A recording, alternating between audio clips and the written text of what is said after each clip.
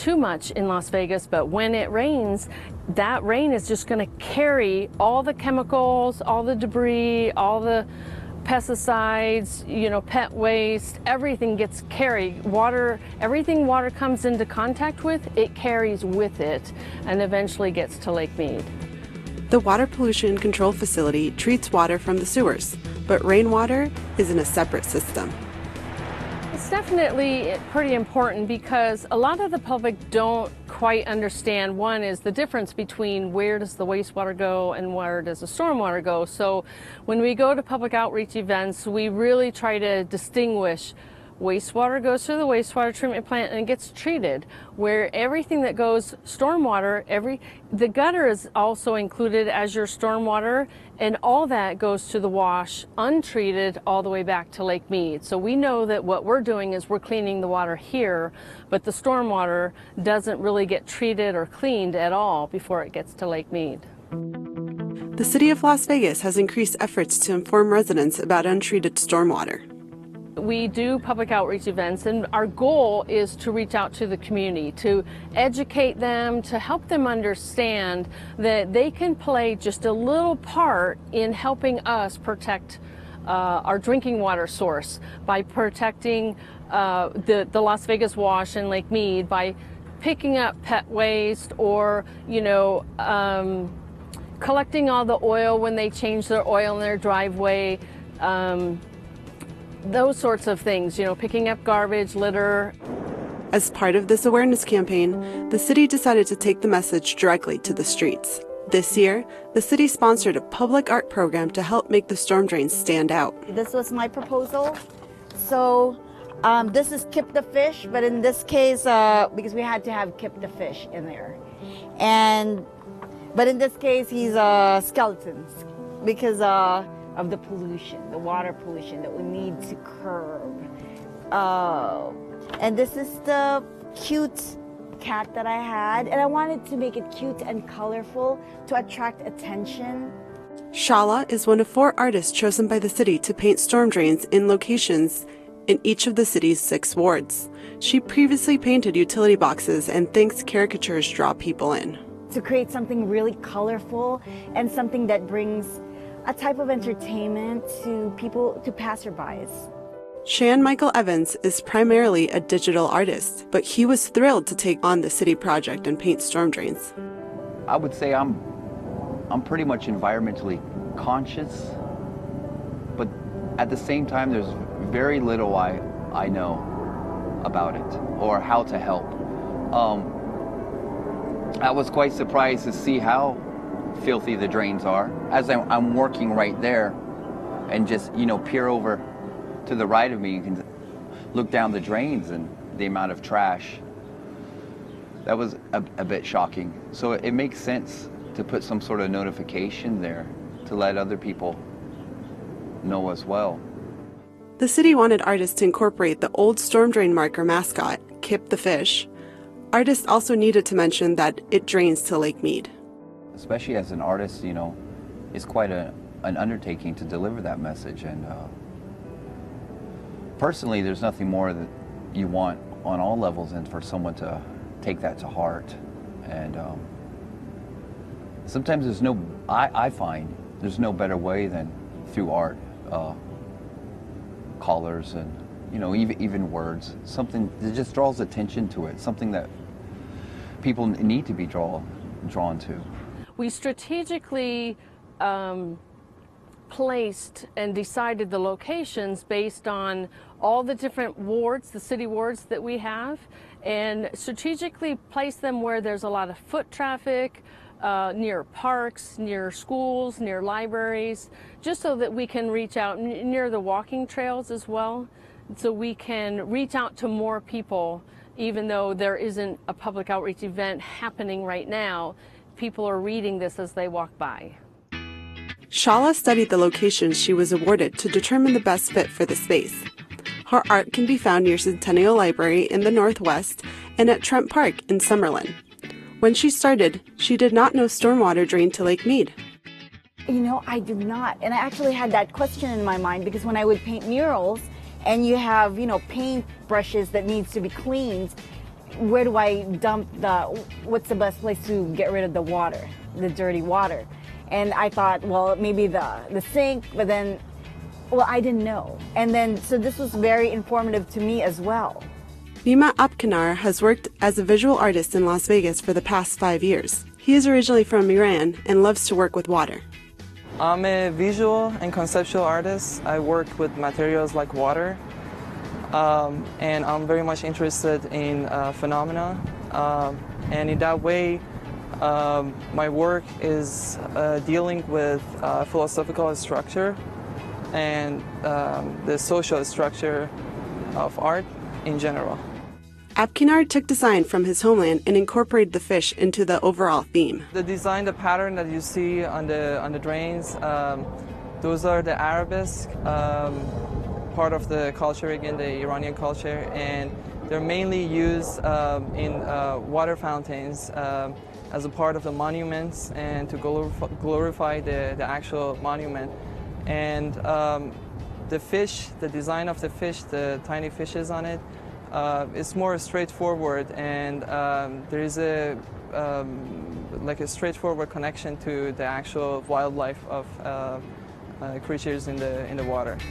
Each of the artists felt a great connection to Las Vegas by doing this project. Well, I took quite a liking to Kip immediately, and wanted so that's where the fish came from. And then, you know, thinking about those poor fish, and then what might be coming their way every time you throw something in the street. Giuliano said several city departments got involved in the project, which had support from the city manager and the council, all the way down to public works crews. Giuliano said this project embodies the city's motto, building community to make life better.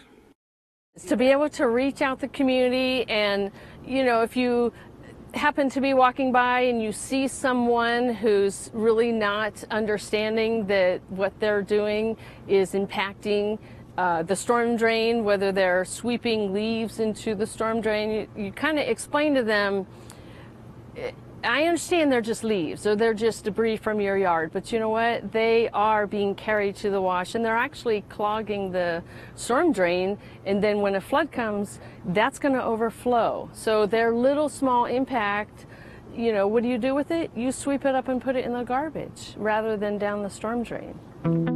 The city is hoping to do a similar project in 2019, this time getting school children to design art on the storm drain and hiring artists to make it happen. All of the artists said they'd love to work on the project again. I love it. I do get to meet interesting people in the community. It does create an impact, a new conversation about our community, our environment. And it's very important, protecting our wildlife, Lake Mead. These are dear to my heart, and I know it's important to people who live here in Las Vegas. My inspiration, I try to paint from love, like through the heart, and it comes out beautifully. That's what I do, and that's what inspires me to create something, to create more beauty in the world.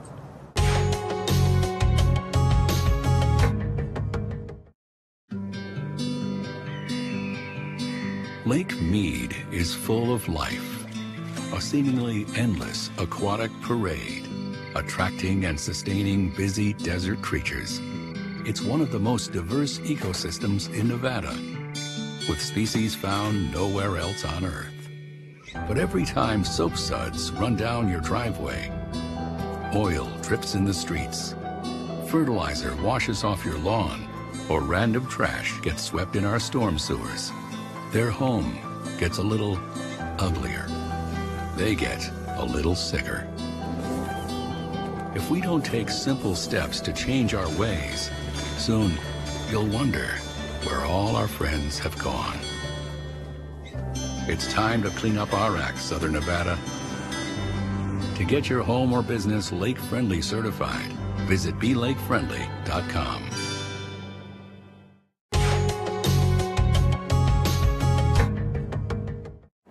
Some residents still don't know that anything you put down the storm drain can end up in Lake Mead.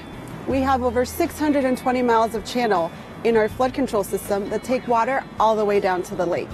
Sometimes those channels are lined with concrete, other times we leave them natural.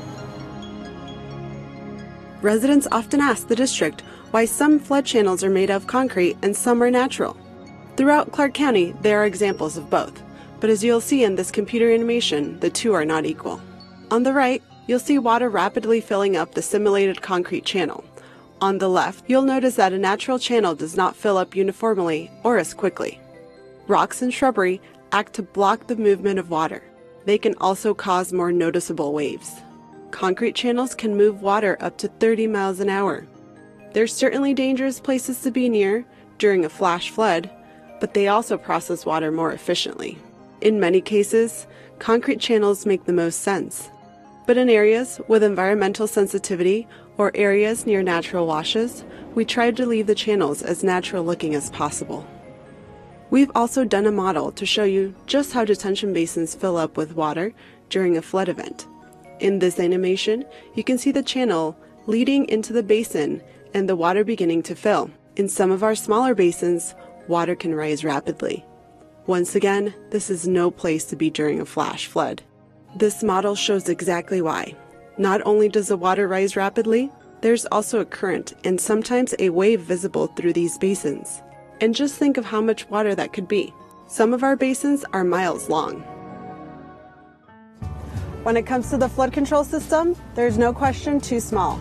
This year, we unveiled a new video for our school outreach program to provide answers to those young inquiring minds. How many of you guys have ever heard it rain while you were in your classroom? Each year, the district reaches more than 10,000 elementary school students with flash flood safety information. We recently worked with students at UNLV to update the video we show in schools. Feel like going back to school for a few minutes? Here's a look at our new presentation. Yes, it is a desert out there. Sure, it hardly rains, but a few raindrops like me landing in our desert can quickly turn into a raging flood. Cars can float away, people can get hurt, plus homes and buildings can be destroyed. Our sky is usually sunny and clear. Rainstorms don't happen often in our dry climate. When rain does fall, though, it only takes less than 1 inch of rain to cause a flash flood. Here's why. We have a lot of hard crust in our soil called caliche. Some call it desert concrete. It forms just under the ground and it can't absorb water, so the water runs right off the ground into the streets or through washes. Natural channels form by running water. When rain falls on the west side of the Las Vegas Valley near Red Rock, it runs to the east side near Boulder Highway. It's a big downhill slope. To look at it another way, the Las Vegas Valley is like a giant bowl tipped on its side. The rainwater doesn't soak into the ground. Instead, it just slides right down the bowl from one side to the other. It's important to know how to stay safe when a flood occurs in the desert. To help you remember the dangers of floodwater, let's learn the 3 Ds of flash flood safety so you know how to stay safe from floods. The first D of flash flood safety you need to know is floodwater and flash floods are dangerous. Floodwater is fast and powerful. It can move extremely quickly and it can knock you off your feet. Floodwater will flow through the streets down into drainage pipes called storm drains and into flood channels. These are pathways that direct water away from your school, your neighborhood, and your home. The water travels inside these channels until they reach a detention basin. Think of these as really big bathtubs. These basins can be as big as 170 football fields in length and 55 feet deep. The detention basins take in huge amounts of flood water and release the water back into channels and underground storm drains at a much slower pace so it can travel safely through the valley into Lake Mead. Channels and detention basins are no place to play.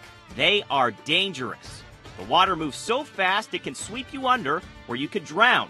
Don't ever go into flood channels and don't get in detention basins either. Remember, it's dangerous. Keep your friends, your family, and even your pets away from these areas at all times. Even without water in them, they are still very dangerous because water can rush in even if it's not raining where you are. The second D of flash flood safety is dirty. Floodwater is absolutely filthy.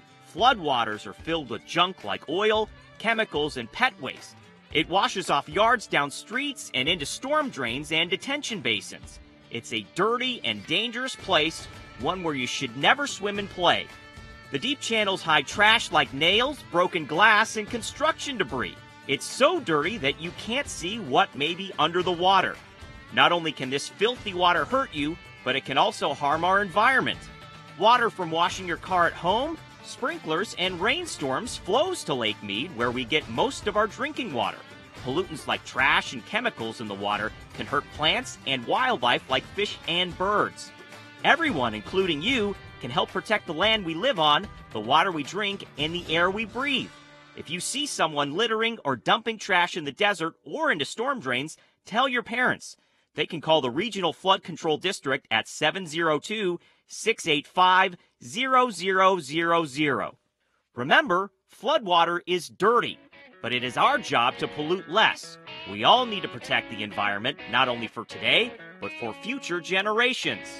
The last D of flash flood safety you need to remember is don't drive. So, you know playing in floodwater is dangerous, but what about driving in it? You are not safe there either. You never want to drive through any amount of water. Just an inch of water can cause you to lose control of the car. All it takes is 2 feet of water for the car to float away, and you with it. The smart thing to do is always stay away from flooded areas. Floods are very powerful and can destroy anything in its path. Half of all deaths caused by flash floods are because people try to drive through flooded streets. This puts the drivers, the passengers, and the rescuers at risk. So remember to tell your parents, don't drive through floodwaters. It's just not safe and it's just not smart. Your parents can also get a ticket for driving through a flooded street. You need to make sure your parents don't put themselves, you, or the firemen trying to rescue you in danger. If a street is flooded, turn around, don't drown. When it rains, be alert. There are many signs that'll tell you rain may be coming. Lightning and thunderstorms in the valley can be beautiful, but make sure you're inside to enjoy them. Listen to radio or TV. You can learn if there's a flash flood watch or a flash flood warning. A flash flood watch means it's raining heavily and a flood could happen soon. Tell an adult if you know there's a flash flood watch and stay out of the rain. A flash flood warning means a flash flood is happening right now. Tell an adult and get to high ground right away. Storms in southern Nevada happen fast. The water will go away fast. Just stay inside and wait until the water is off the streets. You can also check out the Regional Flood Control website. There you'll find out how much rain is falling around the valley. If a lot of rain is falling, stay inside and away from the water. Flash flood season starts July through September, but floods in southern Nevada can happen anytime and anywhere. So remember, be prepared, be alert, and make smart decisions so that you can stay dry and stay alive.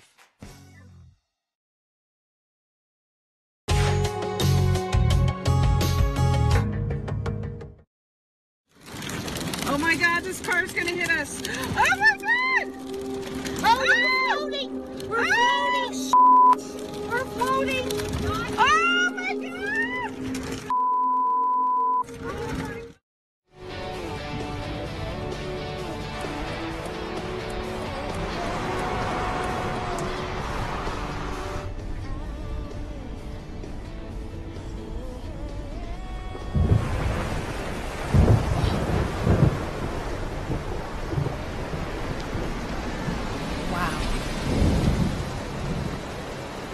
Mind the road. Flash flood season is here. We have all seen the devastation that floods can cause to homes and lives in Clark County. Has your neighborhood or home ever been affected by major storms? Federal flood insurance is a smart and cost-effective investment if you think your home is vulnerable. Some easy-to-understand assessments can help determine if you need flood insurance. Call your insurance agent or call 1-888-CALL-FLOOD or visit the Regional Flood Control District's website for guidance. See if flood insurance makes sense for you.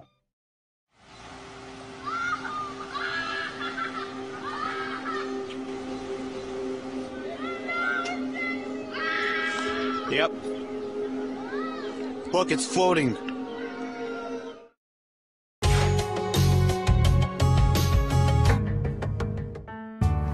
Public outreach is an important part of the Flood Control District's mission. But when it comes to keeping floods away from people, our construction program has to reach all parts of the county. Let's take a look at this new project in Searchlight. Some of the district's projects are massive, like the $23.5 million Pittman North Detention Basin. Others are a lot smaller in scope, but are still priceless for residents in the outlying areas.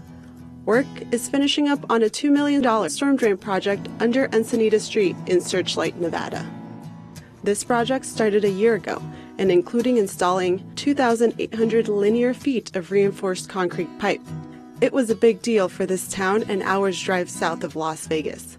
Randall Hastings lives on Encinitas in a home whose occupants have watched the flooding since the 1960s. Since this street kind of slopes up right here, a lot of the water comes down right through this area here, and during the monsoon season it gets pretty heavy in the rainfall. The county managed this project, and the Regional Flood Control District provided more than $2 million in funding for the new storm drain. Crews held frequent meetings during construction to make sure everyone was on task.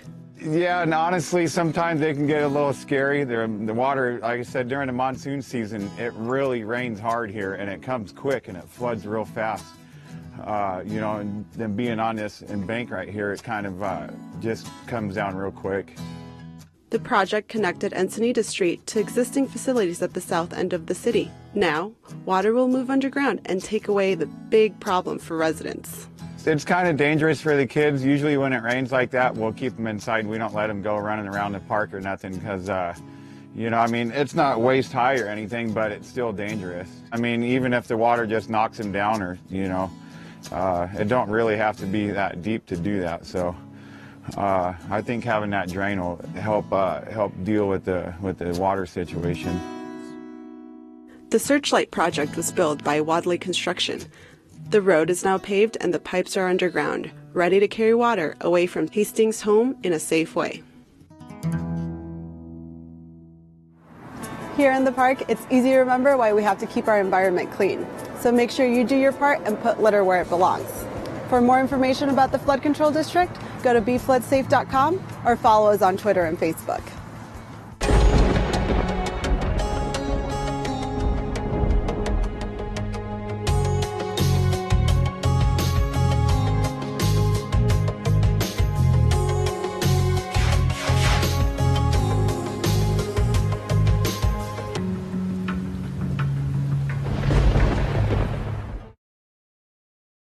When there's snow, Mount Charleston gets thousands of visitors. Traffic can block the highway, snowplows can't get through, people play too close to the roads, and emergency vehicles can't get through. It becomes a public safety hazard. To make the most of your visit, plan ahead. Visit GoMountCharleston.com for news and information, or call 511 to make sure the highway is clear. Go to Lee Canyon for skiing and snow play. Dress warmly, don't sled near roads or trees, and don't leave any litter behind. Help keep our winter wonderland safe and clean for everyone to enjoy.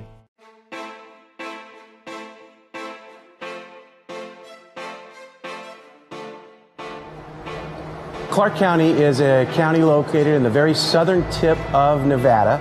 It's about 8,000 square miles, population of about 2.2 million.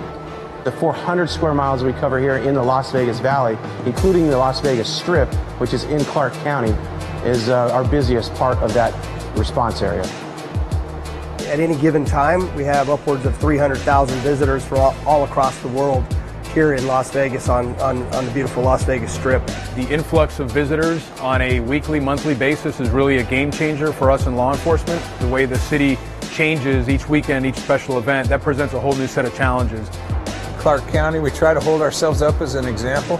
And instead of just doing business as usual, we as a team are really looking for, some achievable solutions to some of these age-old questions. As we were coming out of the recession, still stuck in some of our recession funding years, our call volume was very, very high. We had many of our vehicles at more than 5,000 calls a year, and that's just an unacceptable number. We were sending these big, expensive rigs with 4 personnel to calls that were, in a lot of cases, not really warranting that robust a response. So with staff, our medical director, and our district attorney, we got together, we pulled several years of stats on medical calls, and we looked at what calls percentage-wise turned out to be actually critical calls. So we started to massage a new plan that came out to be called the X model, and we massaged it to where we were able to send the right resource to the right calls And on those non-emergent calls, we stopped sending fire department assets to those calls, and we let the private ambulances handle that. We also looked at handling of intoxicated individuals on the Las Vegas Strip. That's a big number for us. So all those things combined, we knocked about 30,000 calls off of our units in a 1-year period. If you get down to the root cause of some of these challenges, they're very solvable if you just do a little homework. Las Vegas presents a lot of challenges, a lot of unique opportunities, but we have to be in front of possible threats, and Las Vegas has the potential for all different types of threats that we have to be aware of. So partnerships is important to us, being proactive is important to us, really in helping protect and serve the citizens of this community. The relationship of the Clark County Fire Department with Las Vegas Metropolitan Police Department, the other Valley Fire Departments, the other Valley Police Departments, and the FBI is amazing. We have trained together, we have built response programs and plans that are now used nationwide. Last year we suffered an unthinkable tragedy on October 1st of 2017 when we had the 58 people gunned down on the Las Vegas Strip attending an outdoor concert. Everything that we did for the years, like 6-7 years prior to that night, training, ICS command and control training, getting our guys and gals from both police and fire to match up and go to work together. On that night, we had 19 integrated police and fire rescue task forces in operation that night. October 1st is a great example of collaboration. Our partnership with the city, with Chief Castle, was evident right away. We have to all be in sync, obviously, so communication in that was huge. We all partnered at the incident command structure for really kind of joint operations to figure out what the long-term response is, what the short-term response is. It's one thing to say that you have great relationships, certainly one thing to say it when you have it at the top, but the reality of it is that you have to truly exercise that down to the level of the men and women that are doing the work on the police and the fire side. It takes bold leadership on both sides, the police and the fire department, to get us to where it is that we found ourselves on 1 October. We are big proponents of task forces. The FBI puts together lots of task forces where different agencies come together to work particular threats. We have terrorism task forces, violent crime task forces. This is where we all sit together, work together on a side-by-side basis to really target whatever that particular threat is. This is about getting better. And when you have really honest conversation between police and firefighters at the line level about things that could have gone better, it prepared us to do exactly what it is that we did on 1 October. What we're really excited about is we have such a great young core of men and women in this organization, and they're going to carry this torch going forward of the pride, professionalism, and dedication that this department provides day in and day out to our residents, to our visitors, to our police officers and our law enforcement counterparts at the federal level. We've got a great group, a great plan going forward to keep at the level that we're at.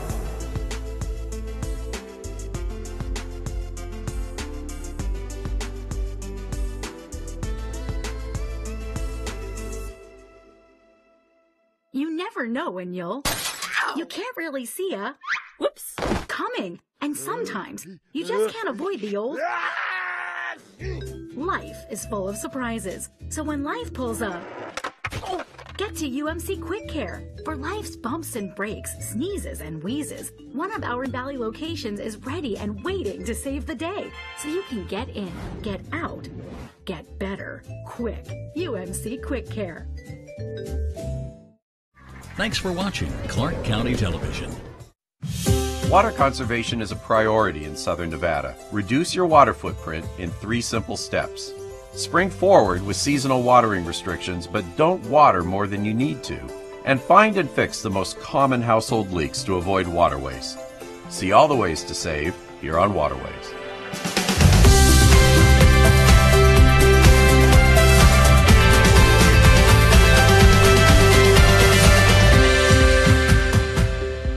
Mandatory watering restrictions can help us all water wisely, avoid overwatering, and reduce water waste. In spring, you may be inclined to water more as the temperatures warm, but you don't need to. Your landscape can survive on less. The key is to monitor your landscape regularly and fine-tune seasonal needs.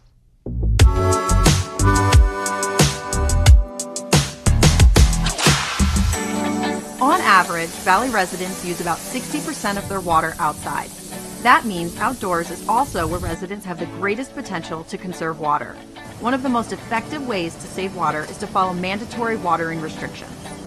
In March and April, both sprinkler and drip watering are limited to 3 assigned days a week according to your watering group. Properties in groups A, C, and E can water on Mondays, Wednesdays, and Fridays. Properties in groups B, D, and F can water on Tuesdays, Thursdays, and Saturdays. Watering on Sunday is not permitted for any group. If you don't know your assigned watering days or group, simply look on your water bill, call your water provider, or visit snwa.com for help. Turf watered by sprinklers and plants and trees watered by drip emitters have different needs. So let's first talk about sprinklers. Check your irrigation clock first to ensure sprinklers are running only on your assigned spring days. Next, set your irrigation controller's start times to run sprinkler cycles in early morning. Water applied in the morning packs more of a punch since it won't evaporate under peak daytime temperatures or get swept away by afternoon winds. Another key to efficient lawn watering is spacing sprinkler cycles over a few hours to ensure your grass doesn't get more than it can possibly drink. Jared, tell us why it's better to water your lawn with short sprinkler cycles. It's great to run your sprinklers in short cycles, roughly for about 4-minute increments, and we actually call it the cycle and silk method. The reason why is that it lets the water run deep into the root zones, and it also avoids runoff. If the water runs from the grass into the street, you might be charged a water waste fee, and that would show up on your bill. Many warm season grasses, such as Bermuda, can stay healthy with even less water. Think about testing this on your lawn. If you remove 1 minute from each of your 4-minute sprinkler cycles, you can reduce sprinkler watering by 25%. Water dry spots with a handheld hose and test sprinklers for a minute or two after every spring mowing. Look for misaligned sprinkler heads and replace broken parts promptly to avoid water waste. Let's switch gears and talk about drip irrigation.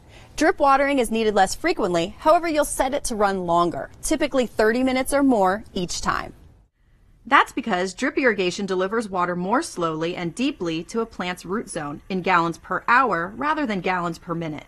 Delivered properly, drip irrigation promotes deep roots that provide better anchoring and stability, protection from hot surface temperatures, and a greater amount of nutrients.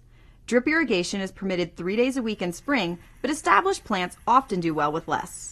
Just because you're scheduled to water 3 times a week doesn't necessarily mean that you need to water your plants that many times. What you generally want to do is to monitor your plants and make sure that you transition them well. So for example, in the early spring you can water them once, and then eventually twice, and then eventually 3 times a week. That way you make sure that your plants are going to be growing correctly, and that when it warms up they have the correct amount of water. Like sprinklers, you should routinely check your drip system to keep your landscape's lifeline in good working condition. Walk through your landscape monthly and look for broken lines or clogged emitter heads. Flush your drip line through the end cap in both spring and fall. If you've got some spring landscaping projects planned, the key is to think smart from the start. New desert-adapted plants will need extra watering as they get established, which is allowed for the first 30 days under watering restrictions. After that, it's time to cut back. For more spring watering tips, visit snwa.com.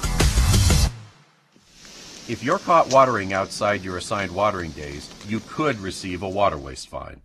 SNWA member agencies conduct water waste investigations throughout the valley and cite water wasters. A property owner is given an opportunity to correct the problem, but if it continues, the property will be fined for wasting water. If you see water waste, report it immediately to your water provider. A smart irrigation controller can help to reduce water waste by helping you manage your outdoor water use. If you have an older irrigation controller, consider an upgrade. The SNWA offers a rebate for qualifying smart controllers, which use weather data to assess and apply water only as your landscape needs it. New smart controllers allow you to control your watering needs from the palm of your hand through mobile apps. So you can do all of that activity right here from your phone. With a simple app, I can stand anywhere on my property or really anywhere in the world and tell my irrigation system to change its program, and all those changes would be reflected right here. So I can just choose a particular area, I can edit the program, I can choose the days of the week, what times to start. I can even put in pictures of the areas of my landscape so that I remember which zone connects with which portion of the landscaping. So this is all happening now for about $100. And with our Smart Controller rebate program, you'd get 50 of that back. Visit snwa.com to learn more about WaterSmart controllers and to print the coupon. Mandatory watering restrictions can help us all water wisely, avoid overwatering, and reduce water waste. In spring, you may be inclined to water more as the temperatures warm, but you don't need to. Your landscape can survive on less. The key is to monitor your landscape regularly and fine-tune seasonal needs.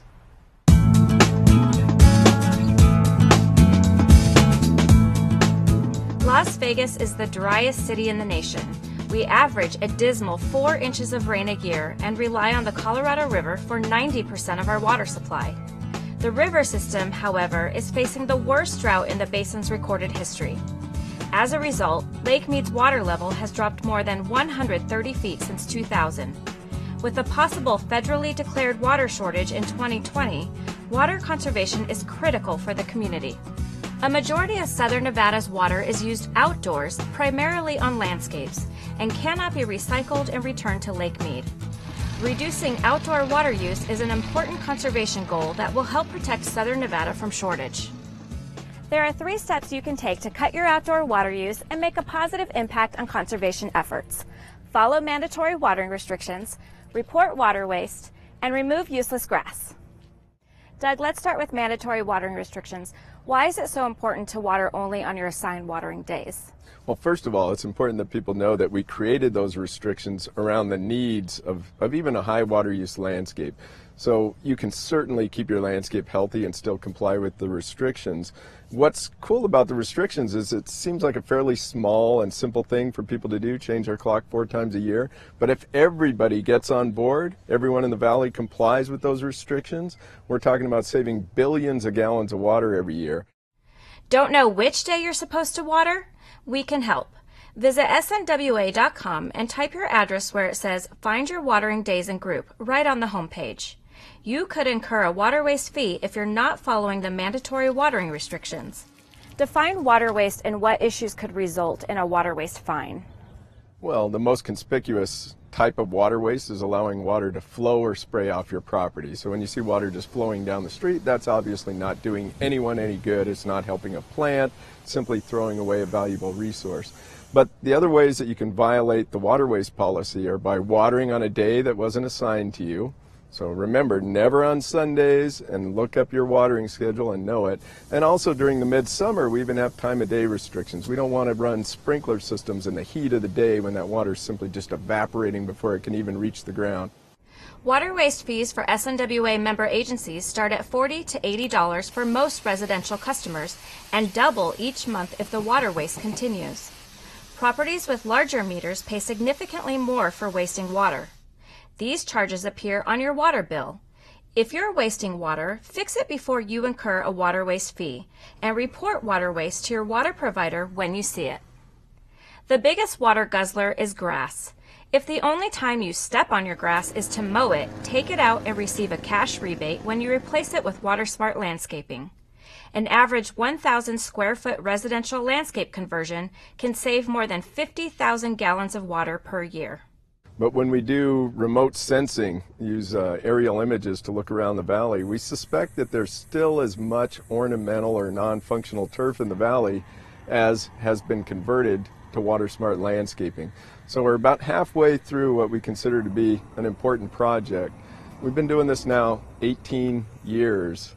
And so we're working with some of the customers that are most resistant to these types of changes, and it's important that they reevaluate what they're doing, reevaluate what their needs, how their needs might have changed. In some cases, people's lifestyle has changed and they might be ready now to undertake these projects. And we're also offering the largest incentive we've ever offered. So we're trying to reach that remaining non-functional turf in the valley, things where people only get on it when they're pushing a lawnmower. We can't afford water for that. Businesses and residents can apply for the SNWA's WaterSmart Landscapes rebate online or by calling the Conservation Helpline. Once you've completed the application, the SNWA will review your lawn and conversion areas and answer any questions you may have. You must participate in a pre-conversion site visit before removing any grass. If you don't have grass but you live in a community where there is useless grass, like this, ask your homeowners association to remove it and replace it with desert landscaping. Many of us live in an HOA, and we know it can be a little bit complicated. So you have all these common areas. You got to work through a board. The board is trying to meet the needs of the residents and so forth. So it's not as simple as convincing a single-family household to change their landscaping. What we're doing is a lot of outreach. We're doing mailings. We're trying to get ourselves in front of those boards so we can explain to them what the options are, how we might be able to help, what the financial assistance that we can provide to their project is. And likewise in the business community is also hard to reach because in some cases a facility may not be controlled by the people inside that building.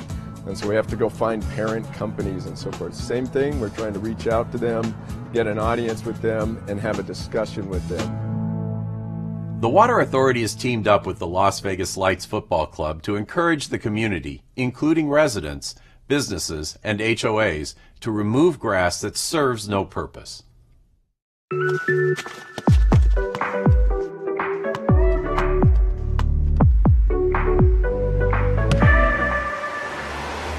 This isn't a field, this is useless.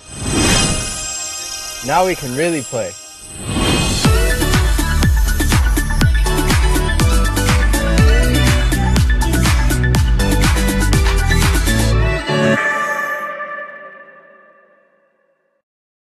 The SNWA will pay you to remove useless grass. Our Water Smart Landscapes rebate program offers $3 for every square foot of grass you replace with desert landscaping, up to 10,000 square feet. Beyond that, customers can earn $1.50 per square foot. Since the rebate program launched in 1999, the community has removed more than 188 million square feet of turf and conserved more than 119 billion gallons of water. Leaks, whether big or small, waste water. If your water bill has increased recently for no apparent reason, you may have a leak in your home or landscape. Put on your detective cap and track down the most common water wasters with these tips.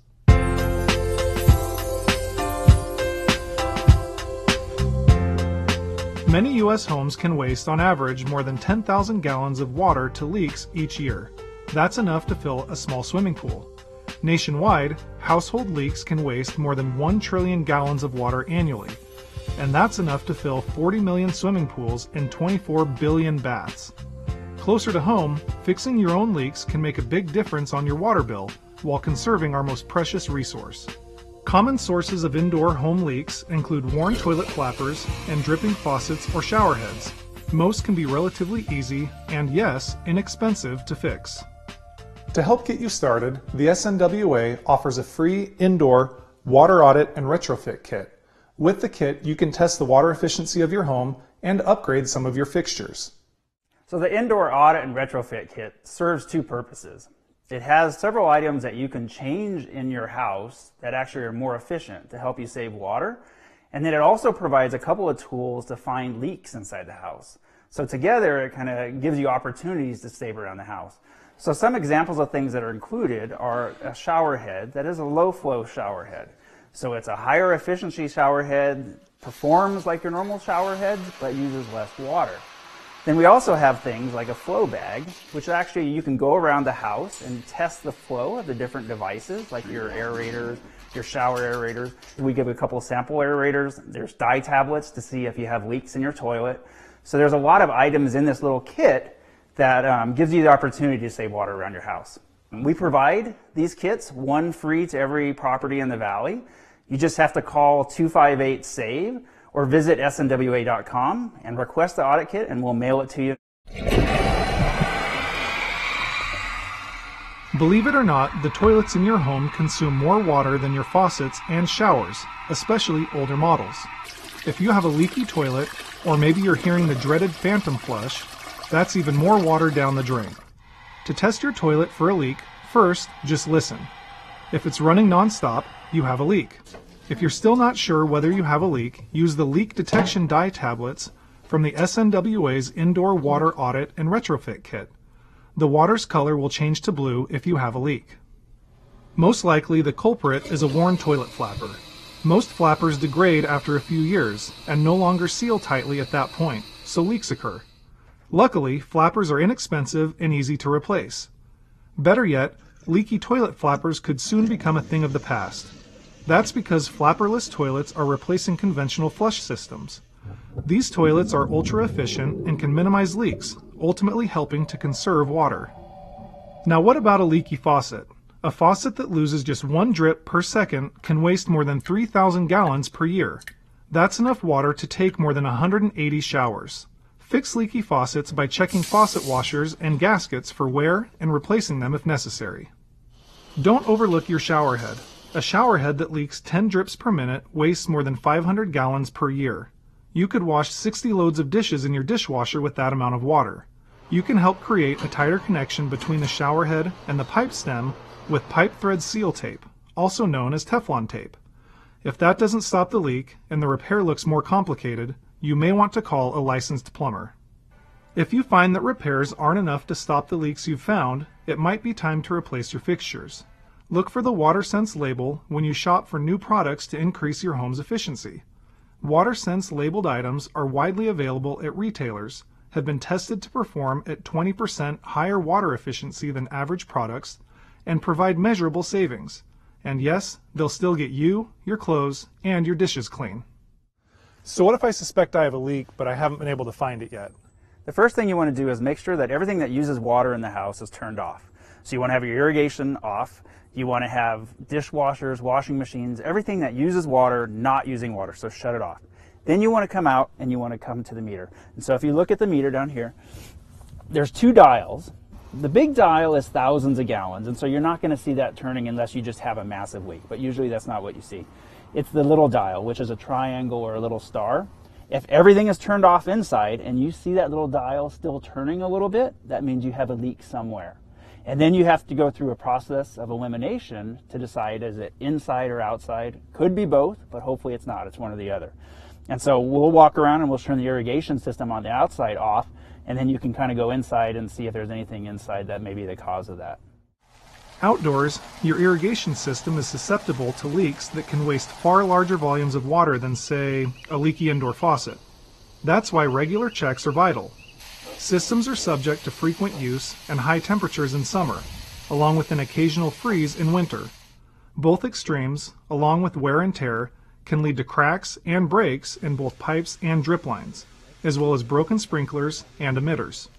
To determine whether you have a leak in your landscape, turn your irrigation clock to the manual setting and run each line or station on your system for 1 to 2 minutes.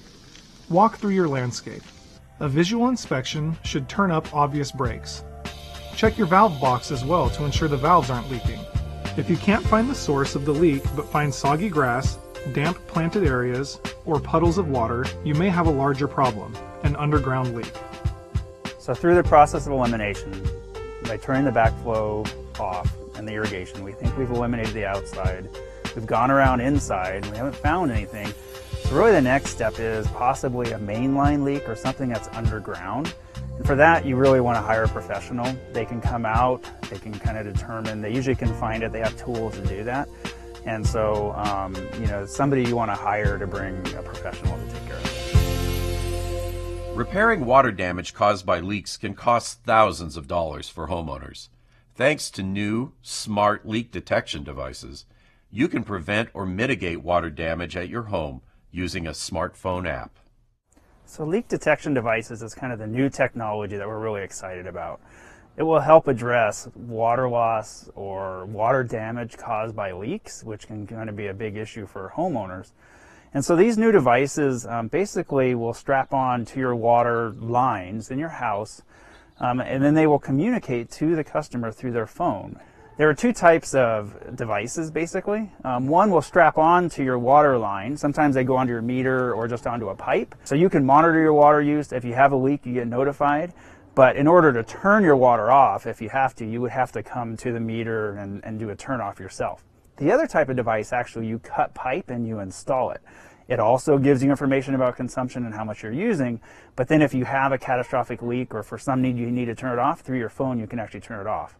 They cost a little bit more money, they're a little more involved to install, but it actually gives you a little more protection. So there's kind of 2 basic types of devices that are out there, and we'll rebate both of those through our programs.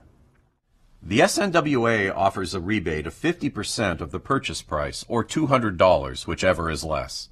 To receive the rebate, you must agree to allow SNWA to periodically conduct research through phone calls, surveys, or monitoring of water use to determine the long-term benefits of various WaterSmart technologies. For program details, visit snwa.com. When you turn on the tap, you expect the water to flow, but there's a lot of work behind the scenes to make that happen. Water embarks on an incredible journey before it reaches your faucet with help from municipal water agencies.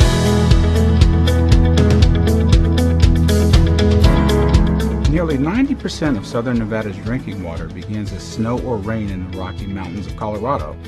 After the snow melts and drains into the river, the water travels hundreds of miles before reaching Lake Mead. The Southern Nevada Water Authority draws and pumps this water to its state-of-the-art water treatment facilities.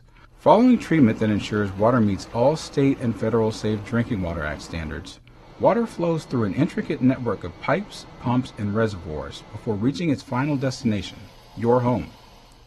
As a regional agency, the Water Authority secures long-term water resources and oversees conservation planning.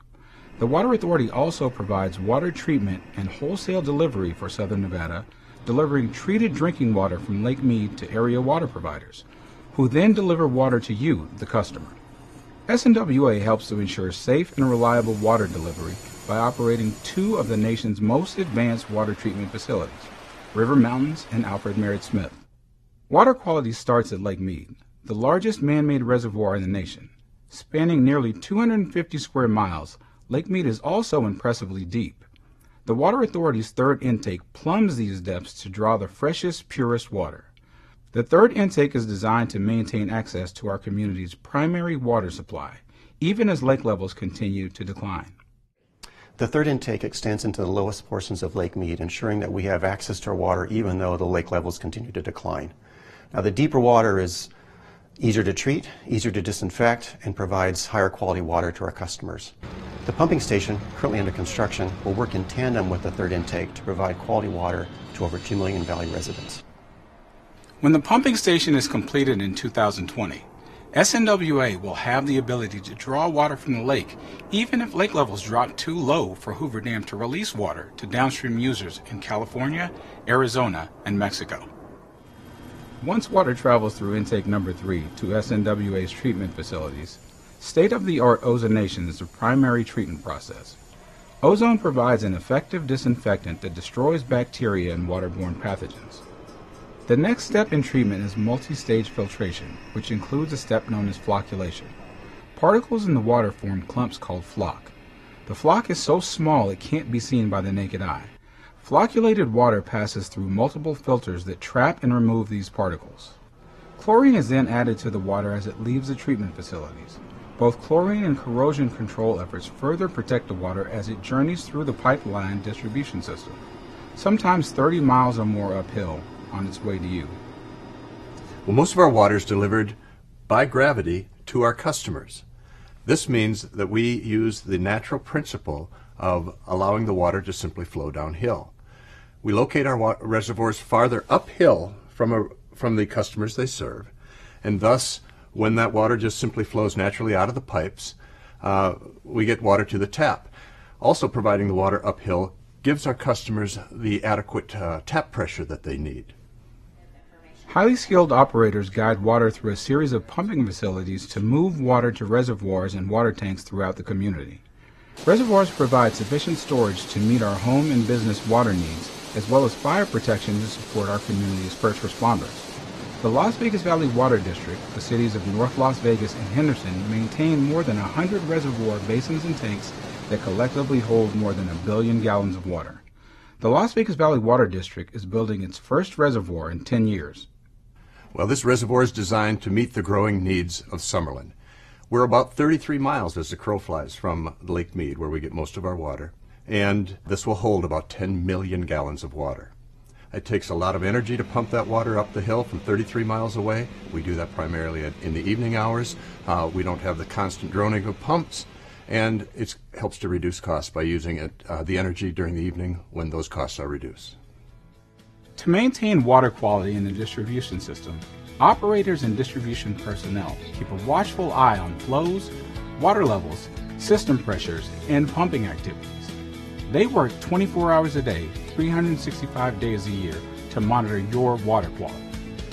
Considering the important role that water plays in our daily lives, local water providers in Southern Nevada are committed to maintaining reliable water infrastructure that safely meets our community's water needs. By the time water reaches your tap, it's been treated and tested to the highest state and federal standards. There are more ways to save, so join us next time here on Waterways. If you'd like to share your conservation efforts at home, contact us at Waterways, 1001 South Valley View Boulevard, Las Vegas, Nevada, 89153. Or send us an email through our website at snwa.com. We may feature your story. For more how-to videos and tips to conserve and care for our water, connect with us on social media. Thank you for watching. We'll see you again next time, right here on Waterways.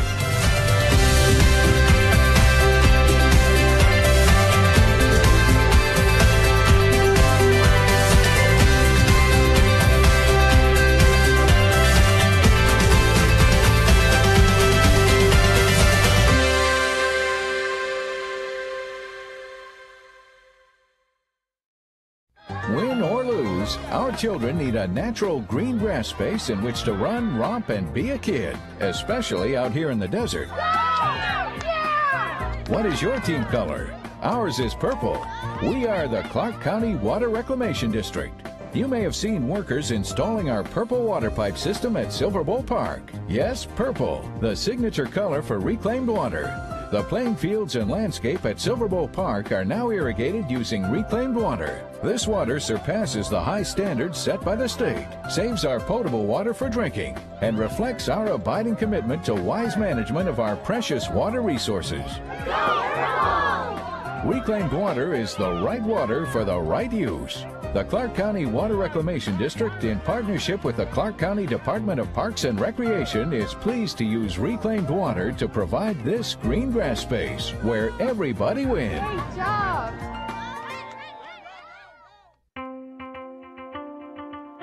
Severe weather can destroy a home in seconds. There's no time to think, only time to act. Have a kit so you're ready for any emergency. Develop a plan for what you and your family will do before disaster strikes. And stay informed during severe weather any way you can. It can be the difference between losing your possessions and losing your life. Just ask the owners of this house.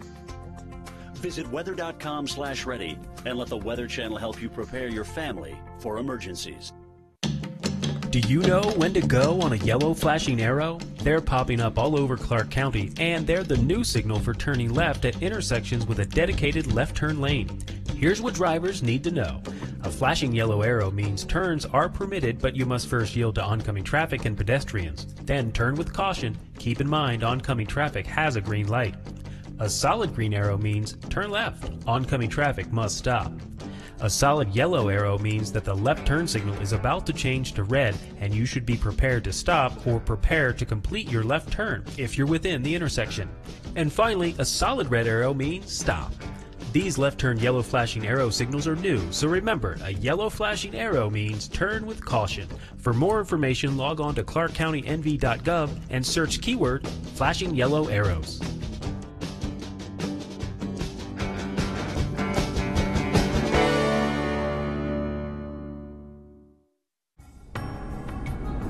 Community, our home, Clark County, Nevada. Thanks for watching Clark County Television, the best access to your local government. Good morning. We are going to go ahead and call back to order the County Commission meeting for zoning for today. Good morning, Commissioners. The first item on the agenda is public comments. This is the first time set aside for public comment, and if you are planning on speaking on a public item later in the agenda, I'd prefer that you choose one or the other, either now or then. I do have a lot of cards, and especially for item number 10 is going to be heard separately, as well as number 7. So anybody wishing to speak on public comment on any items posted today?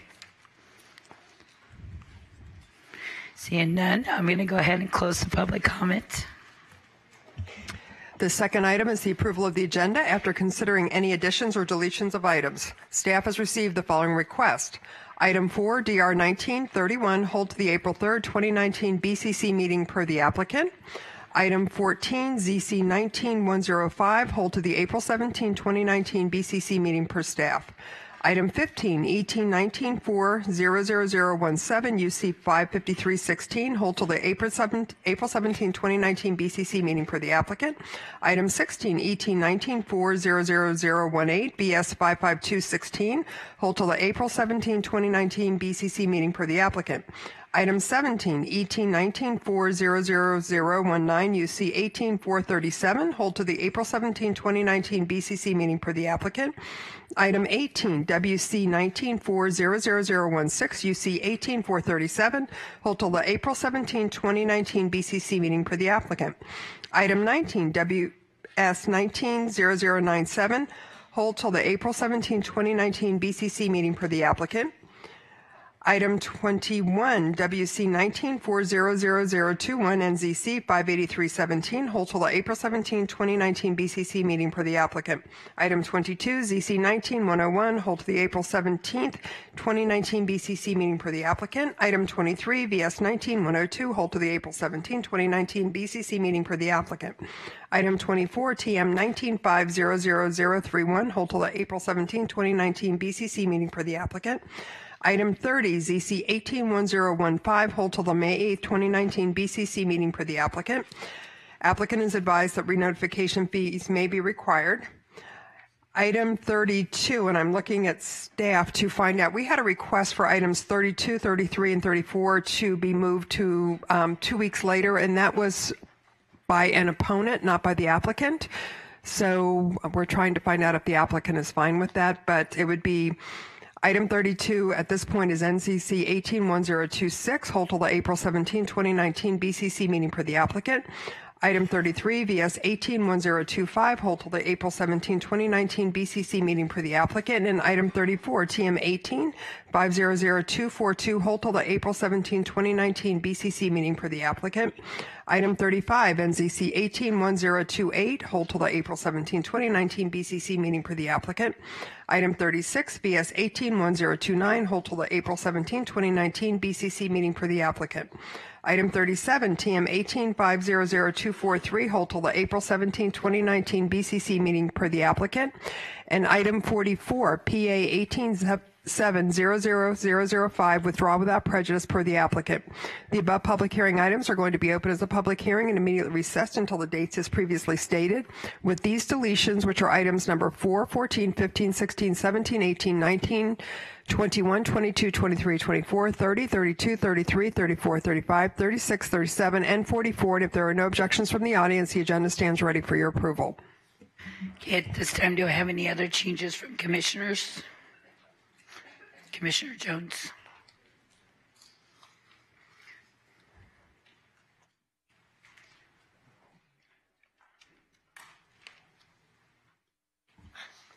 I believe the applicant will be withdrawing agenda item number 50. Okay. Mr. Cunningham. Good morning, Robert Cunningham, 6030 South Jones Boulevard. Item number 50, PA 700-011. We agree to withdraw that. With prejudice or without? Without prejudice, please. Okay. Thank you. Anybody else from the commission? How about anybody from the public? Good morning. Ted Egerton, 6345 South Jones Boulevard. Regarding items 32, 33, and 34, respectfully requesting it where the opposition. We're respectfully requesting the meeting be moved either 2 weeks from today or 4 weeks today, or 6 weeks, excuse me. The reason being is April 17th falls within spring break, and of course there's a lot of families that are out of town for spring break, so we respectfully request it to be either moved 2 or 6 weeks. Commissioner Jones. We'll go ahead and move it 6 weeks. Mr. Gronauer. You guys are testing my voice today. Not good. I'll be here a lot today, so I'll see how well I can do for you. For the record, Bob Gronauer, 1980 Festival Plaza Drive. I'm here representing KB Home on this matter. I do not have the authority to hold it more than 30 days, but if that is your desire to do so, I'll give them that message. And I do understand for spring break, I have kids like everybody else, so when I agreed to 30 days, I did not even think about spring break. Understood. Thank you, Mr. Gronauer. Thank you. Anybody else wishing to hold items or withdraw? Okay, at this time, I would entertain a motion to make the adjustments. I have a motion by Commissioner Gibson for the following agenda changes. Item 4, 14, 15, 16, 17, 18, 19, 21, 22, 23, 24, 30, 32, 33, 34, 35, 36, 37, items 44 and 50 withdrawn, 50 without prejudice. Okay. Please cast your vote.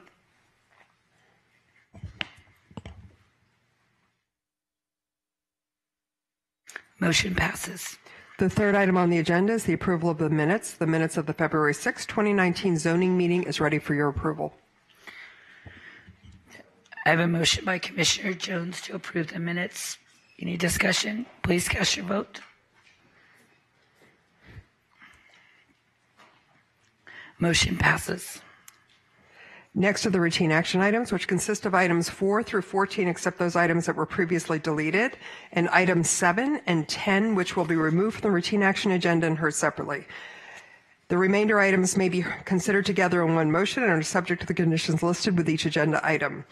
When the public hearing has been opened for the routine action agenda, any person who does not agree with the conditions recommended by staff should request at this time that the item be removed from this portion of the agenda and be heard separately. Additionally, items that are recommended for denial or with different conditions of approval by the respective town boards are not automatically removed from the routine action agenda. If you wish to speak on an item on the routine action agenda, you must come forward and request the board remove that item from the routine action agenda and have it heard separately. With these amendments and with no objection from the audience, the routine action portion of the agenda stands ready for approval. Do I have a motion? Commissioner Knapp makes a motion to approve the routine items with items 7 and 10 being pulled and heard separately. Thank you.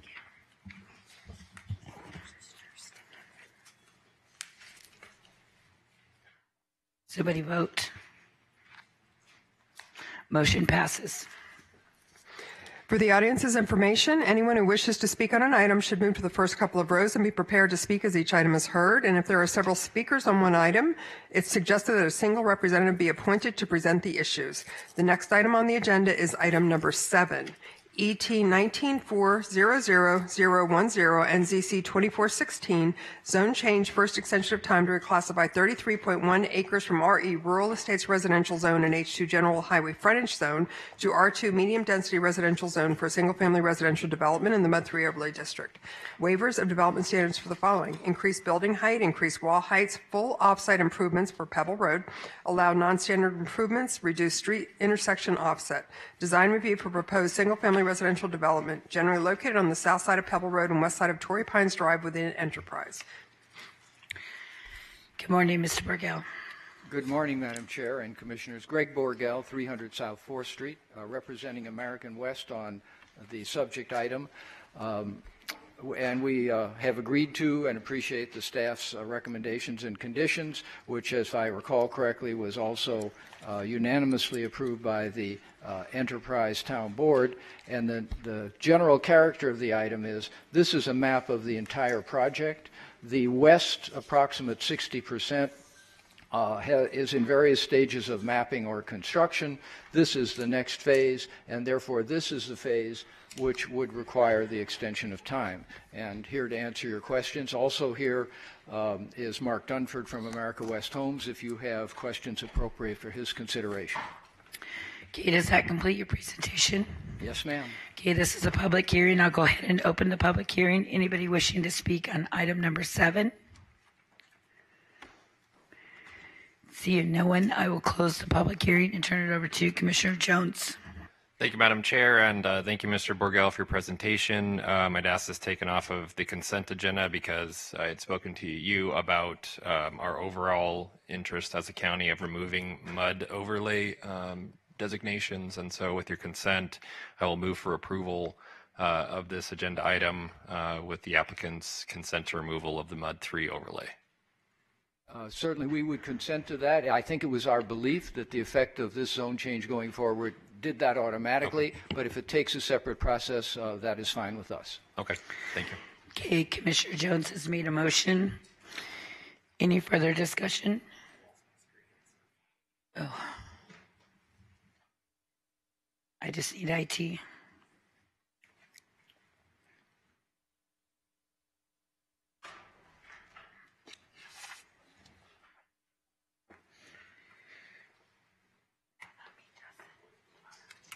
Okay, no further discussion. Please cast your vote.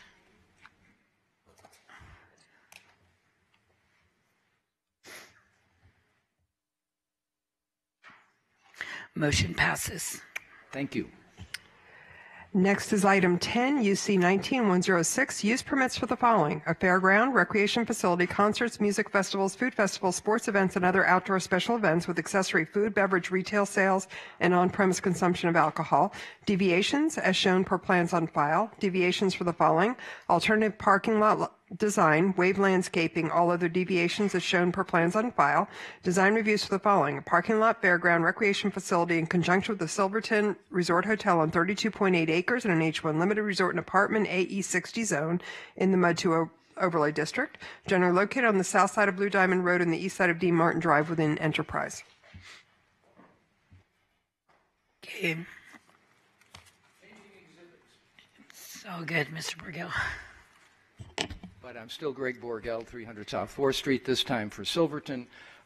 The issue here is pretty simple, and that is Silverton has historically utilized this parcel, which is actually, it's easier to see if I get it right side up, which is generally central to their overall property. They own most of the surrounding property, vacant or developed. They have used it for either preparation for or staging of venue of our venue for events. It is an unpaved lot, and the application before you is to pave the lot. We have always been allowed to go forward by the county's dust control folks with dust mitigation, but the use has been consistent. And we expect that it would remain consistent over time. And so Silverton's willing to make the investment at this point to pave the lot to be used as a staging area or as a venue location itself, as they always have, and with no particular change in intention of use there. The kind of things that have historically happened have been everything from in one case, a fairly large San Gennaro Fest. We're no longer necessarily active with them. They found a new location. But that would be an example of a large event that took place on the property. And smaller events would be things like farmers markets. And so we appreciate the staff's recommendation of approval, and the same from the town board.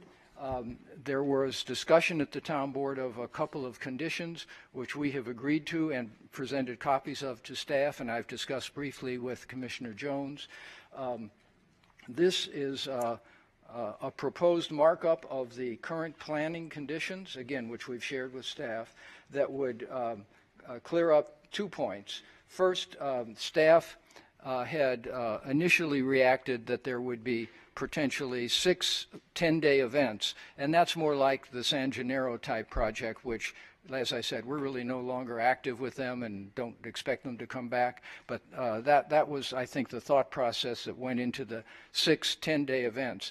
We're really more active at this point in what are weekend events, And so what we asked to do is just to basically change the body count here. Instead of 6 10-day events, that it would be 60 days of events. And if that was several weekends or a couple of 4 days, breaking it up that way, but the same 60 days that staff was recommending.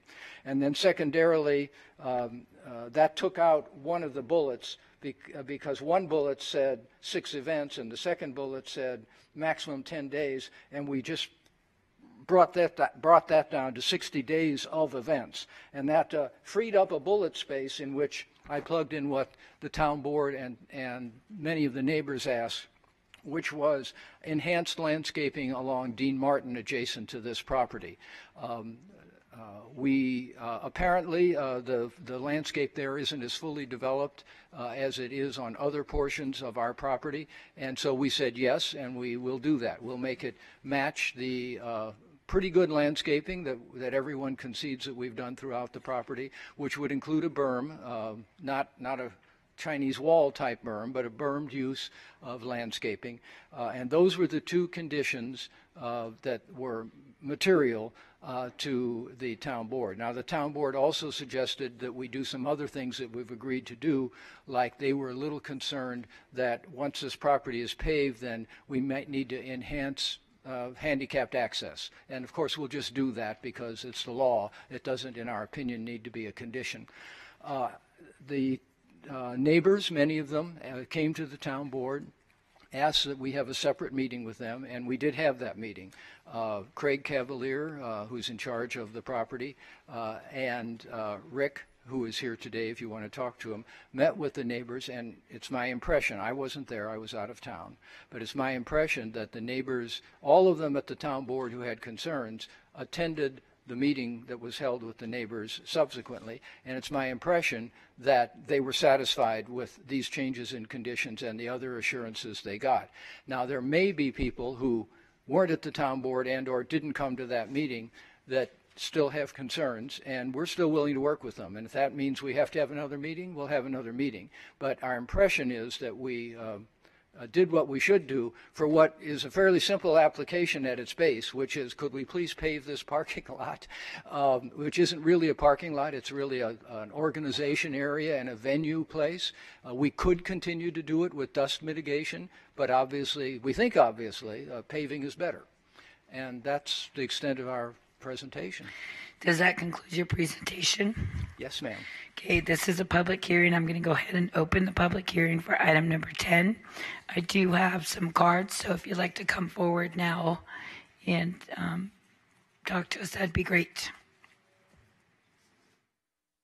My name is Pam Kaiser. I live at 3485 Vicky Avenue. I live fairly close to the Silverton, and we have some concerns. We're not opposing what they're proposing. We have a lot of concerns about the fact that it has been used as a staging area. Now they're planning on moving their activities away from the building and putting it closer to the R&P. The other concern we have, and it's probably easier to show you this way. Silverton owns all this property here. They just put in a new hotel with 150 rooms, and they own the property along this red line here, which Dean Martin is right along it, and it goes along past where their new shopping area will be. And one of the major concerns we have is the traffic that will be coming out of there. There's a real simple solution. If we can get something going with this, it's called like a pork chop. I don't know if many of you are familiar with it. It's the curbing. It's the curbing that would direct the traffic to the right rather than down our collector road, which is a rural road. We now have the shuttle going down Dean Martin, and I was behind him the other day. He was doing about 55. He goes down that road at least 12 times a day. I'm not sure where he's going, but I do know that. We're requesting that if they're going to do this, to please direct the traffic rather than going left onto Dean Martin. Put a pork chop in like they have in front of Dean's place, which is right there, and just direct the traffic that way. If they extend the road, which they probably will be doing anyway, all the way to Valley View, then that would alleviate all the traffic coming down Dean Martin. And I mean, let's face it, it's a casino. You've got a lot of people going down there that are drinking. We're a rural road. We have animals get hit all the time. So please consider that. The other problem is we did meet with them. They were very nice with us. We did request that they put intense landscaping. The neighbors have no problem with them moving the interior landscaping to the outside. We would appreciate if we could get more intense probably than just street landscaping, because it will buffer the noise coming off of a concert or something like that. No matter how you look at it, they're in a unique position. We're in a unique position. We're in an R&P, and they're a casino. We're not fighting the fact that they want to pave it or do their events, but we would appreciate that they would be considerate and realize we are a rural neighborhood. Thank you. Thank you, Mrs. Kaiser. Anybody else wishing to speak on this item?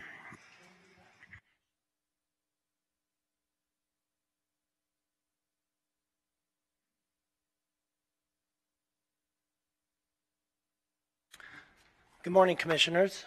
My name is Anthony, or Tony Clark. I live at 8509 Brownstone Court. Bring it up. Thank you. I was in front of you folks about 3 years ago when they were coming in for their lighting and signs.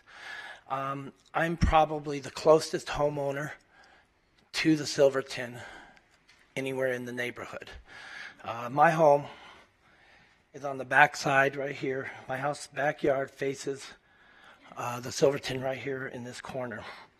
Why that's important is the only lot between me and their property is the airport piece right here. It's less than 100 yards, football field length. If you compare that piece of property from the length of their property, you'll see that theirs would be more like 2.5 football fields to the one from my house. With that in mind, you know, I've moved there in 2005, and I've watched the Silverton grow, and I have very little issues with the Silverton. They built a lot of nice properties. Their new food courts are beautiful. You know, the lighting on the tower, it still impacts me, but one of the things that I already have a problem with, but, you know, it's manageable, is when they do their 4 festivals a year, such as Hawaiian Festival, they put their music at the end of their property right here. With that, the bass comes through my house probably till 10 to 12 o'clock at night at a nice thump, thump, thump.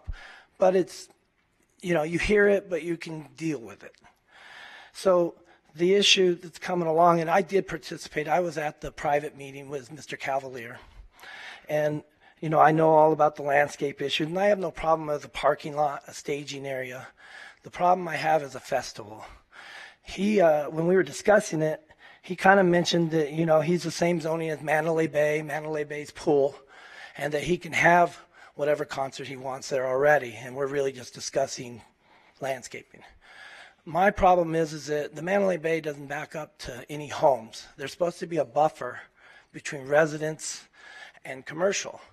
And, you know, when I was here prior about the lighting coming to the house, the suggestion was, let's put a few more trees to help block the lighting. Okay. I can't block the sound. I mean, this, if you think about the sound he's going to have in that festival to cross across the whole piece of land there, and it's going to cross 2.5 football fields, you know it's going to cross the 1 football field to my backyard. Now, I have 3 bedrooms on the back of my house. I have a 10-year-old, 7-year-old, and a 2-year-old, and my wife. Now, I'm going to be impacted dramatically if you make this a festival park. If you want to make it a parking lot and landscape it, I'm good with that.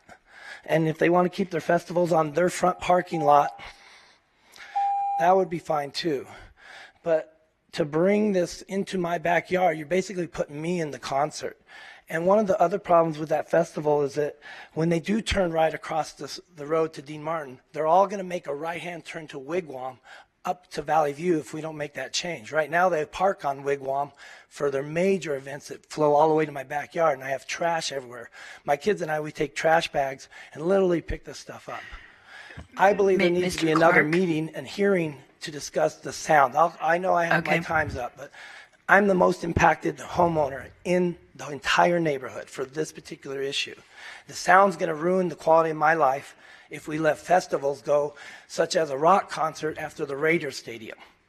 That's what I'm concerned with. We're really allowing to do that when the Raider Stadium opens up 2.5 miles away. Mr. Clark, I gave you a whole extra minute there, thank you. I really appreciate your time, and I'll be happy to answer any questions at any other time if you guys want to bring me back up. Okay, perfect. Thank you. Good morning. Good morning, Commissioners. My name is Summer Joe, 9107 Dean Martin Drive. I wasn't invited to the separate meeting after I was at the town hall meeting, so I wasn't really sure what was discussed. However, I'm here to represent the neighbors that couldn't make it here today, and I support everybody's concern, mainly regarding the safety in terms of traffic. Really getting really jammed out there.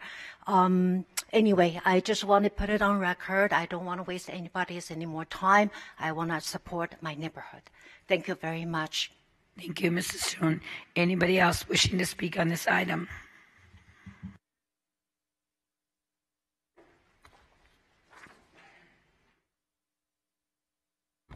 Hi, Craig Caples, 3325 West Wigwam Avenue.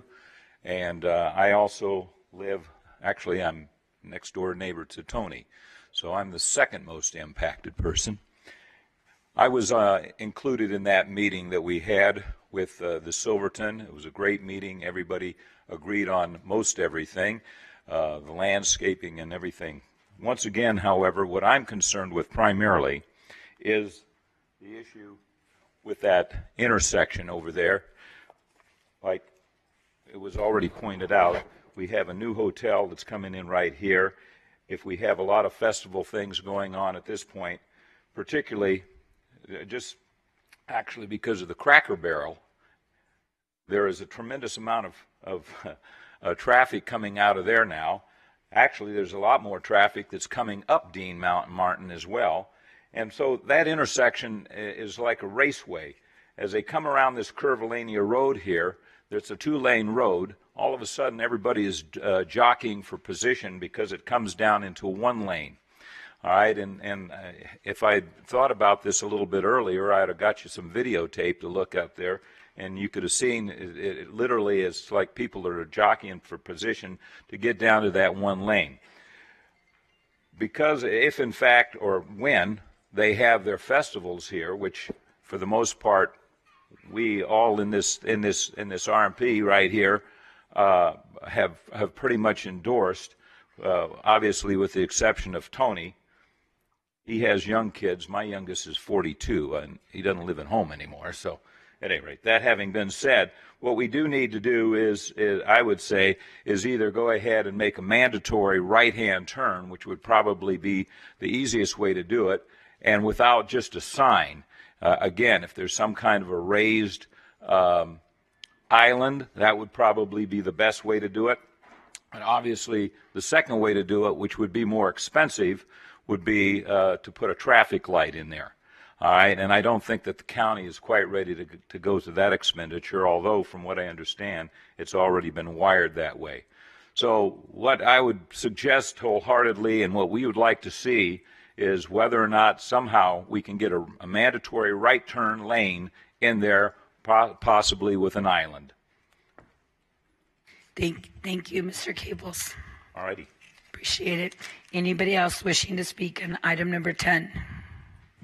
Seeing none, I'm going to go ahead and close the public hearing. And Mr. Burkell, would you like to respond to some of their concerns? Yes, I think probably a little more information is appropriate. Well, we appreciate you being inappropriate to help the neighbors. Yeah, I'll be brief. First of all, with regard to the area that was being described, please understand that all of this is already owned by Silverton. So we're not in anybody's rural neighborhood or in anybody's rural neighborhood backyard. And secondly, understand that this use has always been conducted on this property and is a permitted use under standard county procedures, subject to dust mitigation. What we're here about is what we think is smart, which is to pave the lot. If everyone doesn't want it paved, I guess we can move on in the usual way. The issue that seemed to come up live most is this intersection here. And it's been discussed for at least 10 years. And it was the analysis here was based on the entire traffic study for the entire property. And I think there was a consensus among the professionals that what's been described as a solution of putting in a pork chop and et cetera isn't really a solution, because it would do one of two things. People would ignore it and drive over the little curb of the pork chop, or they'd go 50 feet down the road and make a U-turn on a very busy road. And so this has been looked at over and over and over again, and that doesn't mean that Public Works can't study it again or that we would object to Public Works studying it again, but this is not news, and it's been analyzed in the context of the overall traffic study, and the determination was made that kind of measure doesn't work there. I will tell you what might work, and I have no authority to offer this, but if you make it a condition, we'll have to deal with it, and that is on the events that people are concerned about occurring here, which might create an excessive flow of traffic, the traffic could be directed elsewise, and the access to this point could simply be denied, closed, during and after the event. I mean, that is a possible solution. Putting in pork chops that affect everybody 24 hours a day and cause them to make U-turns up the road is not where I would go. And I'm not a traffic engineer, but this isn't the first time we've had that discussion. So I would have to say we're really not likely to contemplate that. But if during an event here we were told to close off access to that by people exiting the event, you know, we would have the choice then of doing that or not paving the lot. Okay, thank you, Mr. Borgel. Did I close the public hearing? Okay. Commissioner Jones. Thank you, Madam Chair. Thank you, Mr. Borgel, for your presentation. I drove the site on Sunday. I share the same concerns as the residents over there with regards to traffic. I think that we need to re-examine that whole area over there and the Dean Martin corridor more generally. I don't know that that's something that we can solve today. With regards to the events, I do have a concern about that. I think that your offer of restricting traffic of, I don't know what that road's called back there, but whatever the back lot there, the north side or the south side of the property, I would add an additional condition that would restrict the traffic during events onto Dean Martin during that time. And then with regards to the noise, I think that we need to restrict the location of where they cite the concerts themselves and the direction of where the sound is projected. And so where are when there are current events, they are, and again, I don't have the Shelbourne. So when there are events right now, they are north of Shelbourne? Not necessarily. Some are, and the gentleman referred to some that have been, but they have occurred on the property in question as well. And so we understand the point that was made, and I guess not jumping ahead to answer a question you haven't asked, but we understand the county has noise restrictions and we have to follow them. Right. Okay. Well, I would move to adopt agenda item number 10 with the conditions that were placed by the town board. In addition, the condition stated today to restrict traffic from whatever street that is onto Dean Martin on the south side of the property, and to limit the location of any concerts or directional speakers to either the north side of Shelbourne, or if they're on the south side of Shelbourne, that the direction is facing towards the hotel, facing north. Sure, and we discussed that at the town board level, and we understand that, and we can do that. Now, with regard to the conditions proposed by the town board, that was the sheet that I previously gave to staff, and so we're incorporating that, I believe. Correct. Okay. Can I add one clarification to the closure of that road? Can we add to it with concurrence from fire suppression? Yes. Because I want the fire department to have access and don't want them to be limited to how they can get onto the site. Of course. And I think it goes without saying that it's always subject to Public Works agreeing, Okay. when we Thank make you, changes Mr. in Borgel. street alignments. So we have a motion on the floor by Commissioner Jones on item number 10 to approve it. And so can I just ask for one clarification for myself on the Public Works component? So there would be a traffic management plan when they do these events, and you guys who would agree to it besides fire? If they are impacting the public roadways, they would have to put in a special event plan with Public Works. If they're not changing anything within the public right-of-way, then we don't receive a plan. Okay, and then so that street is Shelbourne that Commissioner Jones was asking about? Shelbourne is North or private south? on site in that area. Okay, just wanted that clarification. Is there any other further discussion? Seeing none, please cast your vote.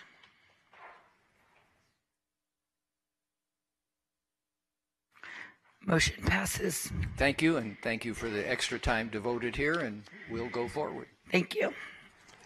Commissioners, with the number of items that are coming ahead of us, I would request that we move item 63, which is an appeal, up to be heard at this time, if that's all right with the board.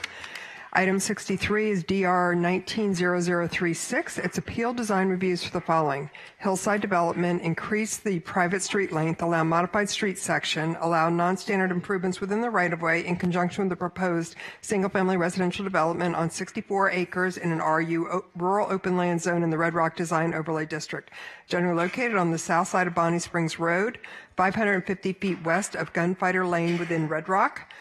This was approved by the Red Rock CAC as well as the Planning Commission, but it has been appealed by an interested party who would like clarification on the event center hours of operation and the public use area, which were not part of this application. Good morning. Good morning, Madam Chair, Commissioners. My name is Bob Gronauer, 1980 Festival Plaza Drive. I'm here representing the applicant. The applicant, Joel Lobb, is here today behind me if you have any questions for him. With respect to this application, this was approved unanimously by the Planning Commission. I'm here to answer any questions that you may have. I believe the person who filed the appeal is here, and once when they make their statements for the record, I'd like to come back and address whatever issues that need to be addressed at that point in time. Okay, this is a public hearing. I'm going to go ahead and open the public hearing. Madam Chair, can we and ask Mr. Warhola to just give his Watch through the history. Yeah, the history and procedural aspect of this appeal. Okay, go ahead, Mr. Warhola.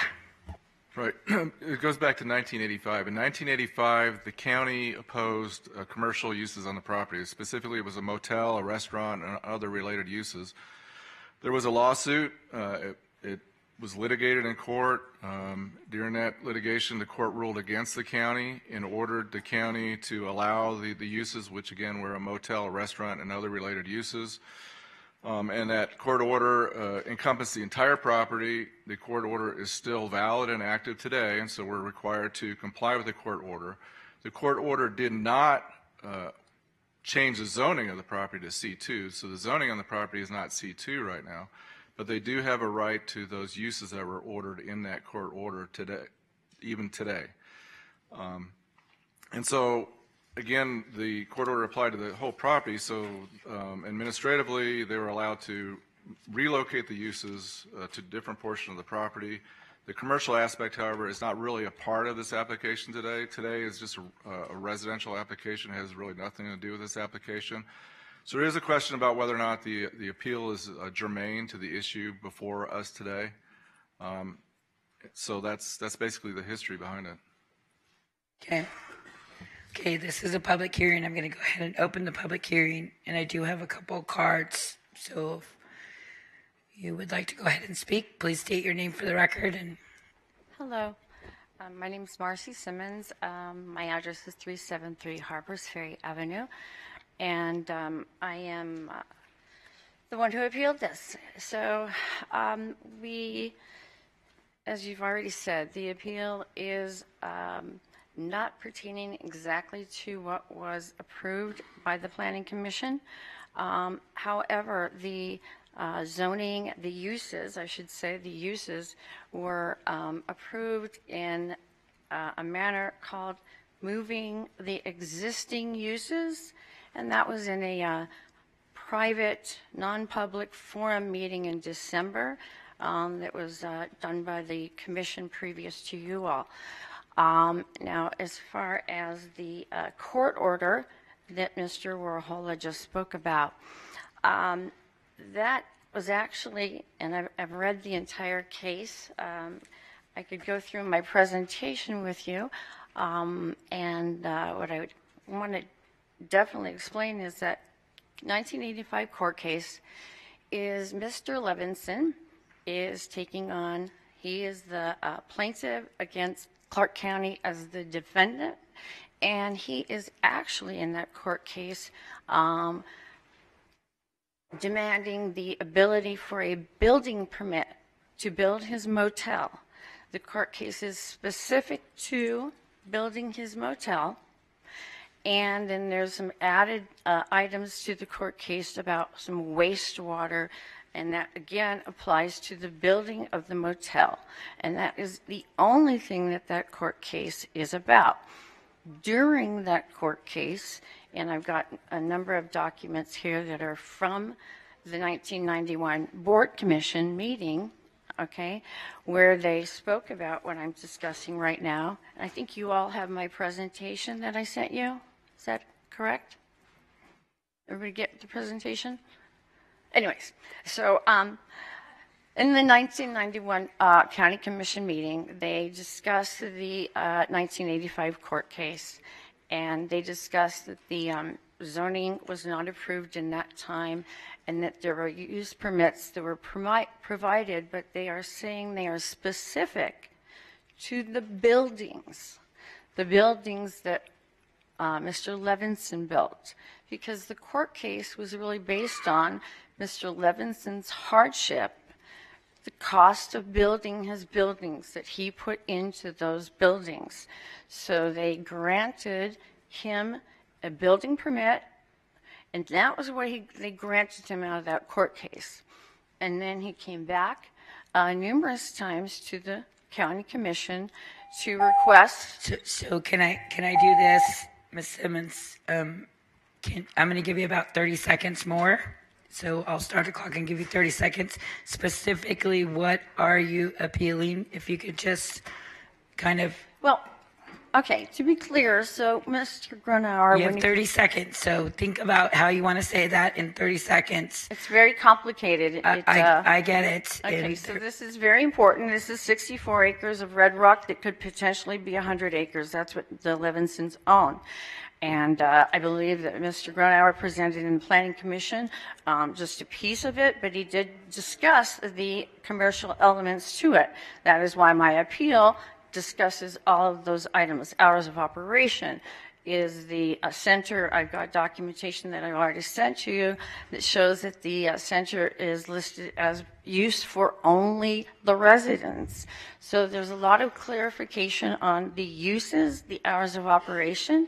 And I could show you these documents, but you're not really giving me the time to. Well, so I mean, I did send them to you. So, and I get it. So you appealed it, and you had the opportunity to meet with everyone. So let's see if any commissioners have any questions. But getting to the dust of what your concern is, what I'm hearing you say is that you're concerned about the uses, the timing, and all of that, correct? And what I'm hearing my attorney saying, what's really before us today is the residential component, and he's also saying, so you understand, right?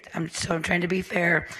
We follow the direction of our attorney because he has the history. That's it, and he's saying that the entire project was encompassed in the court case, contrary to what you're saying. But he's my attorney, so that's who I got to listen to.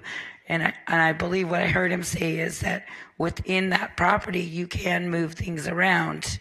But what's before us today is strictly the residential component of that. So 2 seconds. Well,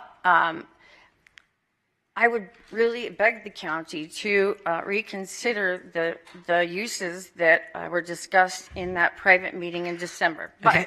back to the Okay, for the homes. I got to cut you off because I gave you almost 4 minutes now. So let me let someone else come and speak. Mhm.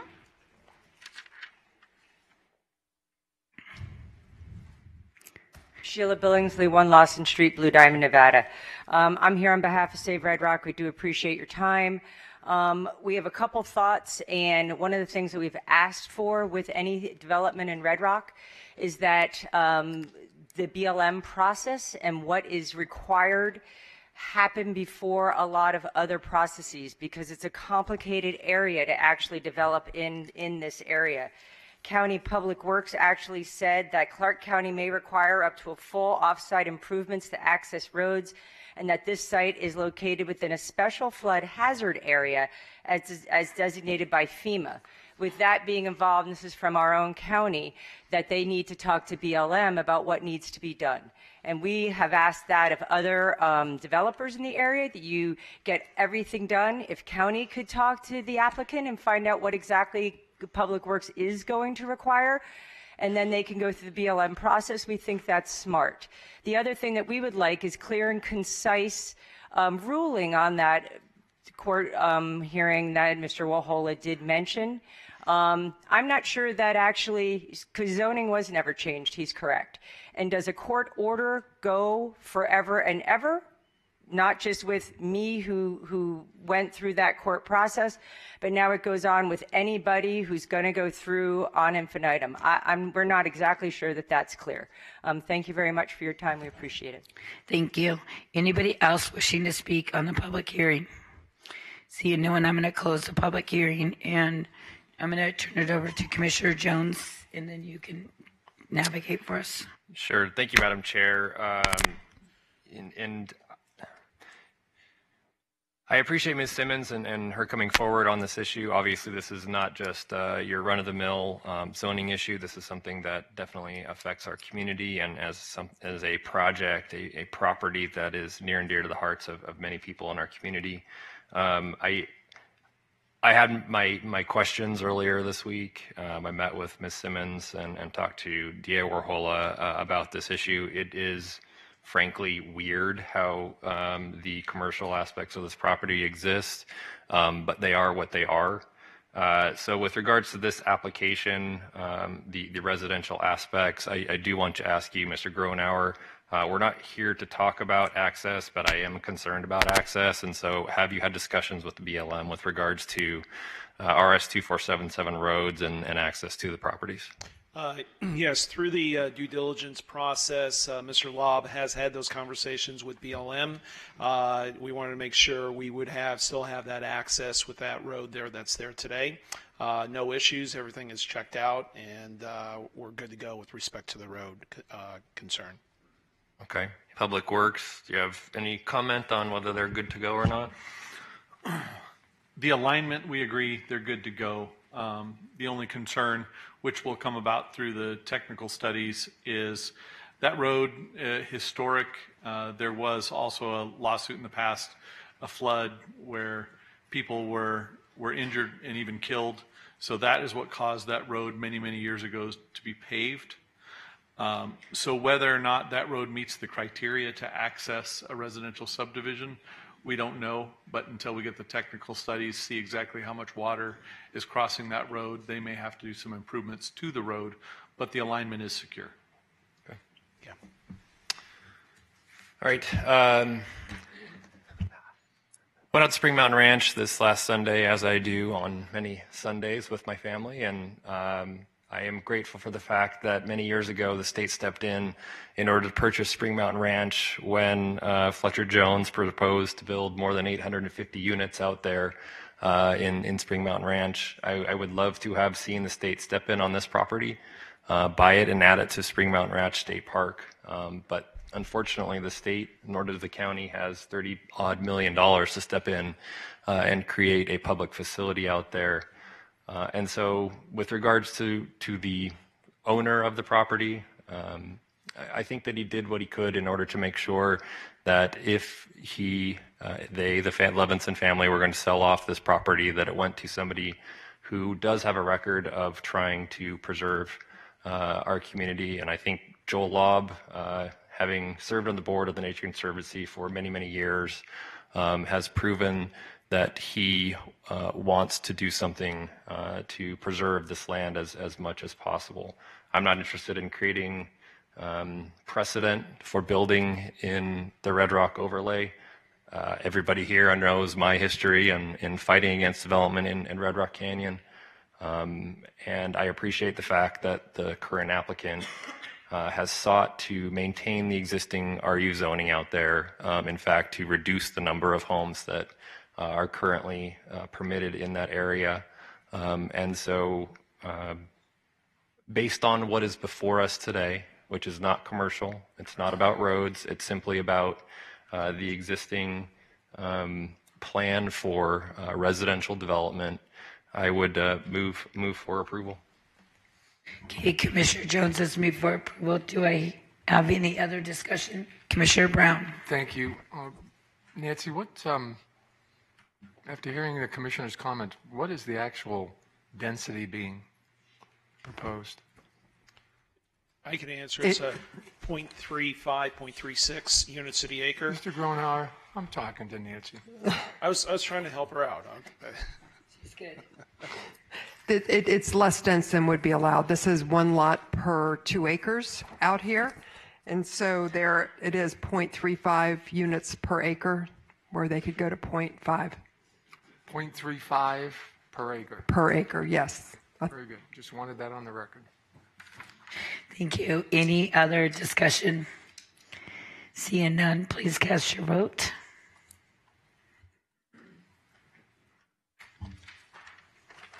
Motion passes. Thank you very much. Next item is item 20. UC 19104, use permits for the following. A restaurant, office as a principal use, reduced width of pedestrian access around the perimeter of an outside dining area, waivers of development standards for the following. Reduce parking, pedestrian walkways within parking lots, landscaping, and allow existing pan driveways to remain. Design reviews for the following: modifications to the exterior of an existing commercial building, modifications and expansion of an existing parking lot on 0.8 acre portion of a 3.2 acre parcel in a PF public facility zone and H1 limited resort and apartment zone in a MUD 1 overlay district, generally located on the north side of Convention Center Drive, 160 feet east of Channel 8 Drive within Winchester. Commissioners, for your information, Public Works has some modifications to their conditions. They would like to add waiver of development standards number 4 shall be reviewed in 1 year or when a new land use application is submitted, whichever comes first. The western driveway shall be for egress only with signage and directional arrows indicating the same. Existing pan driveways must comply with the Americans with Disabilities Act. And they would like their last bullet to be modified to read offsite improvements and drainage studies with future development as determined by Public Works Development Review Division. Good morning. Good morning again, Madam Chair and Commissioners. Greg Borgel, 300 South 4th Street, here representing the Siegel Group, which would be the ultimate beneficiary here, converting a portion of this former shopping center to a Bagel Mania facility, a restaurant that would specialize in bagel-type breakfasts, etc. Just for background, this comes to you in the name of the Convention Authority because the Convention Authority was in quite a hurry to get a deal done with the Siegel Group for another piece of property that was necessary to accommodate the major expansion that is going forward of the Convention Authority. And done as a trade situation where the Siegel Group would get this leftover piece of the shopping center, and the Convention Authority would immediately get access to the additional property they need to meet the time frames that are very demanding on building the new convention center. It was the easiest way to do it was to have them sign the forms to come forward, but the ultimate outcome here would be that it would be a private Bagelmania operated by the Siegel Group people, or not operated by them, but potentially owned by them and operated as a Bagelmania. We certainly appreciate staff's favorable recommendation on this matter and the favorable recommendation of the town board, and particularly want to acknowledge the helpful guidance that we've gotten from Public Works as to what our agreement to their condition means, so that we can go forward and accommodate it. And we do accept the new language that they've offered that clarifies for us what the expectations are on the driveways, and we're going to comply. Okay, does that complete your presentation? Yes, ma'am. Okay, this is a public hearing. I'm going to go ahead and open the public hearing. Anybody wishing to speak on this item? Seeing no one, I'm going to close the public hearing, and I'm going to turn it over to Commissioner Sagerblum. Thank you, Madam Chair. And Public Works, you are happy with the ingress or whatever it is? Yes, that's why the applicant has stated to us that they plan on a phase 2 of this project coming in shortly. So that's why we worded it. If they come in with their phase 2, they've agreed to address everything we want with phase 2. If not, we have a 1-year review on this if phase 2 never comes forward. Great. Well, I hate to see the Bagelmania leave one part of my district, but it's coming to another part of my district, so it's a great location. They produce a lot of bagels there. They're going to go all around the strip, so it's great for the whole city. So I support the application. Okay, Commissioner Sagerblum, is that a motion? And that's a motion. Okay, Commissioner Sagerblum has made a motion to approve item 20 with the conditions. Any further discussion? Seeing none, please cast your vote.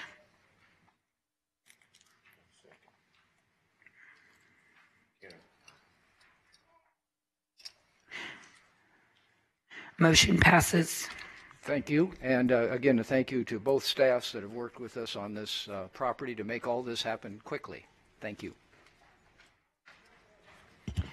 Next is item 25, WS 18918, holdover waiver of development standards to permit encroachment into airspace. Design reviews for the following: amend and approve comprehensive sign plan, modifications to an existing freestanding signs in conjunction with the Town Square Shopping Center on 94.4 acres in an H1 limited resort and apartment AE 70 zone, generally located on the southwest corner of Las Vegas Boulevard South and Sunset Road within Enterprise.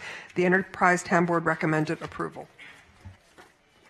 Morning. Good morning, Madam Chair, Commissioners. Stephanie Allen, 1980 Festival Plaza Drive, here on behalf of the applicant, Town Square, Las Vegas. You all probably know where this is located, but it's at the corner of Las Vegas Boulevard and Sunset, with the I-15 just to the west of it and the 215 to the south of it. This is a 90-acre outdoor regional shopping center. And back in 2017, the new property owners, Fairborn, purchased this property, and they've been putting millions of dollars into improvements, mostly to improve the visibility of the site. They've done a lot of landscaping changes, and one of the requested changes is signage to assist with visibility. Right now we have about a quarter of the amount of signage that would be allowed under your current code, so we're way under signage. And what we're trying to do is just improve the visibility along Las Vegas Boulevard. So what we're proposing, this is the existing signage at the main entrance on Las Vegas Boulevard, as well as at Sunset and Las Vegas Boulevard. There's 3 locations. We're asking to move these signage just up about 6 feet. We do have FAA approval to do that, and I'll put that on the record. That took a little while, so we appreciate your patience with holding the item pending the FAA approval, but I'll put those on the record. Town Board unanimously recommended approval. We would very much appreciate your approval today, and I'm happy to answer any questions. Thank you. Does that complete your presentation? Yes, ma'am. Okay, this is a public hearing. I'm going to go ahead and open the public hearing. Anybody wishing to speak on item 25? Seeing none, I'm going to close the public hearing, and I'm going to turn it over to Commissioner Naft. Thank you, Madam Chair, and thank you and the applicant for the investment you've put into Town Square. It's, as you know, we've had many conversations about the importance to me of that shopping center. and I'm glad to see more investment being made towards it. And I think this will help the visibility of the center. And I also, this was a victim of the last federal government shutdown. So I appreciate your patience with the FAA, and I'm glad they finally came to approve it. And with that, I would move to follow the town board's recommendation to approve. Okay, Commissioner Naft has made a motion for approval with town board recommendations. Any other discussion? Seeing none, please cast your vote.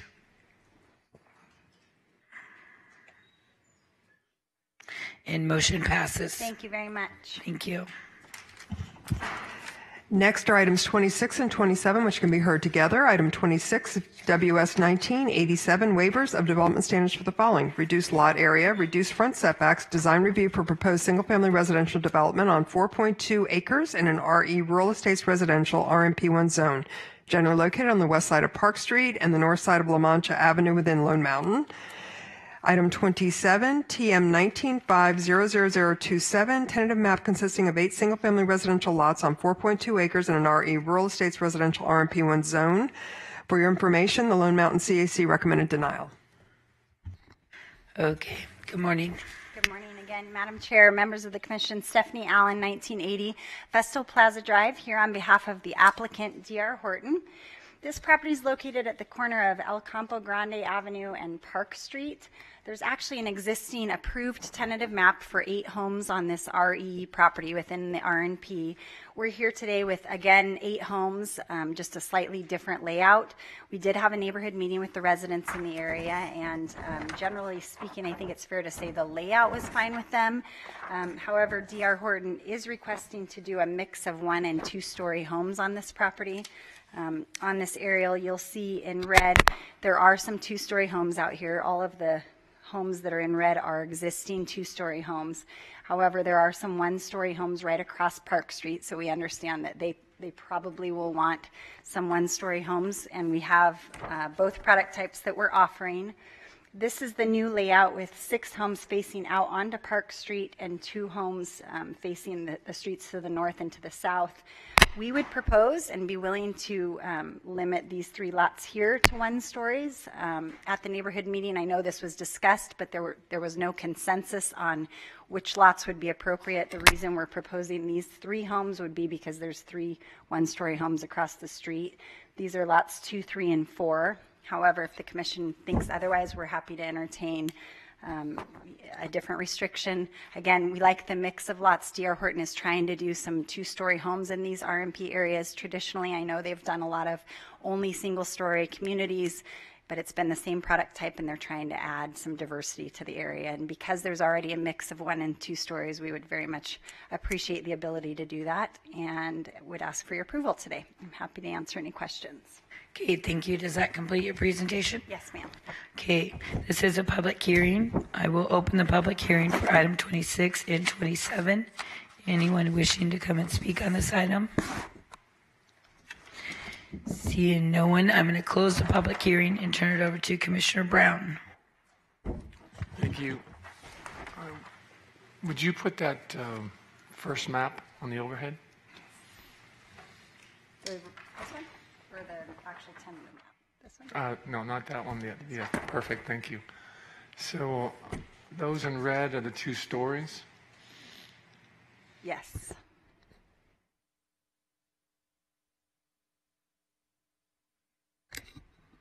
This is a cul-de-sac with walls, so it's a little bit different than the 3 that front onto Park Street. That was why we were proposing the 1 stories adjacent to those 3. I would ask that you find another single story in there. So 4 and 4 would be one of the conditions of approval. Okay. Okay. And my motion would be for approval, subject to, if approved, conditions, and with the added condition of 4 single and 4 2-story. Okay, Commissioner Brown has made a motion. Anybody have any further discussion? Seeing none, please cast your vote. Can I ask, can we just note that no more than 4 2-story homes, because what happens if the buyers, if you have 5 people that want single-story homes? Do you know what I'm saying? So limit the number of 2 stories to 4. Very good. Thank you, Nancy. That's a good point. So no more than 4 2-stories. Great. If everybody wants that single story, you're welcome to build 8. Perfect. Appreciate that clarification. Thank you, Nancy. Thanks. Okay, please cast your vote. Motion passes. Thank you very much. Appreciate Thank it. you.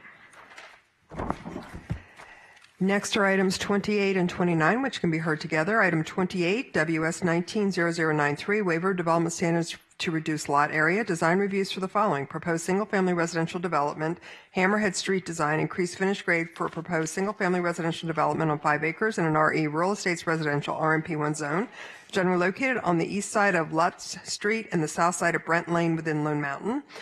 Item 29, TM 19500030 is a tentative map consisting of 10 single-family residential lots on 5 acres. The Lone Mountain CAC recommended approval. They did request that it would be 1-story homes only and 25-foot maximum height, staggered landscape along the west property line. Good morning. Good morning, Madam Chair, Commissioners. Bob Gronauer, 1980 Festival Plaza Drive. In this matter, I'm representing Pinnacle Homes. This is, as you can see on the overhead, we have approximately gross 5 acres of property. It's more of an infill piece of property. It is just west of Jones. Jones Boulevard is located here. You have Brent, which is located to the north, and to the south of us is Guy Avenue. The property is zoned for R&P, for RE, up to 2 units an acre. We're proposing to come in with 10 homes. Although we are not required to have a neighborhood meeting, we did have a neighborhood meeting with the neighbors in the area. They were in support of the application of what we were proposing, including the waivers that we're asking for to have the gross square footage of the lots to be less than the 20,000, but however, because the nets are in excess of 18,000, which meets your code requirements, the neighbors were fine with it. They were fine with the design of the homes. The homes itself, these are homes that are going to be single-story homes. They're going to be anywhere from 4,500 square foot all the way up to 6,169 square foot single-story homes. Starting prices are going to start somewhere in the low 600s. The town board heard the application. They recommended approval. We did have some neighbors also show up at the town board to support the application, and I'm asking you to follow the town board's recommendation and approve the application as submitted. Okay, does that complete your presentation? Yes, ma'am. Okay, this is a public hearing. Anybody wishing to speak on this item, please come forward. Seeing no one, I'm going to close the public hearing, and these 2 items are in my district, and so I just want to put something on the record. I normally do not do hammerheads, so I don't want anybody to think that I've changed, I've weakened. However, I do want the single story, and I do want the larger lots because it's important to the character of the RMP. So where's Mr. Deviation? He's here. We don't do hammerheads very often. So with that, I'm going to go ahead and make a motion to approve item 28 and 29, subject to staff's recommendations.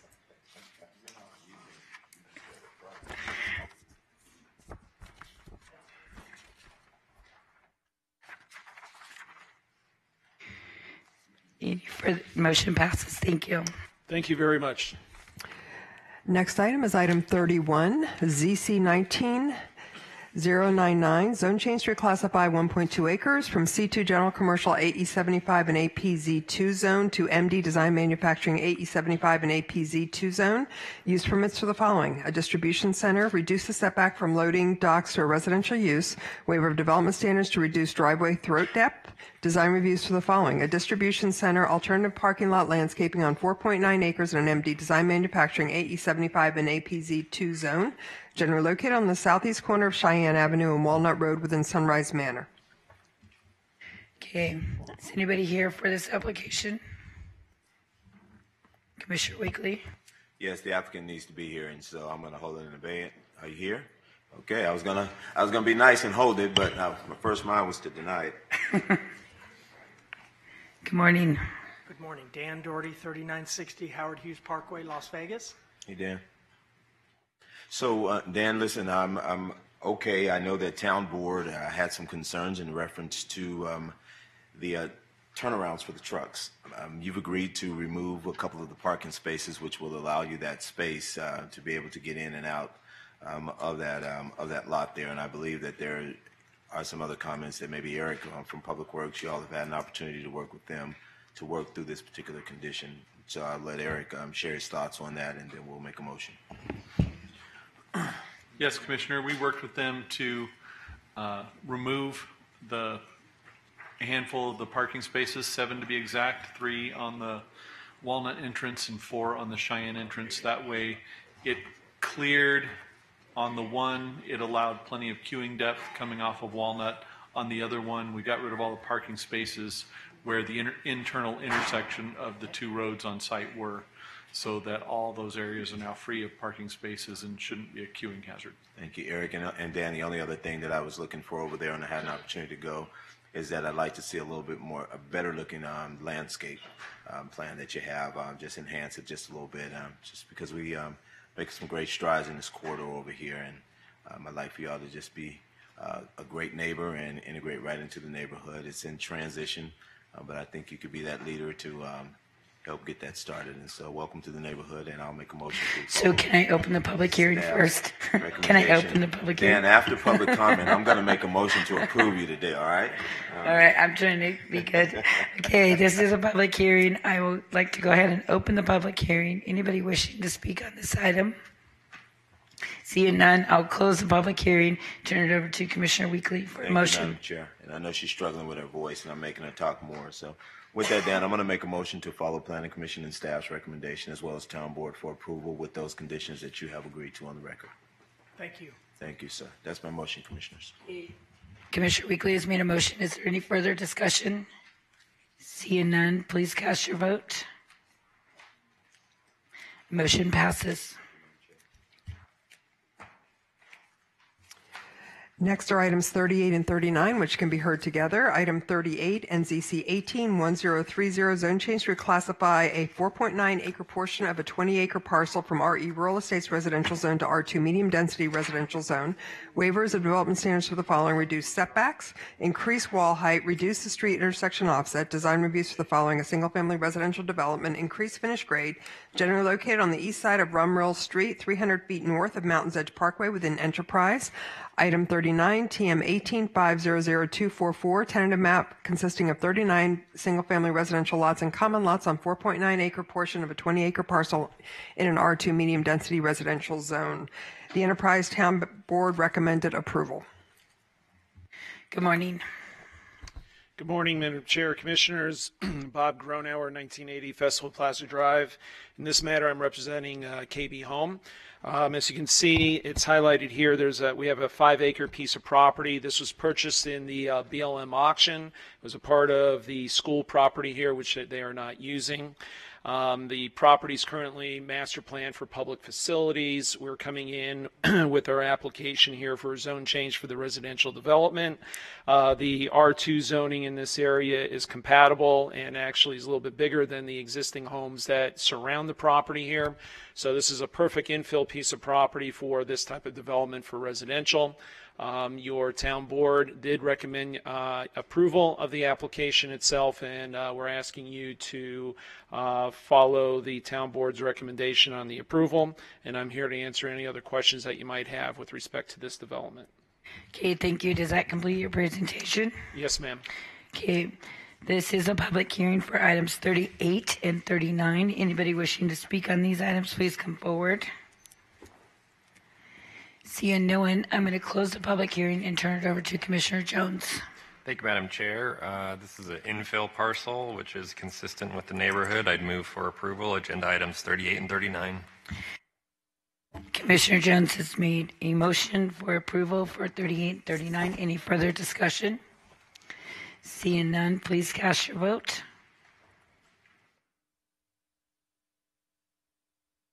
Motion passes. Next are items 40 through 42 that can be heard together. Item 40 and ZC 19-5, zone change to classify a 10-acre portion of 30-acre parcel from PF Public Facility Zone to R2 Medium Density Residential Zone. Waivers of development standards for the following: reduced street landscaping, reduced separation between street intersection, design reviews for the following: a single-family residential development, increased finished grade for a single-family residential development generally located on the southwest corner of Shelbourne Avenue and Durango Drive within Enterprise. Item 41, BS 19-0004, vacate and abandon easements of interest to Clark County located between Shelbourne Avenue and Camaro Avenue, alignment between Durango Drive and Bonita Vista Street, alignment within Enterprise. Item 42, TM 19-5-00003, tentative map consisting of 50 single-family residential lots and common lots on 10-acre portion of a 30-acre parcel. Good morning. Good morning. Bob Gronauer, 1980 Festival Plaza Drive. In this matter, I'm representing Century Homes. As you can see on the overhead here, this is another BLM parcel that was purchased in the auction itself. It's approximately 5 acres, and we're adding this 5 acres into a development that has already been approved for Century Communities. This makes perfect sense. This is just outside of Rhodes Ranch. The R2 zoning is compatible and harmonious to the surrounding area. Town board and your staff has recommended approval. With that being said, I'll answer any questions that you might have with the application itself. Okay, thank you. This is a public hearing. I'm going to go ahead and open up the public hearing. Anybody wishing to speak on item 40 and 41, please come forward. Seeing none, I'm going to close the public hearing, and I'm going to turn it over to Commissioner Jones. Thank you, Madam Chair. I know Madam Chair would want a clarification on the lot that's between number 18 and 19. Just identify what that little parcel is. No, down below. Between 18 and 19. Yeah, it's a common element, so that's for drainage going into the drainage channel there. All right. I appreciate the applicant's efforts to maintain the character of that neighborhood and would move for approval of agenda items number 40 and 41. Commissioner, can I just put on record, we knew this was their plan. We just didn't get to see the plan, and I don't see anything glaring at us. But just to advise them that as we finally get to look at everything put together, if we do find something, it's at risk on their part if they have to come back for a waiver or something, because we didn't get to evaluate the two pieces put together. Okay. Okay. Is that clear? Yeah, that's okay. Cleared. I was just showing you the bigger picture here, and obviously if we have to come back and add an extra application on, we will, but I wanted to at least so you could get the picture, so I should have been more clear for you. Okay, Commissioner Jones has made a motion for approval on items 40 and 41. Is there any further, and 42, is there any further discussion? Seeing none, please cast your vote.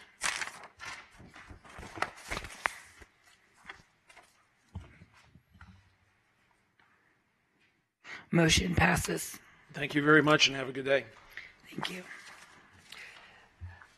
Commissioners, now we're coming into our plan amendment time. Now we have been staff has been working to try to reorganize the order that these go in and to consolidate some of them together so it doesn't last as long as it has at previous meetings. But the first two items that we'll hear again are out of order. They would be 45, then 61, and these two have to be heard separately, and then we can start grouping some of them, and staff will be giving you those numbers. So for right now, we are going to do item 45. And item 45 is PA 18-7-0006, plan amendment to redesignate an existing land use category from CG, commercial general, to RH, residential high, on 5 acres. It's generally located on the south side of Warm Springs Road, 600 feet east of Buffalo Drive within Enterprise. And again, this is item 45. Okay, and so you would be the requester, correct? Correct. Okay, go ahead. Robert Cunningham, 6030 South Jones Boulevard, representing the applicant. What we've requested is to change the land use designation on this 5 acres from CG to RH. Adjacent to us has RH designations. It's to the south is developed as condominiums. To the east of us is vacant property. There's a residential subdivision that was recently designated on what was proposed for commercial land use. On the other side of that, there's commercial development. To the north of us is Warm Springs, a 100-foot wide right-of-way. Further to the west is Buffalo. This area, typically, you would see commercial transitioning from the intersection back to higher density residentials, back to lower density residentials off of it. Staff's recommended approval of this. This is approved at Town Board with a modification to medium-low. This is approved at Planning Commission, and we believe it's appropriate for the area. We're asking to basically be able to do what's directly adjacent to us to the south. With that, I'd be happy to answer any questions you guys have. Thank you. Okay. This is a public hearing, so I'm going to go ahead and open the public hearing, and I do have at least one card. Anybody wishing to speak on this item, please come forward.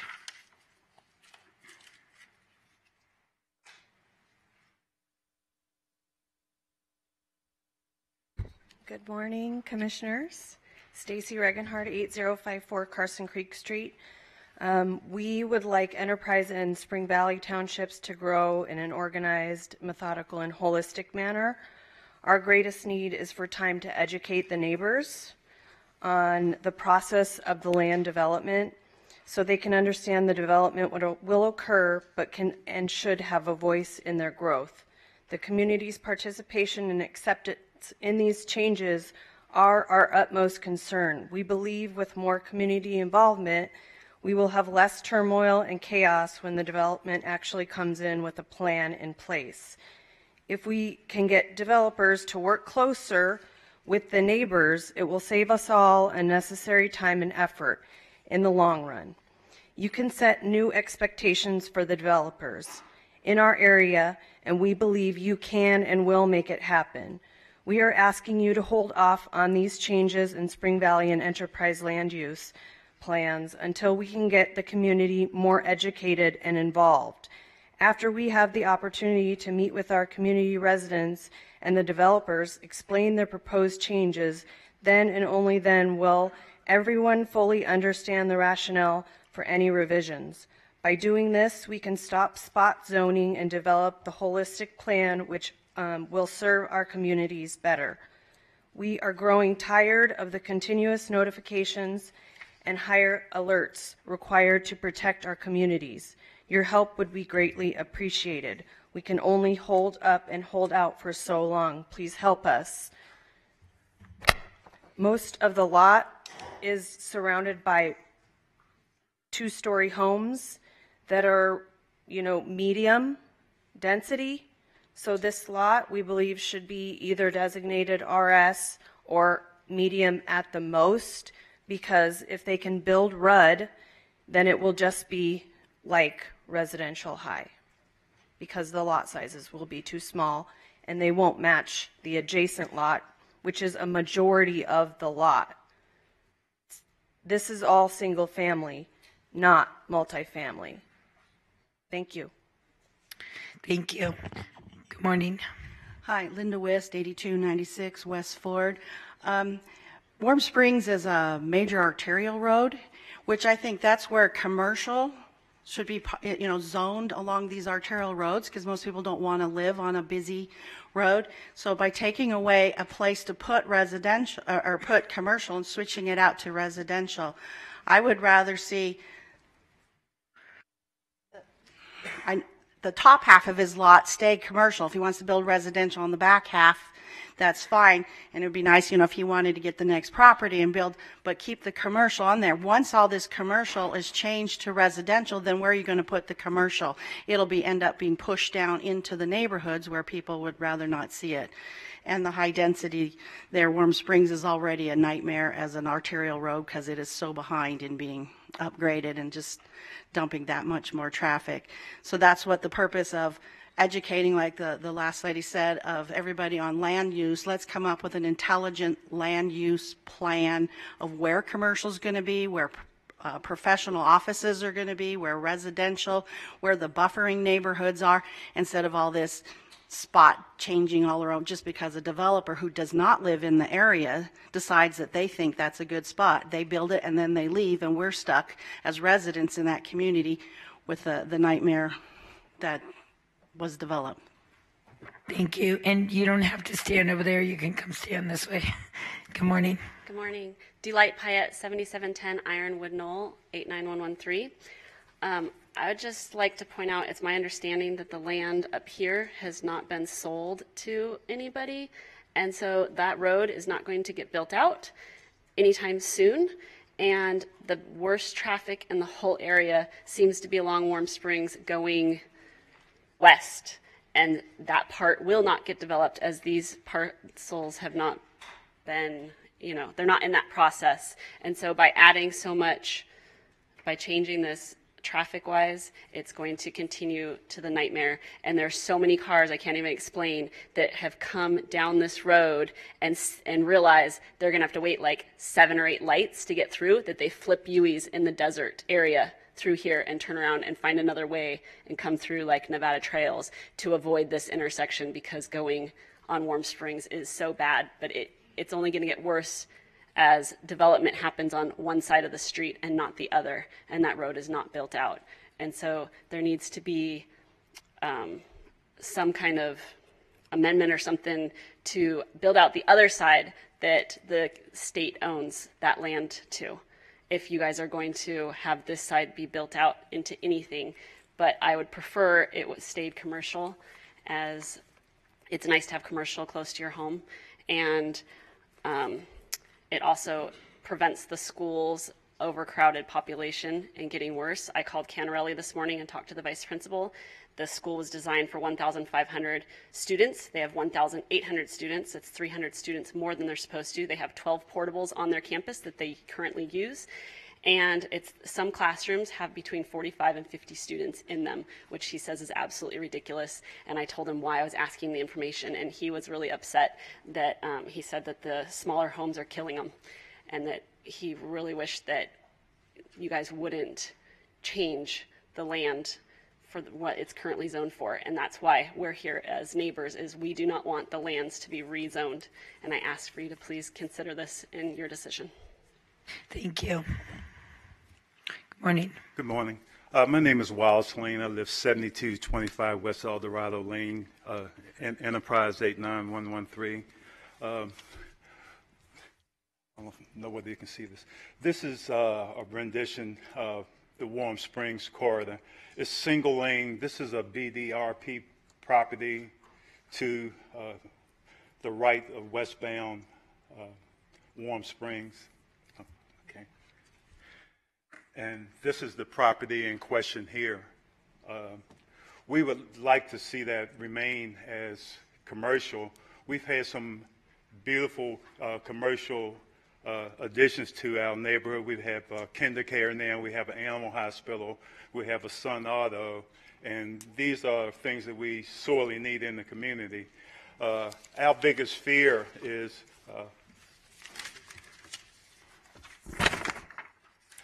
that is a high-density project that has recently appeared within a mile of this property.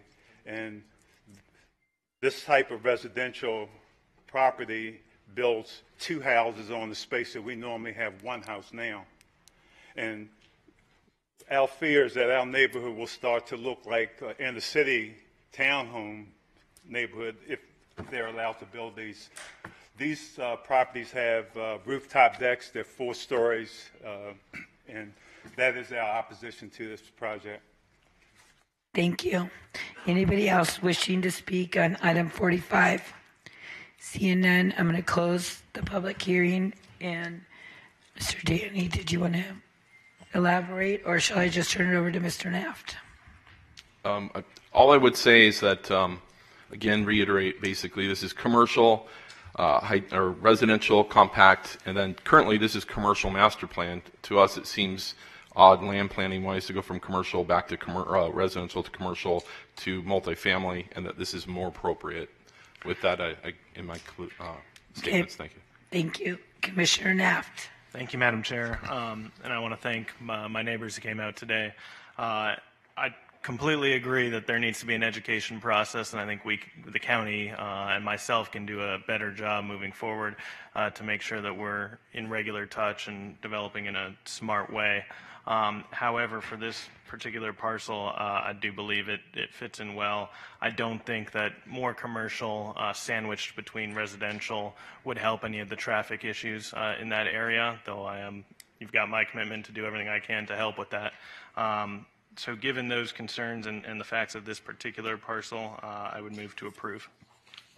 Okay, Commissioner Naft has moved for approval on item number 45. Any further discussion? Seeing none, please cast your vote. Motion passes. Thank you. Thank you. We're now going to go to item 61, right? Now we're going to item 61. Item 61, PA 187000022, north side of Windmill Lane, 600 feet east of Buffalo. Currently zoned RE. It's currently zoned RE. The current land use plan is RS. The request is to go to residential high. Staff recommended approval. The town board recommended denial. And the planning commission recommended residential medium. Okay, Mr. Borgel. Good morning again, Madam Chairman and Commissioners. Greg Borgel, 300 South 4th Street, here for American West Development. As staff just pointed out, their recommendation was for approval.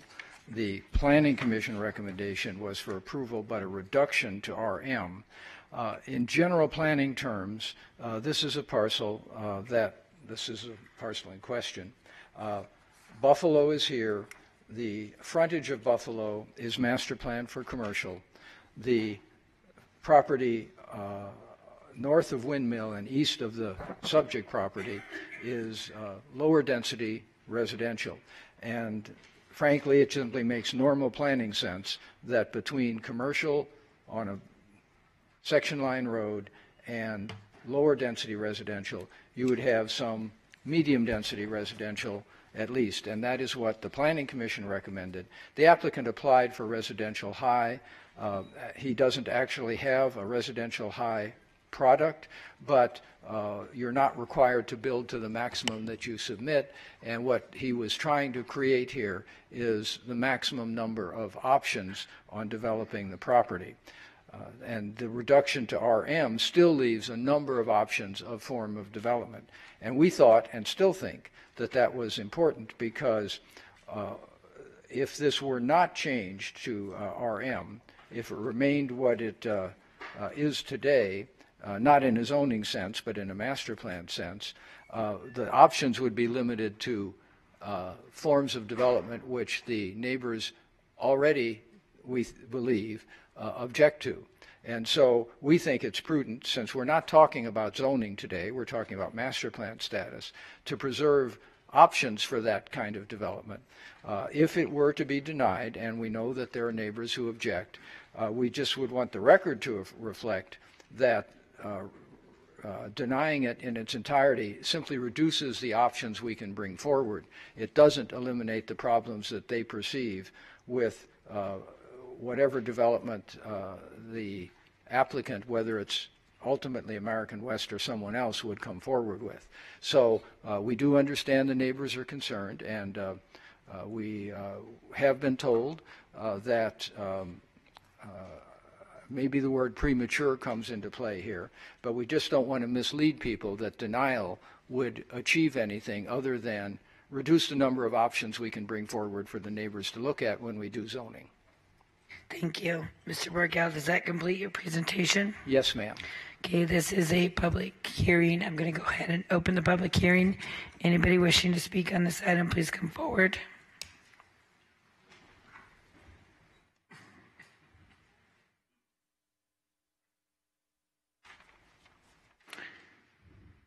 Good morning, Commissioners. Good morning. Lucian Pyatt, 7710 Ironwood Knoll. If I could get your attention to the overhead here. So, do you have a handheld microphone? Do you have a handheld microphone in front of you? Is there one over there? Can you use that for me? Thanks. Testing. Okay. So if I could just get your attention, this is kind of a zoomed out view of the general area. You've got Durango here, and you've got Jones here. What I'd like to point out is just that if you look at the northern side of Windmill, you'll see that in the correct places, so where 100 meets 100, and in this case Rainbow's 120, you've got commercial. Here where we've got Buffalo and Windmill, you've already approved a commercial at this corner. This is planned for commercial. But as you go down the corridor, you can see that you have higher densities approved where they actually built residential already. And the reason why I feel this is important is because in the planning world, which is something I deal with for my occupation, we look at hundreds and 100-foot right-of-ways as those are the locations to put commercial on. That makes the most sense. That's the most intense place for things to be. But by the mere fact that Road Ranch was developed over 20 years ago, and by the way, I've been in Nevada Trails for over 17 years, and the railroad tracks are here, even though it's designated as a 100-foot right-of-way, it will never, and I'm an engineer by trade, it will never function as a primary arterial. And again, I want to stress the north side of Windmill, because on the south side of Windmill, and I see that's kind of been the logic behind some of the approvals in the past, there's higher density. On the north side, it does not exist. And our biggest concern with approving, with the exception of the corners, our biggest concern with approving this plan amendment is it opens up the doors while the developer is saying it gives them more options. That's not what we as a neighborhood are looking for. We're not looking for more options. We're looking for them to match what we have adjacent to us. And what that simply is, we have R2 zoning. But actually it's built out. Currently the R2 zoning minimum square footage is 3,300 square feet. The lot sizes there are a minimum 4,700 square feet. They're more in between the R1 and R2. So if they're going to seek some kind of plan amendment or zoning, we're looking for them to match something between R1 and R2. And I think my last point is Commissioner Neff is fully aware of what we're dealing with them on this parcel right here. They've already got the zoning, R3. All this does is it handcuffs us as a neighborhood, takes our negotiation power away, and we're not in support of getting our negotiation power taken away from us. So I really appreciate a denial vote on this. We're going to work with them. I called the planning department today. We're working on the general plan anyways this year. Let's come back to a comprehensive plan in the whole area. And I'm sorry I missed the beginning of the meeting, but that's a comment for the whole plan of enterprise. Let's wait till the scheduled time. It's going to happen this year. Next year we'll have a fully adopted plan. Let's just wait. So thank you for your time. Thank you. Hello, Stacy Regenhard, 8054 Carson Creek Street. I have several emails here from neighbors that don't want the lot zoned either RH or RM. We're already in a current battle over a Mesa, and we just don't want that again. Within an RM status, they can build RUD, which is high density, basically, and they can build the 3-story rooftop decks, which are these. So we are asking that the Windmill parcel remain as it's currently planned, residential suburban. This gives us the best negotiating power to maintain our neighborhood as it is. At the Planning Commission, America West offered what would seem like a major compromise when they voluntarily offered to change their land use request from residential high to residential medium.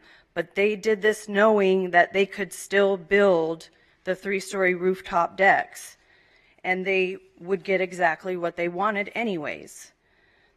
The parcel on Windmill, we don't want you to have to force them to come to the table and negotiate with us again.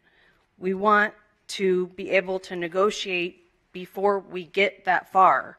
If they would have a neighborhood meeting so that we could review all the information that they have with an actual plan, then we could compromise with what we want. America West has demonstrated that they have no interest in a meaningful compromise. We tried to have a meaningful compromise, and it did not work out, and NAFT then had to force them to compromise with us. So Stacy, if you could stick to this particular parcel, it would be helpful for the record. They believe that they can get whatever they want, and time again, they have, regardless of how adversely their projects have impacted our communities. We think it's time for you to change that. We have a new board of county commissioners that we believe in wholeheartedly. I have so much respect for the commission. I know you will act with our best interest of our community. We're grateful for our new commissioners, Naft and Jones. We respect their judgments, and we know they will act in our best interest. We trust you both. You can and are making a huge difference in Enterprise. Please deny the land use change and the plan from the Planning Commission for residential medium. We ask that you maintain the current land use plan of residential suburban. Thank you. Thank you. Good morning. Can I turn these in to you guys? Hi, my name is Delight Payette. I live at 7710 Ironwood Knoll, 89113. I would just like to point out that at the town board meeting, which was at the library, which is basically part of Nevada Trails, it's just right outside, and it's after working hours, that the entire auditorium was full of Nevada Trails members. They were upset about this parcel being changed. Can I ask you to do me a favor, and if you could stop the clock, because I don't want to take your time, but for those of us that don't live near Nevada Trails, where is that in comparison to the map? Nevada Trails goes to about here, and the library is right here. So it's on the corner of Windmill and Rainbow. Okay. Almost. There's Perfect. a gas station, and then the library, and then Nevada Trails starts. So it's literally in the backyard of Nevada Trails. Sorry. So I just want to point out that there was probably about 200 people that showed up because it's right there, and it was after working hours. This meeting is obviously a lot harder for people to attend because it affects their financial, stability and stuff, to be able to make sure they're at work and providing for their families. And I just want you to know that it will be very upsetting to lots of members of our community if it is rezoned. And I want to go back to my point about the overcrowded school. We are within the 2 miles, so we do not get bused from Nevada Trails to Canarelli. And parents that live almost to the 2 miles, they all drive their kids. There are very, very few kids that ride their bikes that far in the mornings. And so that just adds to the traffic of the overcrowded school. And if you change the zoning, it's going to be a denser property and is going to add to the problems of the schooling that we have. And most of the schools in the area are overcrowded, but Canarelli is an extremely higher overcrowded, I would say, than some of the other ones. But it also is a middle school, and there's no plans as of right now for another middle school to be built in the area. The closest other middle school is also very overcrowded, which we're not actually zoned for. So thank you for listening. Thank you. Linda Wist, 8296 West Ford. I know we're talking about just this property, but this is the same builder who's building up here. I understand he owns something across the street. So that's taking this in general. That is 3 higher density, plus a lot of those agenda items that you held are a little bit further south. All of those, if those went through, would dump even more people, and then Buffalo would be the main road. Those even Rainbow and Durango are not up to speed. They still have unbuilt parcels that so the lanes where it's built out, and then you have to squish down, and it bottlenecks traffic. Up there by Arroyo, it's really bad, and down by the Blue Diamond Durango, it's really bad. And Windmill and Buffalo is 10 times worse because it back and forth with lanes. Adding this much, if you are going to approve all of these residential as they are, it's already going to impact the roads. If they're going to allow the higher density, that's just going to double, triple the traffic impact. That these builders need to do something more than just their little teeny spot, because that's just going to bottleneck the traffic. Where the last lady talked about where the library is just down the street, across the street is Metro. And they sit at this intersection of Windmill and Buffalo a lot because it is a traffic nightmare. There has been numerous accidents as it is with the level of traffic. And she said most schools, I talked to a friend who is in the school district, she says all schools in that area are overcrowded. So we're going to need, the school district needs to get up to speed and be building more. I heard they have some property. I don't know where exactly and which level of school, but we can't wait years and years and years for this. This infrastructure is so far behind. And then we have the parcels that are BLM. That's the, the federal government holding us back in being able to do something since they're not fixing any of this infrastructure. It's a nightmare. And then as people are trying to, I readjust my routes because, there's construction here with the road. Windmill is, Wigwam is completely blocked off at Rainbow. So readjust all our traffic. Sometimes I've had only one way to get out of my area because there was like 5 roads that all had construction in it. I get that they're trying to bring it up to speed, but when you shut down every road, that gets really annoying. And then so we need some time to adjust to all of this residential. And this is just one thing. The other thing is there's one person who has solar on their home. If what the builder is planning is those 3-story block things with a 4-floor roof deck, that is going to totally block those people access for their solar. And somebody else I was talking to, he's the one that brought it up and he couldn't be here, said he had thought about putting solar and he's not going to because he said, what's the point if it's going to be blocked out? Previous item, they were talking about 1- and 2-story. This is a 3rd and 4-story. I'm going to wrap you up. Okay, perfect. Thank you. Wallace Lane, 7225 West El Dorado. The one point that I'd like to mention that hasn't been mentioned is that Nevada Trails Regional Park is the smallest regional park in Clark County. That is the only recreation area we have. It has 1 pavilion, 1 tennis court, 1 basketball court, no softball or soccer fields, and our neighborhood just can't afford to have the influx of the high density. Thank you. Thank you. And if there's anybody else who would like to speak on this item, please come forward now. Hi. Okay. I just want to mention to Can you state your name for the record? Claudia Kinte. Okay, go ahead. She just made me think of that intersection she was talking about where Metro and the Windmill Library is. They have, it's a lot of traffic going both ways. There's no pedestrian crossing for the children. There's no crossing guards. I see children on a daily basis running across that street waiting for oncoming traffic, and it's just getting increasingly more dangerous. And I just want to add that maybe we can consider crossing guards in that intersection, or even a pedestrian crossing. There's nothing.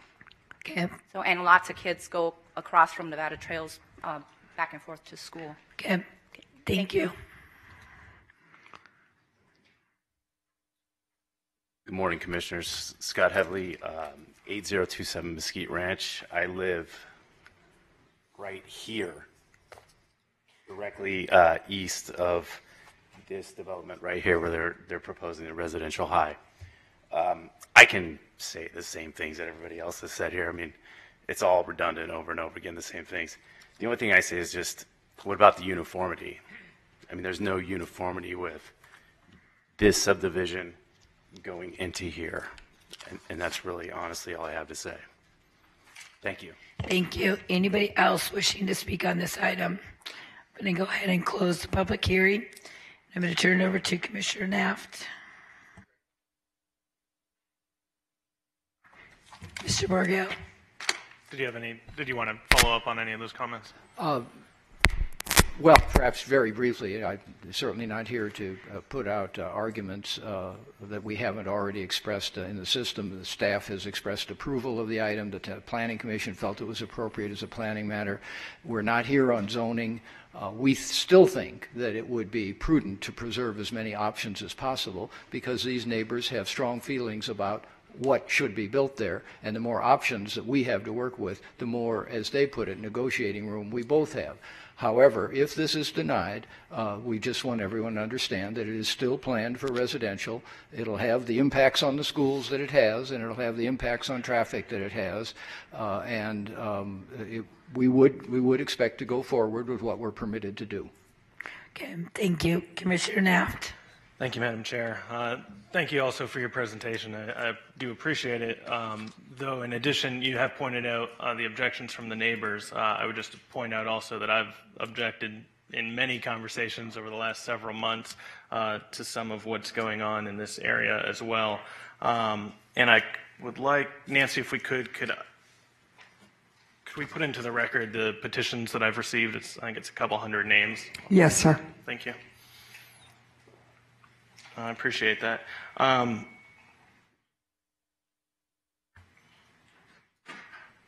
So that being said, I do think residential suburban is appropriate for this, and we should keep it that way for the foreseeable future as the neighborhood develops, and given that that's consistent with development to the north, south, and east. So I appreciate it, but I'll be moving to deny. Okay, Commissioner Naft has made a motion to deny item 61. Anybody wishing to have any further comment? Seeing none, please cast your vote.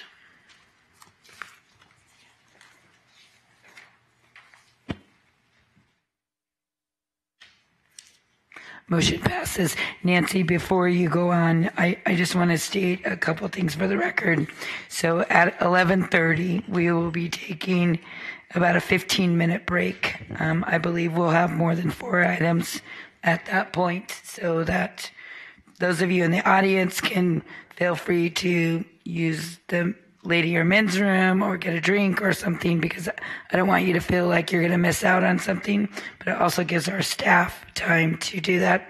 And I'm going to drink a lot more hot water so I can keep my voice. So with that, we are going to group some of these together, correct? Yes. So what I would recommend is the next 5 we will group together. They are 2 separate engineers, but they're in the same area, the same R&P area. So the engineers can get up and discuss their one, but the comments from the public can be holistic. So the next 5 would be item 51, which is PA 187000012. The request is RNP to RS. The recommendation from all entities would be denial. Then item 62, which is a recommendation for from RL to RS. The town board recommended denial, and the planning commission recommended approval of RS on all the parcels requested. Item 53, which is PA 1870014. The request was RMP to RS. All of the entities recommended denial. Item 60, PA 1870021. The request was to go from RNP, PF, and CG to RS. The town board recommended denial. The planning commission recommended RS on parcels east of Montessori Street and denied any changes on the parcels west of Montessori Street. And then item 54, PA 1870015. The request is RMP to RS, and all entities recommended denial. Okay, just so for the public, so you understand how we're going to do this, these are all within Commissioner Jones's area, and to give a vision of what the whole area impacts would look like. So a reminder, it's 51, 62, 53, 60, and 54. So I would ask anybody when we get to that point to come up and to voice your concerns on any one of those items at the same time. So right now I'm going to turn it over to Mr. Cunningham.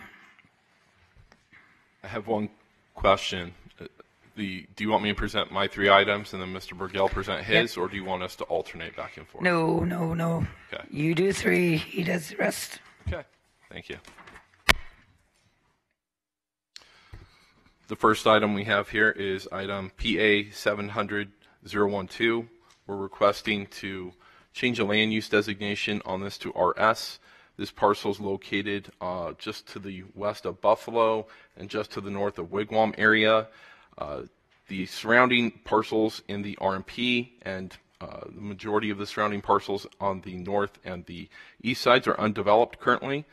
The property is a master plan to the north and to the east, RS. We believe that by continuing on what has happened, or you can see the pattern along Camaro where it's defined, and you can see how this was buffered from a dense residential to less dense residential, 10,000 square foot lots or greater, adjacent to an RMP with the street. I think that the precedence kind of has been established in this area of how the buffering can occur in this, and we'd like to have this parcel be master planned RS, so it could be combined possibly with adjacent properties and developed in a similar fashion and manner. With that, I'd be happy to answer any questions you have on that one when the time comes. So can you do them all three at once, and then we'll ask questions? Keep going. Sure. Okay. I know you guys aren't used to this way, but it's actually more efficient and it's easier for residents to keep track of it.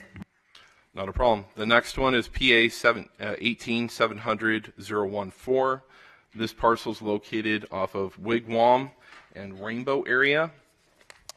One of the things that I wanted to point out this area has, it's a little different than some of the other parcels. To the north of this, a charter school is actually under construction to house over 1,000 students. I believe it's supposed to open next fall.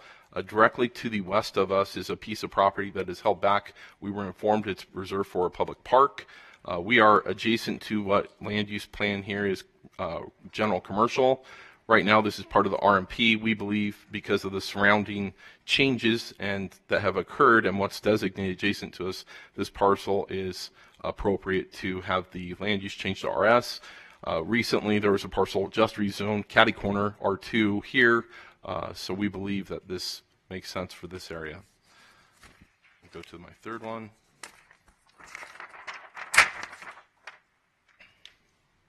This parcel is 20 acres, located off of just to the north of Blue Diamond and the Buffalo area here.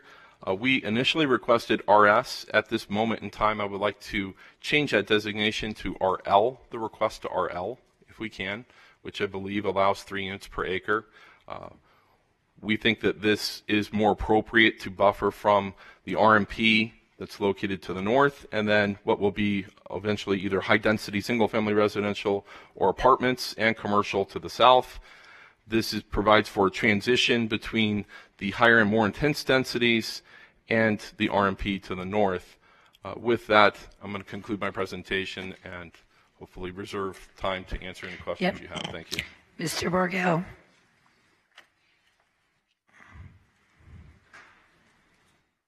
So Nancy, those were items 51, 62, and 53, correct?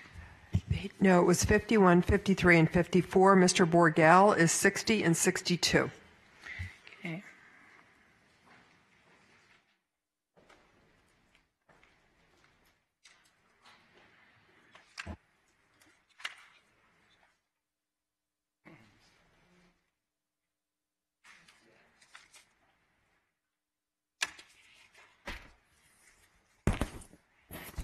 And accordingly, I'm still Greg Borgel, 300 South 4th Street, still here for American West Development. Doing it in the order of our dance card here. Item 62 in your agenda is item 23 in terms of a plan amendment. However, I can provide you with a full-size exhibit, but I wanted to start with this exhibit. The Planning Commission recommended approval of the RS here. We applied for RS on the entirety. And make sure I'm on the right item here. And, I think we're probably better off if I take it a step at a time here. We applied for RS on the entirety of item 23, Plan Amendment 23. And Planning Commission granted it as far as Montessori. So because the residents are going to be following, so on item 62, which is Plan Amendment number 23, right? That's what you're referring to? And then you've also put me on item 21, which requires me to have another exhibit. You moved a little quick, so if you can pause 5 seconds while I pull up another exhibit so I don't start over, I'll be right back.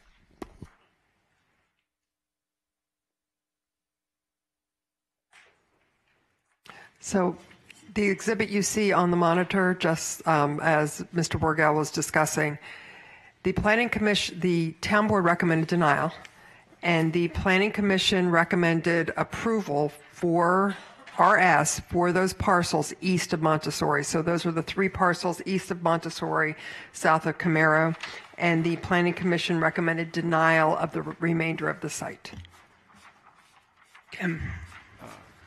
So you do have the right map, Mr. Borgel. I have both maps now, so I can make it a fairly continuous action.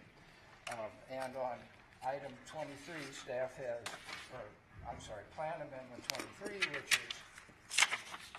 So if you can use it, Mr. Borgel, I know I've thrown you for a complete loop today, but if you could use the microphone, and then if we could try to keep to the agenda items. Okay. Because I don't want to feel like I'm correcting you every time. Sure. But for everybody else. It just happens that our exhibits were done in plan amendment order. But yes, I have the index. Staff was happy, was pleased. I was pleased that staff provided me with a list of what we're doing. On 23, the bottom line is that we are seeking what we believe is appropriate, which is RS on the entirety of the project.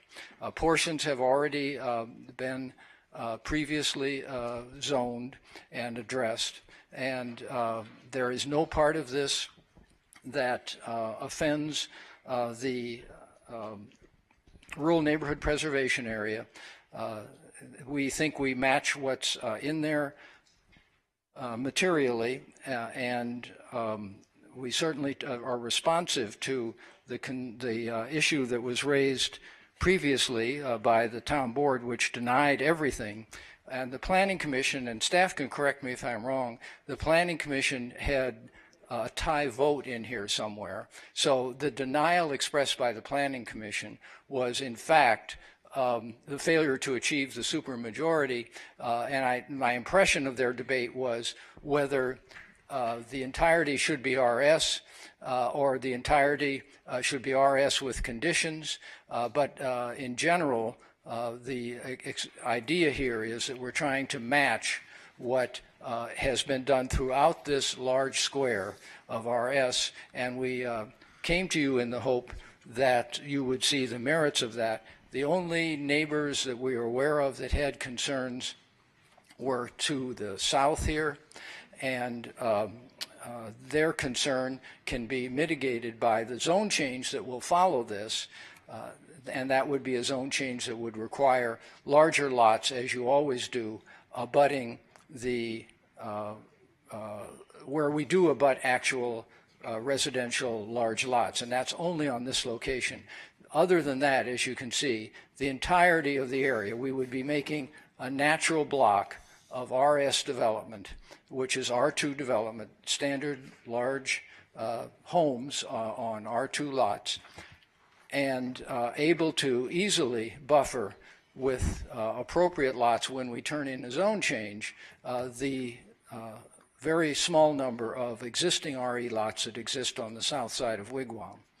And I suppose this map is somewhat self-evident that this having been developed as RS, and this already being RS, that it was clear that Montessori was appropriate because there's no low density out here, and it's equally, I think, that clear here, save and accepting the need to buffer these people. But that becomes a zoning question. So we didn't come forward in this instance with a zoning map. We came forward with the statement that RS establishes the maximum density, which matches everything in this entire block, and that we will then turn in a zone change, which will respect the concerns of these few neighbors to the south. And I suppose I'll leave it at that, given that the map is, I'm going to say, self-explanatory. What we're trying to do is match what's going on throughout the area. Okay, does that complete your presentation? Yes, ma'am. Okay, Mr. Smedley, can you bring some clarity to the conversation? The town or the planning staff was recommending denial on the parcels west of Montessori. an approval of the ones east of Montessori. The town board recommended denial on all of them. The planning commission approved residential suburban on all of the parcels. Perfect. Thank you. So this is a public hearing. I am not going, I would like you to stay as close to 3 minutes as possible, but if you go over a little bit, I'm not going to give you a hard time. So if anybody would like to speak on any items, 51, 62, 53, 60, or 54. I never got to doing the second item you wanted me to do. Right? You wanted, didn't, am I not mistaken? So, Mr. Borgel, can you I can do that fairly quickly. Yeah, really quickly. That's the one I had brought the extra exhibit for. And with that, and I guess the summary on the prior one is we're trying to conform to what the Planning Commission recommended. We've had tie votes on some of these matters, but you've heard our story there. On this one, and sticking to your request to follow the agenda order, this is 60. This is a compromise map, this is a compromise map which was developed after the Planning Commission had the tie vote along the Montessori alignment, which is a denial in that they didn't have 5 votes, but it wasn't a motion to deny, as I recall. It was a motion in dispute as to what would be required here. Now, so you don't have to we have all that backup, Mr. Borgel. Can you just tell us what you're trying to do? I'll get you there. But sooner rather than later. Yeah, the reason I'm slowing down is there's been a separate meeting with the neighbors on this matter, and we are proposing a change to what we originally proposed and what the Planning Commission voted on, because we're respecting the issue that was brought up. What we had asked for on 21 was the entirety to be this, which is RS. After the input that was received at the Planning Commission, and because the Planning Commission had a tie vote, the representative met with the neighbors, and we are now proposing, and I will leave for the record here, and that's why we have the extra map to deal with, that we would exclude from this proposal any area that is within the RNP, so that the objection that was at one point raised that we were intruding into the RNP goes away. This would be left as it is, that is rural neighborhood preservation, and no change in the master plan status. This we would ask for the RS that we previously asked for, but we also, in that context, because people who met with Mr. Dunford, who is here today if you want to question him, were concerned about what that meant in terms of lot development. And so this shows what it means, what we're now asking for, which would be RS, but excluding any area that's in the RNP, preserving RE home sites there, and then doing 2 types of home sites within the area that's RS. Well, I'll call them the normal lots, and then the oversized lots, which are what you typically require as a buffer within lots that are going to be adjacent to an RNP, which we have some of, again, in a parallel situation. So we are submitting the revised map consistent with the meeting with the neighbors and asking that you approve the east side as was recommended, and you approve the west side, which again had the tie vote situation, and allow us to live up to the promise of what we're actually going to do when we submit the zone change. So as short as I can make it is there has been an agreement as to what we're going to do with the property based on the amended map I turned in. Thank you. Okay, I am going to open the public hearing and have anybody who would like to come forward to speak on the following items: 51, 62, 53, 60, or 54, all within Commissioner Jones's district.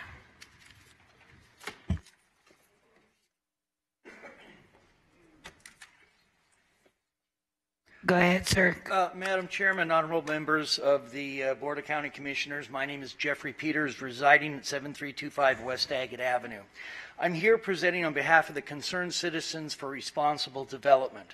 The CCRD is a pro-development rural organization currently representing over 150 home and landowners in the Enterprise District. I need to go off script for just a moment because part of what we're talking about here, this was still a public facilities overlay, and that was conveniently left out of this. That is part of the application, and this entire area is in the RNP. So it's not about buffering the RNP. This whole area is in the RNP. Now, in terms of the public facilities overlay, our initial concerns, as expressed on the record at the ETAB meeting January 30th and again at the PC meeting on February 19th, regarding how these parcels were officially released by the county from the established public facilities designation, have been addressed and are adequately answered. The Planning Commission's reply to our inquiry was confirmed. Ron Gregory's widely distributed email was sent stating that the area was requested to be sold at the BLM auction, and that if any agency was interested in the PF use, they needed to respond before the deadline. Apparently, none of the interested parties responded to this notice. While we do not approve of the notification process itself, I will acknowledge it serves as the minimum legal requirement to remove the PF designation without any real public notice or comment opportunity. That said, the concept and intention of a major development company providing some reciprocal of neighborhood amenities is still very well and alive in our Enterprise District. A quick snapshot of the current America West development, what's referred to as fill-in developments and donut hole projects, is well over 200 acres. And that already equals enough acreage to easily qualify as its own major development project. Our community is dedicated to establishing and maintaining an open area desert park and is committed to building this into a reality. The Planning Commission's, the Planning Department's staff report, the Enterprise Town Board, and Planning Commission have all rejected this proposed land use amendment regarding the RNP area. We respectfully request that PA 18-7021 be denied with a minimum 2-year moratorium and or the new Enterprise land use plan, whichever comes first. I'm out of time. Thank you. Thank you. Good morning. Good morning. My name is Angela Lupi. I live at 9025 South Tenaya Way. This is my daughter Doris, and she's not missing school. She's homeschooled, so she's getting a lesson in local government today. Before my husband and I moved here, we looked at a lot of properties around the area. We moved into the RNP specifically because it was what we wanted. We wanted open space. We wanted a area where we could go out and see the wildlife, and we've had some Gibson's quail bring their little fuzzy nestlings into our patio, which has been wonderful for learning about our environment.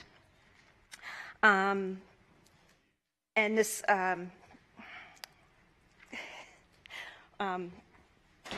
this is all rural neighborhood preservation still. It hasn't changed, and everything that's built around it is all larger lots, fitting with the 2 homes per acre maximum for the rural RNP standard. Sorry. So we just think that they should build what they bought. They knew what it was when they bought it.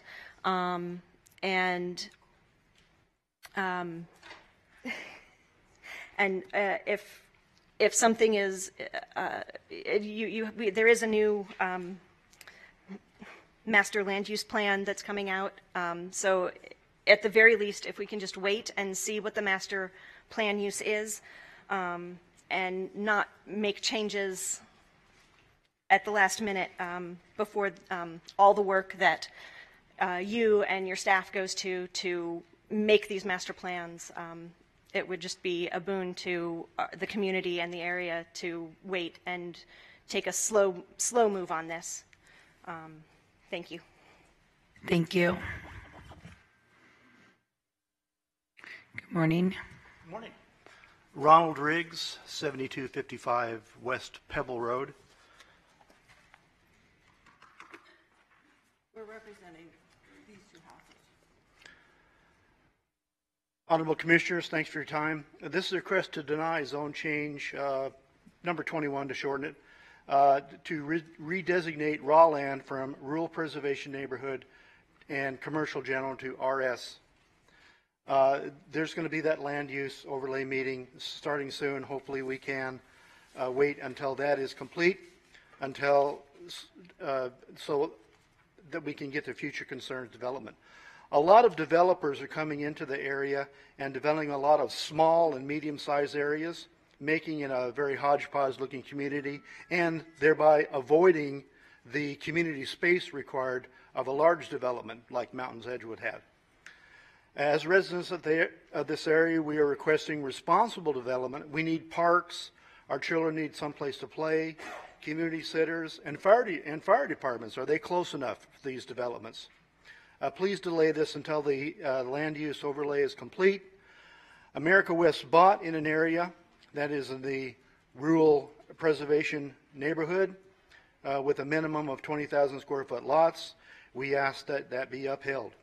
When we purchased our land 45 years ago, we were aware of the rural designation and we built to that standard.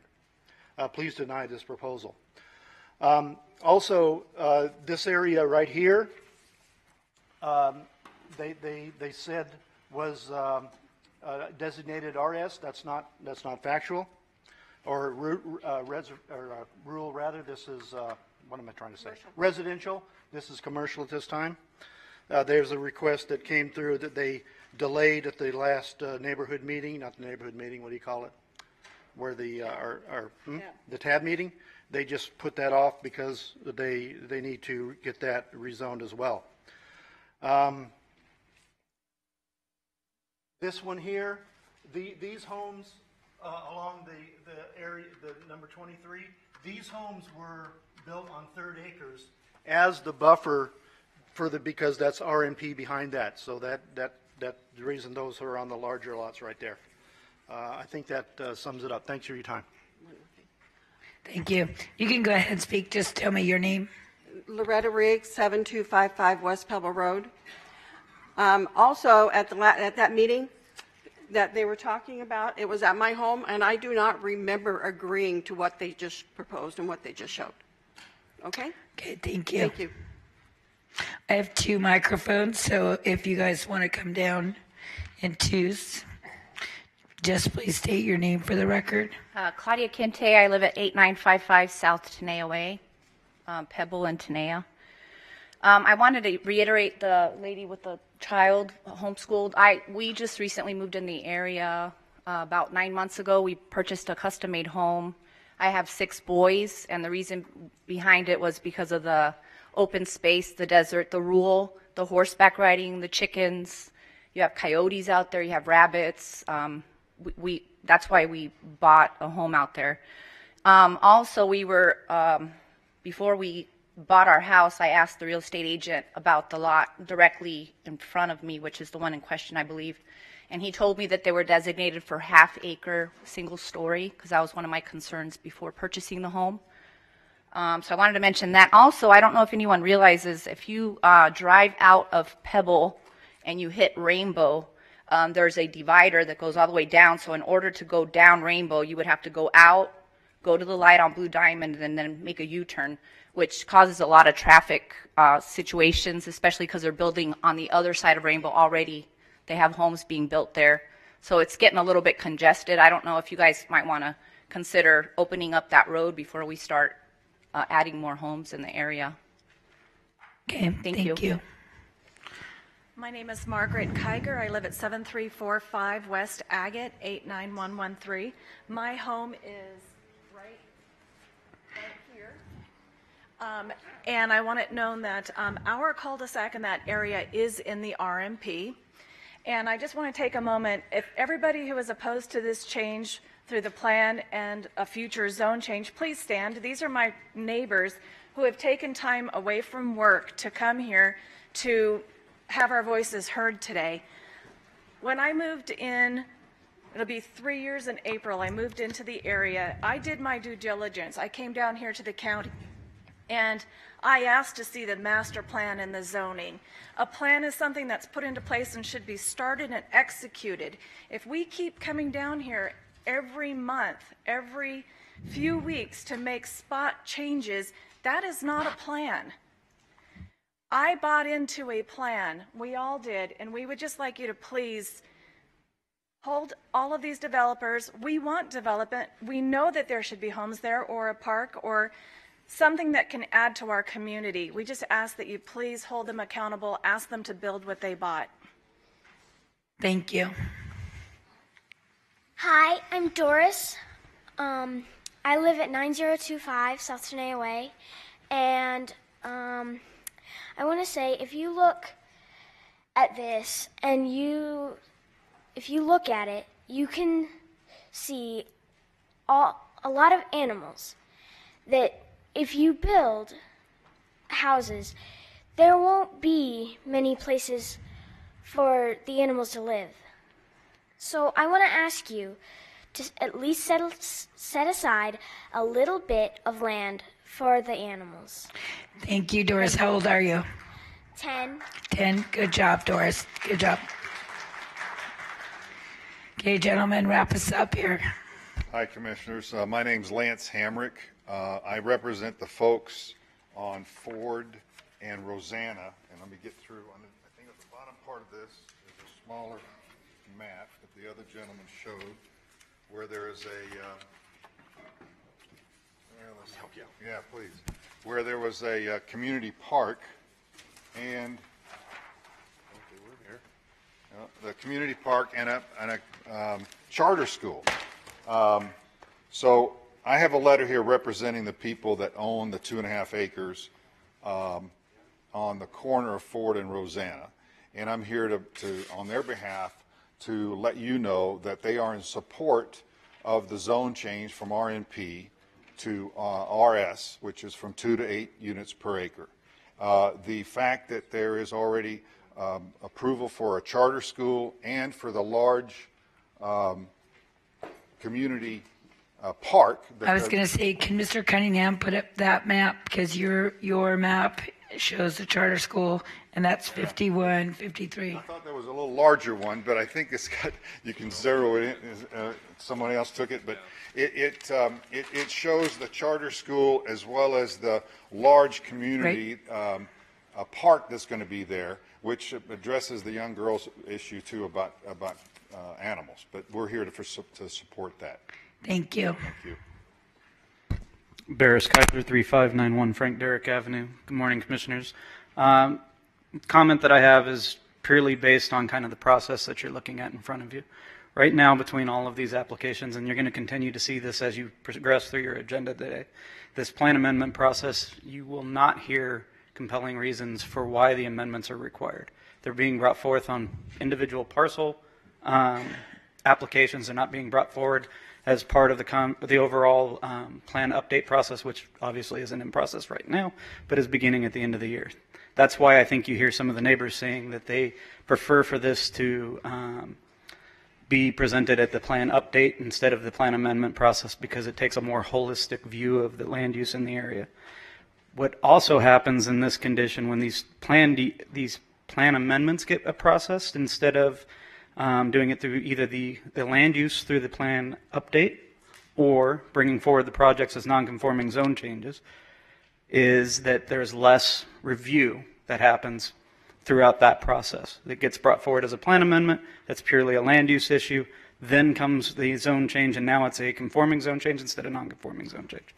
as you've actually seen this morning, one of the applicants already has most of the information put together for their zone change, but they're still bringing forward the plan amendments. And I think that's something you'll see continuously as you progress through this agenda, that zone changes are ready to go. They're waiting to try to put through the plan amendment. It's a loophole that's there. That's something that's available, but the process of using the plan amendment to do that without bringing forward cause, reason, some change in fact that's happened, something that was done in error in the original plan update, none of that's being presented to you. That's just being presented that they think the land use should be something different than how it was originally planned. So, thank you. Thank you.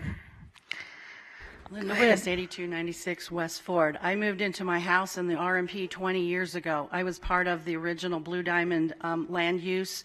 We met at Boomtown before it was even Silverton in their showroom. They kindly offered that, where everybody in the general neighborhood, even down in the Southern Highlands area, it was even before Mountain's Edge was around, to all discuss this all as one group. As everybody has said, it would be nice, let's look at this whole thing before all these builders start getting excited about building on certain spots. One of the things, and our town board, the Enterprise Town Board, has been very good in listening to what the people in this area want, and they want to keep the RMP, at least a chunk of it, and it is being encroached upon. Some of the gentlemen in some of their presentations, they said, well, look at this section, this is what's built, but they're not, so they feel their thing would go with that section that's built, but they're not talking about the section that's not built, which is the RMP. It is the RMP. Part of the thing, and I don't know if you guys have any recourse as part of the county, is talking to BLM. The problem with BLM is they release this property, and that's why there's not any built up places in the RMP, is they will release it in minimum of a 10-acre chunk or 20-acre. Well, an individual cannot buy that property. It goes to the builders. And there's stuff coming up. There was stuff already bought that's been being bought up here that's actually will border my property, so you'll be hearing me in the future when that comes up. That's right smack in the middle of the RMP. And it needs to stay RMP, and that's one of the things all the residents. If BLM would release it in acre chunks, people would buy that property up and it would be, but what happens is because there's so few of us, because of what's allowed to be built, we don't seem to have much of a voice, and that's why SWAN, the Southwest Action Network, was originally came together, so the area people, because we're not in some HOA or something, could have an actual voice in talking about what's happening in this RMP. And all of this stuff is encroaching. We went through numerous things, like the thing on the parcel on Camaro. So could I ask you which items in particular that you care the most about? All of these that were just talked about. Overall, I get it, right? It's the encroachment, any of these that are encroaching on the RMP. And they keep saying, oh, well, they're buffers. No, the buffer is on the outside. Montessori was the buffer line. They need to stay on the between like Rainbow and Montessori is the buffer. We worked with the housing development on Camaro. They turned their houses around because they were going to put a wall. They turned them around and made those lots bigger so it would interact with the buffer, being the buffer to the RMP. And now they want to unbuffer it and call a whole different thing. They're still not considering. We would like to have. I'm a Las Vegas native, been here, seen all the changes, good and bad, throughout Las Vegas. And a lot of people who have horse property have been run out because the new neighbors, I don't like the smell of horses kind of stuff.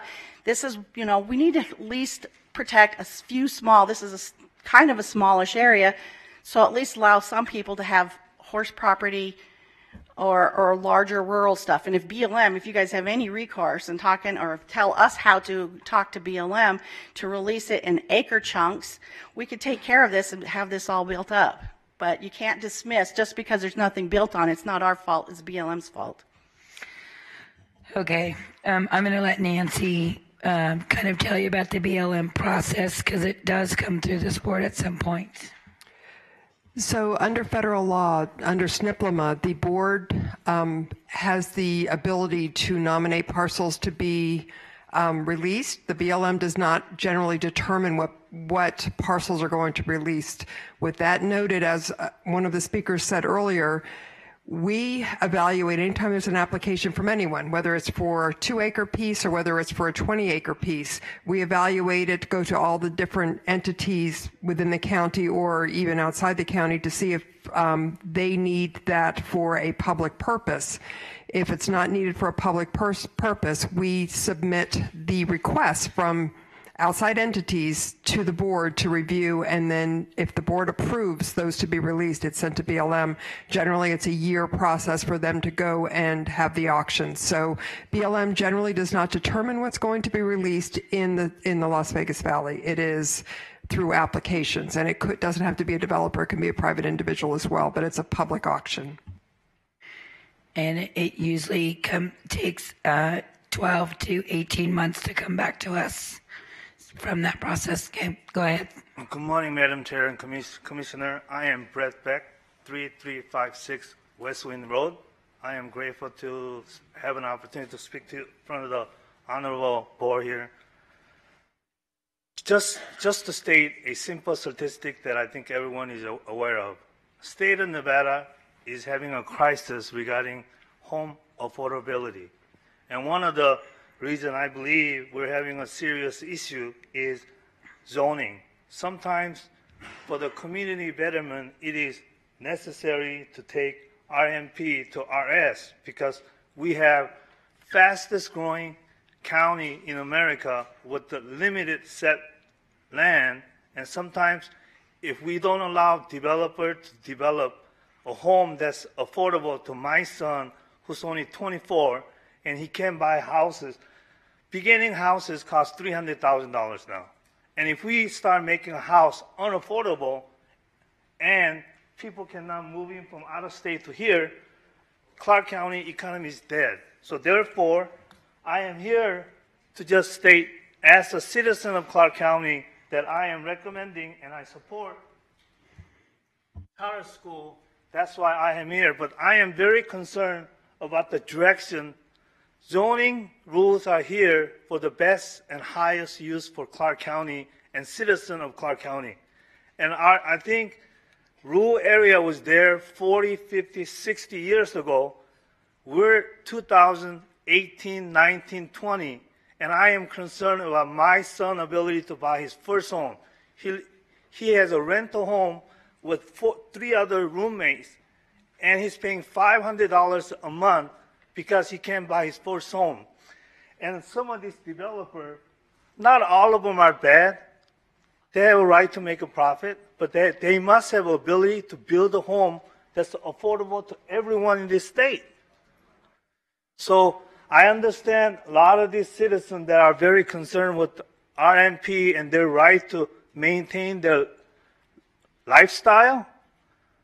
Some of those people bought their home 40, 50, 60 years ago. And for them to say, I have a right to maintain lifestyle 60 years ago, I think we just need a sweet spot where, Commissioner, you are our elected official, has to find happy medium for all of us. And RMP, case by case, has to be changed to RS to allow. I'm telling you, we are going to have a serious housing crisis if a builder cannot build a affordable housing. Land prices keep going up, labor prices going up, material prices going up. So I'm asking you to allow builder to build affordable homes. Thank you. Thank you. Hi, Frank Higgins, 6640 West Torino. I just want to address a couple things. One, Title 30 does provide special protection to the RMP neighborhood. And as a homeowner, that's all I can rely on. I can rely on the master plan, and I can rely on Title 30. Title 30 says RMP's, the very definition of RMP is that they're to be preserved and protected. Secondly, you don't have to violate one section of Title 30 to promote another. Affordable homes are good, but that should be done through the master plan process, not through spot zoning, and not through just taking little sections of the RMP away. Nothing, granting anything that takes any land out of the RMP, there's no two ways to get around it, violates Title 30. It just does. So I would ask that affordable home be addressed in the master plan, which is coming around the corner. Thank you. Thank you. No, we don't. No, we don't do all that. Sorry. Go ahead. Hi, Delight Pyatt, 7710 Ironwood Knoll. I was one of the first 8 to buy into Nevada Trails, and I have 5 kids, so I'm sure you can imagine, as I've been a stay-home mom, I've made a lot of friends in the area, and I have a lot of friends that live out in the RMP because there were no other houses, and I had a 9-month-old, and I would have gone crazy if I didn't have adult interaction out there. And I know that these people saved up to buy a lifestyle and to live in these homes that are out in the desert. And when we were one of the first 8, we used to get coyotes for the first 3 or 4 years. We saw coyotes and all that. And as Nevada Trails was built out, we lost that. So I know what they're talking about when they're saying that they're going to lose that wildlife. And these people, you know, they lived with their parents or did whatever they needed to do to be able to save up, to have a down payment, to buy these bigger houses, to live in this area, to have that lifestyle. If people aren't willing to make those sacrifices to live in that kind of area and have that kind of lifestyle, then they need to live somewhere else. And you shouldn't rezone and cause hardship on people that have put forth the effort to live in this kind of area.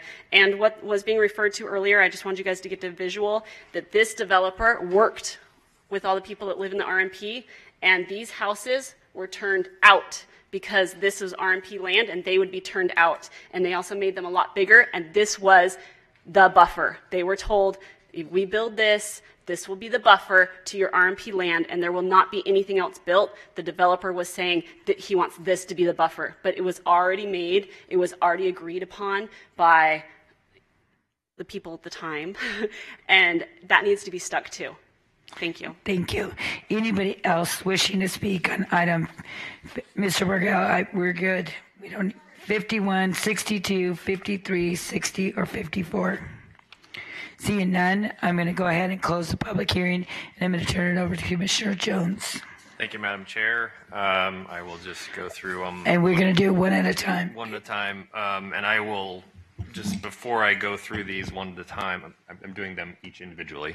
I echo the sentiments of many of those who have come up today. I don't like the plan amendment process. It is part of the reason why in Enterprise and Spring Valley we're going to change the way that we do things so that we don't have plan amendments anymore.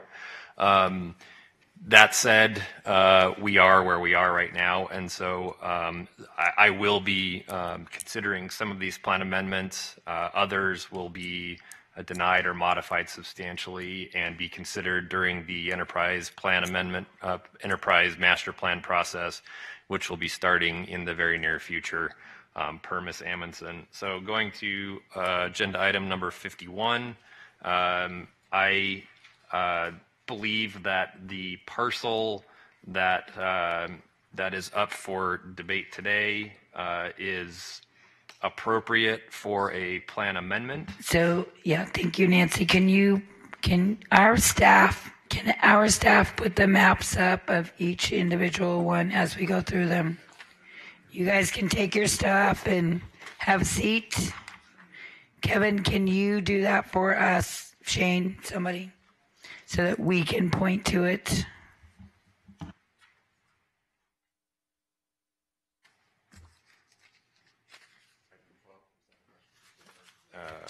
It's item 51, which is 12, plan amendment number 12. Okay. All right, that's the right one. I believe that the modification to the boundary for the RMP is appropriate and consistent with the adjacent properties, and therefore I would move for approval of agenda item number 51. So, Commissioner, if I could just get you to state what we're going to approve it to, just so that we're consistent. Sure. So it would be modified from RNP to RS. So Commissioner Jones has made a motion to approve item 51, Plan Amendment 1870012 to go to RS. Any discussion from the board? Seeing none, please cast your vote.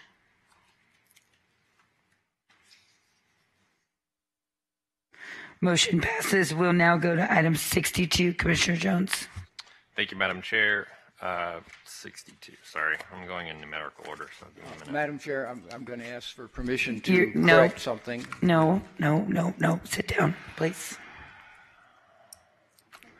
Thank you, Madam Chair. With regards to agenda item number 62, again, restate my prior problems with the plan amendment process.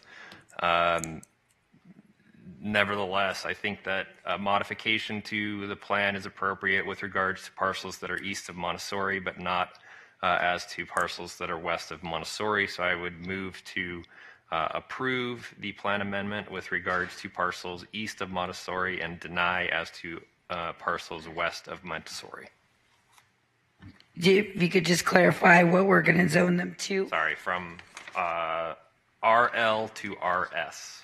Okay, and those are the ones east of Montessori, and then deny those west of Montessori. Correct. Correct. Any further discussion? Seeing none, please cast your vote.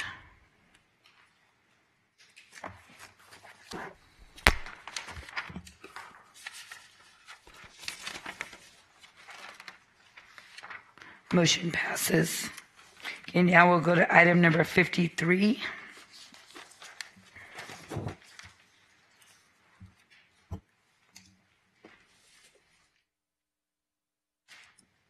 Thank you, Madam Chair. I believe based on the changes to the surrounding areas, that it is appropriate to modify the plan from RMP to RS, and I would move for approval of agenda item number 53. Commissioner Jones has made a motion for item 53 to go to RL. Is that what you said? RS. Okay. And any further discussion? Is that, do I need 53 on the board? I have 51 up there. I thought we were on 53. Yes, we're supposed to be on 53. I know, but the voting is not on 53, so our screen needs to be clear. Sorry.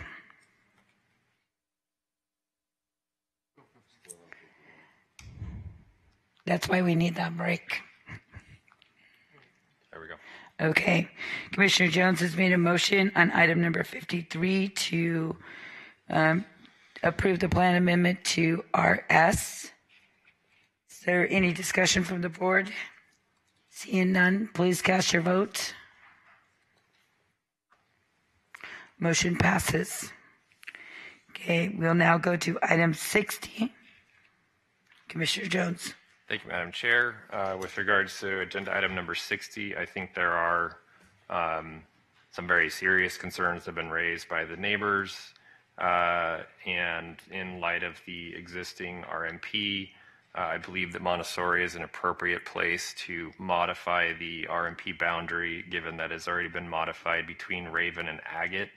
And so I would move in per the recommendation of the Planning Commission, I would move for adoption of the plan amendment with regards to parcels that are east of Montessori and deny as to parcels west of Montessori, with the modification from part of it is CG, part of it is RMP, and those would be to RS.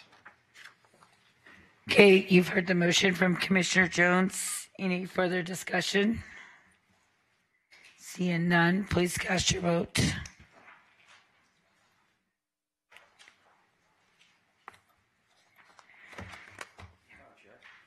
Madam Chair, may I? Yeah. Mark Dunford, 250 Pilot Road. Does that mean everything that's in the PF east of Montessori stays PF? Excuse me, west. Thank you, Kevin. For clarification, Commissioner Jones. It's currently zoned RE. If you would like a different designation for the PF, I'm happy to consider that. Okay. But not higher density than what it is, so. Okay, we'll leave it at that. that. Does that make sense? Yes, sir, thank you. Yeah, and again, all of this can be considered during the master plan process, but we're not going to do it today. Okay, we are now going to move to item number 54.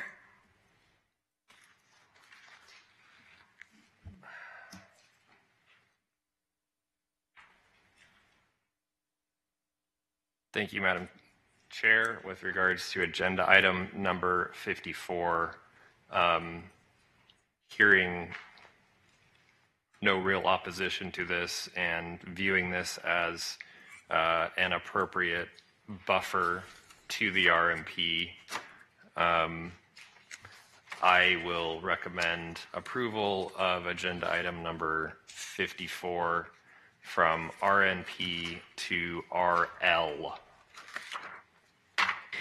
Okay, Commissioner Jones has made a motion to approve item 54 to RL. Any discussion? Seeing none, please cast your vote.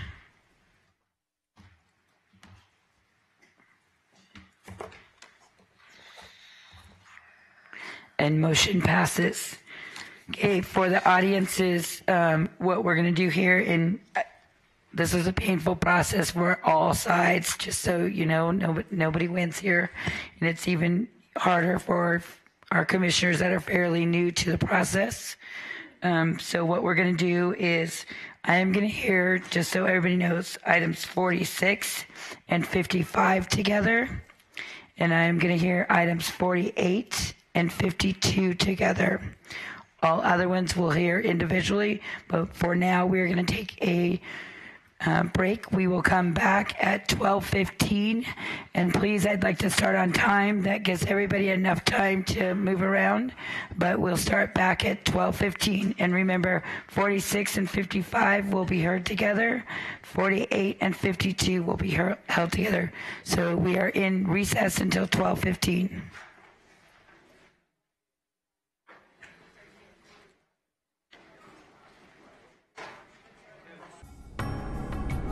Our community, our home, Clark County, Nevada. Thanks for watching Clark County Television, the best access to your local government.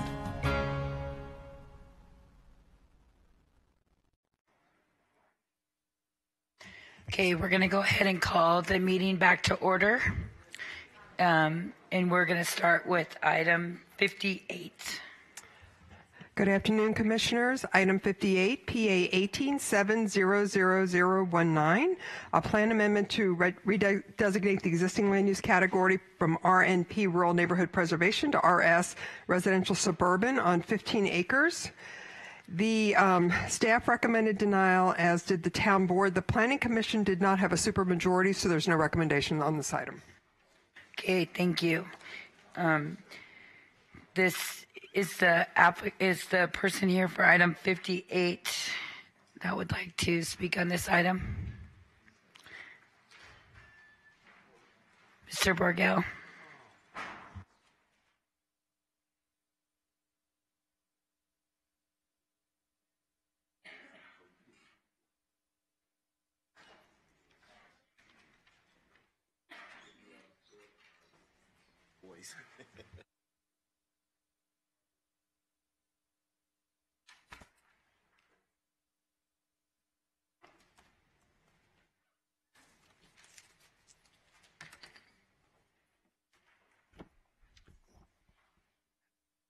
And now we're up to good afternoon, so I'll say that. My name and address, however, haven't changed, and this is still on behalf of America West Development. This is a proposal to convert to RS a piece of land in the center of the map before you now.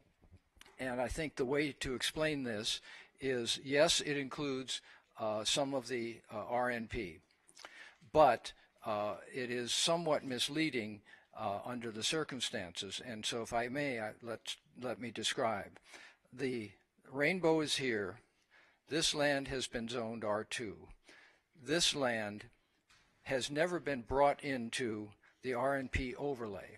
Now it is shown in your map as RE and potential RNP, but in fact the west 5 acres of the area we're now talking about is not in the RNP.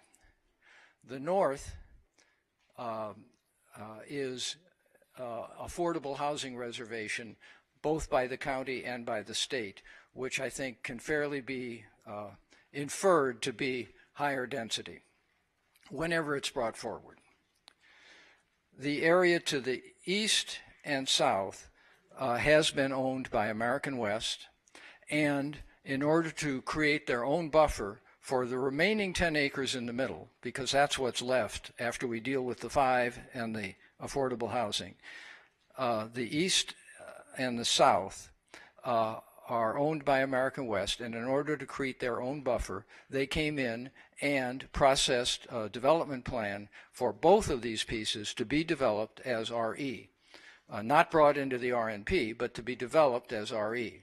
So what we have is a 10-acre piece in the middle requesting RS, this piece requesting RS, this they're developing as their own buffer of RE, this is their own buffer of RE, this is affordable housing, and so what we have in total is a remaining 10 acres of existing RNP land, which is asked to be converted to RS because it is now entirely surrounded by either the applicant's own land, which they will and have committed to and mapped to develop as the buffer to this, or the affordable housing, which will be of undetermined density, but clearly it won't be RE land.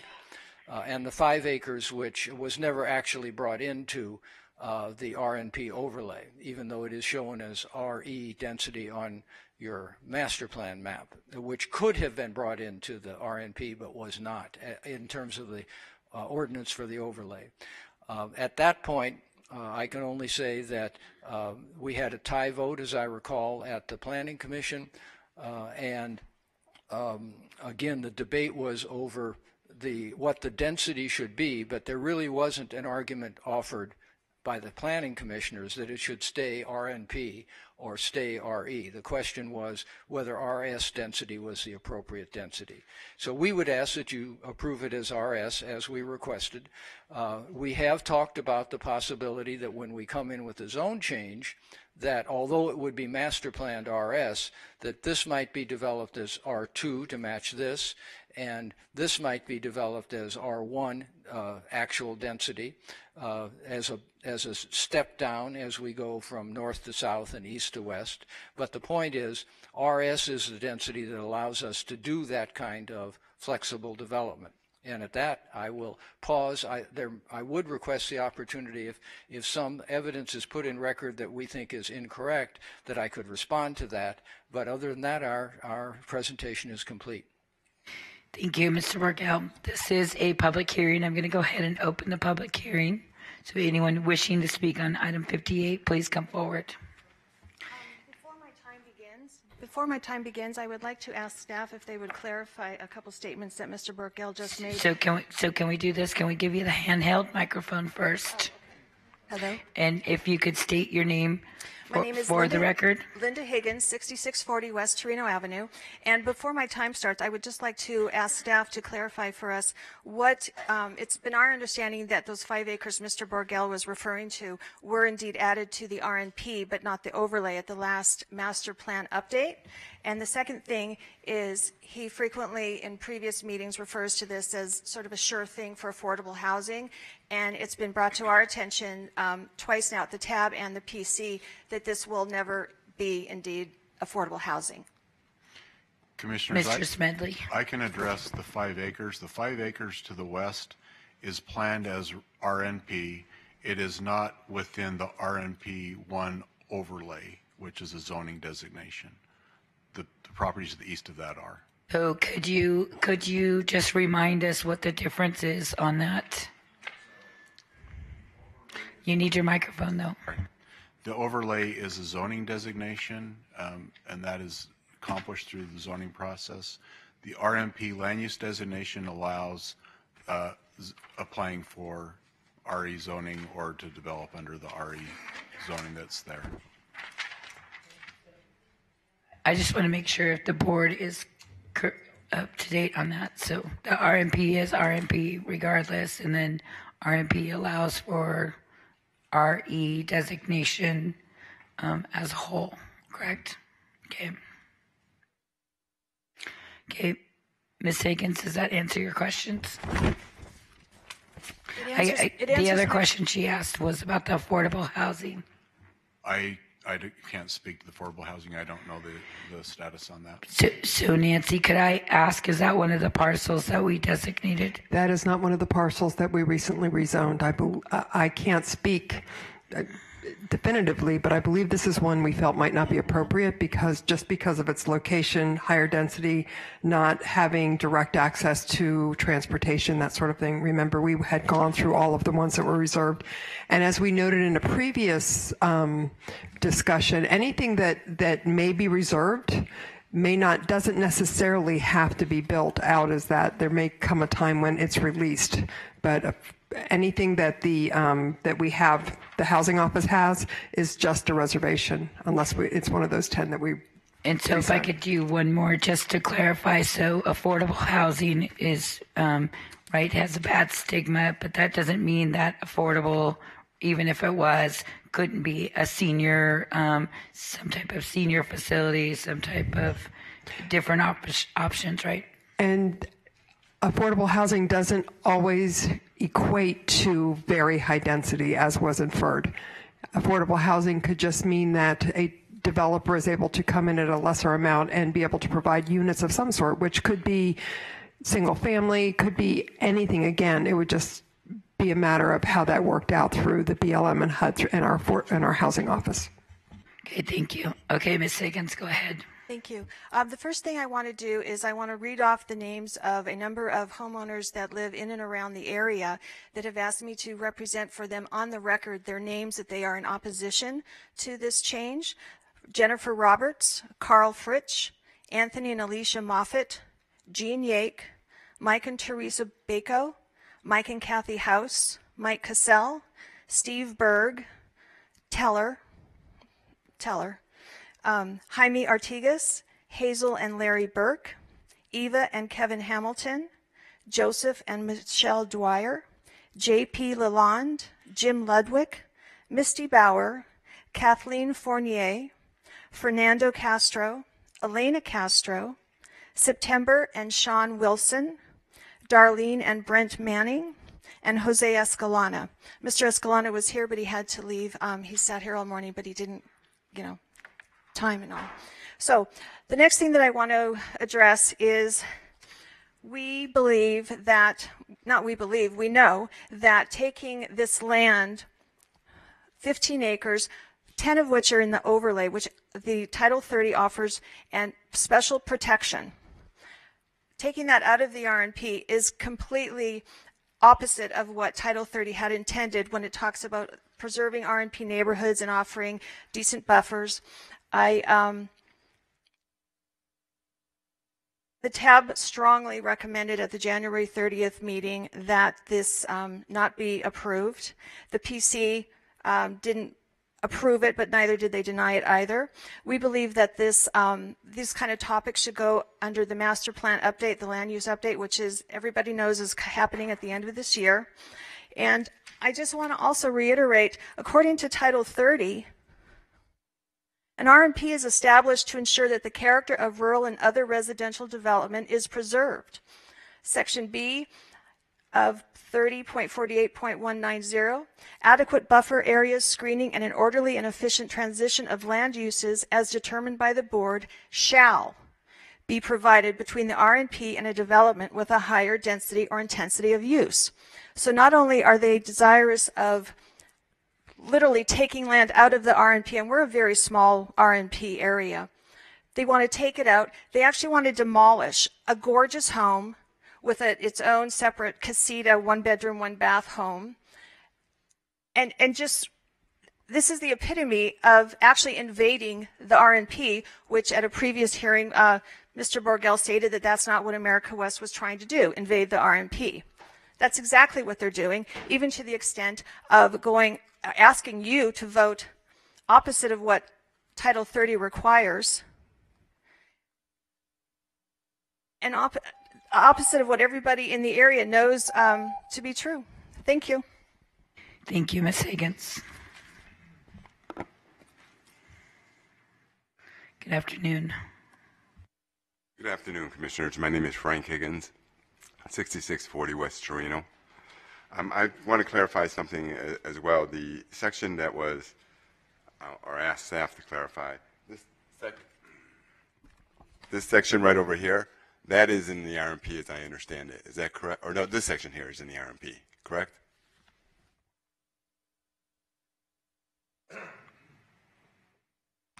Yes, the 10 acres to the north is designated RMP. Okay. Okay, so what the applicant's asking for is RMP one to the north and RMP to the south, and they're asking for the higher density in between. That doesn't fit. Again, this is protected by the master plan. This is protected by Title 30, and I don't know how else to say this, but as a homeowner, if I can't rely on the master plan, and if I can't rely on Title 30, then what can I rely upon? Title 30 specifically states that RMPs are to be preserved, special protection. How can you take land out of an RMP and call that special protection? I don't understand that. So with that, I'll leave that to you. Thank you. Thank you. Anybody else wishing to speak on the public hearing? Okay, we're going to go ahead and close the public hearing. Mr. Vergel, oh, I'm sorry. Let me keep the public hearing open. My name is Greg Oberling, and I live at, I'm the house that's being demolished. I'm the 8725 Redwood Street. I've probably lived out in the RMP longer than most of the other people have out in this area. I built the house in 1997. My kids grew up there. And I also hear, a lot of discussions about Title 30. Title 30 was drafted in 1995. Also, for the record, I'm also a home builder. There's just changes that need to be made to Title 30. We've evolved as a community. Title 30 needs to evolve too. So that's kind of the one item that I want to say is that, I don't think as a group we can sit here and kind of go back to Title 30. I realize that's our zoning codes and that's what we have to live by. But times have changed and things have changed out there. There's a couple of things that concern me as the homeowner out here. One is that parcel to the north that has a reservation from not only Clark County but the State Housing Authority for affordable housing. At some point in time that could be, and I'm not saying it's going to be apartments, but at some point in time it could be as Chairman Kirkpatrick stated, it could be single family homes, it could be that, which again is outside the RMP designation of 2 units per acre. It appears to me and that Redwood is really a pretty good dividing line, if you will, for the RMP. And again, this particular plan that America West has is really kind of dividing Redwood Street from the RMP, from all the existing RMP. I appreciate all my neighbors not wanting to be affected by anything other than, or having homes other than the RMP. Honestly, there's only one house that this really affects, because America West is, as Greg Borgel has pointed out, has purchased the land, is creating the buffers. There's one house that affects. If this doesn't get approved, if it gets denied, then America West is still building houses up against my house, not against the other houses. They've also built houses on Rainbow, and they have a model complex on Rainbow, which again, you can stand in the upstairs model complex and look right down into my yard. Those are the same houses that are going to be built around my house as well. I just personally think that Redwood is probably a pretty good divider as far as the RMP goes. I know in the past the board hasn't really wanted to change RMP areas, but from everything that's changed out in this area, we have 2 schools in the area which we didn't have. We have a church, we have apartments in the area. Blue Diamond has been developed. When I lived out here, Rainbow was not developed. So, the whole neighborhood has changed. And I think you can still make this change and keep the integrity of the RMP. Thank you. Thank you. Good afternoon. My name is Joe Turney, and I live at 6665 West Torino, about 100 yards from where they want to do this change. And I think we all have a reasonable right to expect conformity to a master plan which we, in good faith, trusted to be upheld. There's ample evidence that the current residents in the area are in overwhelming agreement that the zoning should not be changed, as you can see all around us. And anyone with any common sense can anticipate the logistical problems associated with this change, not to mention the impact such a change will have on the property values and the surrounding residents. There's no logical reason to change the zoning for what is left of our RE area. Conversely, there are a number of reasons not to allow the exploitation of the property around our homes. The traffic congestion, the flood control, and the increased impact on the neighborhood schools should be enough of a reason to halt this runaway development. So I ask you guys to please deny this motion. Thank you. Thank you. Anyone else wishing to speak on public comment? Seeing none, I'm going to go ahead and close the public comment. Mr. Burgell, if you can give some brief comments. Yes, ma'am. Thank you very much. The fact is that the only affected RE property is the gentleman who spoke in favor of the project, who we've worked with and offered to bring it in, so that we are not talking about the question of rural neighborhood preservation at all. There is no rural neighborhood if there was going to, on this property.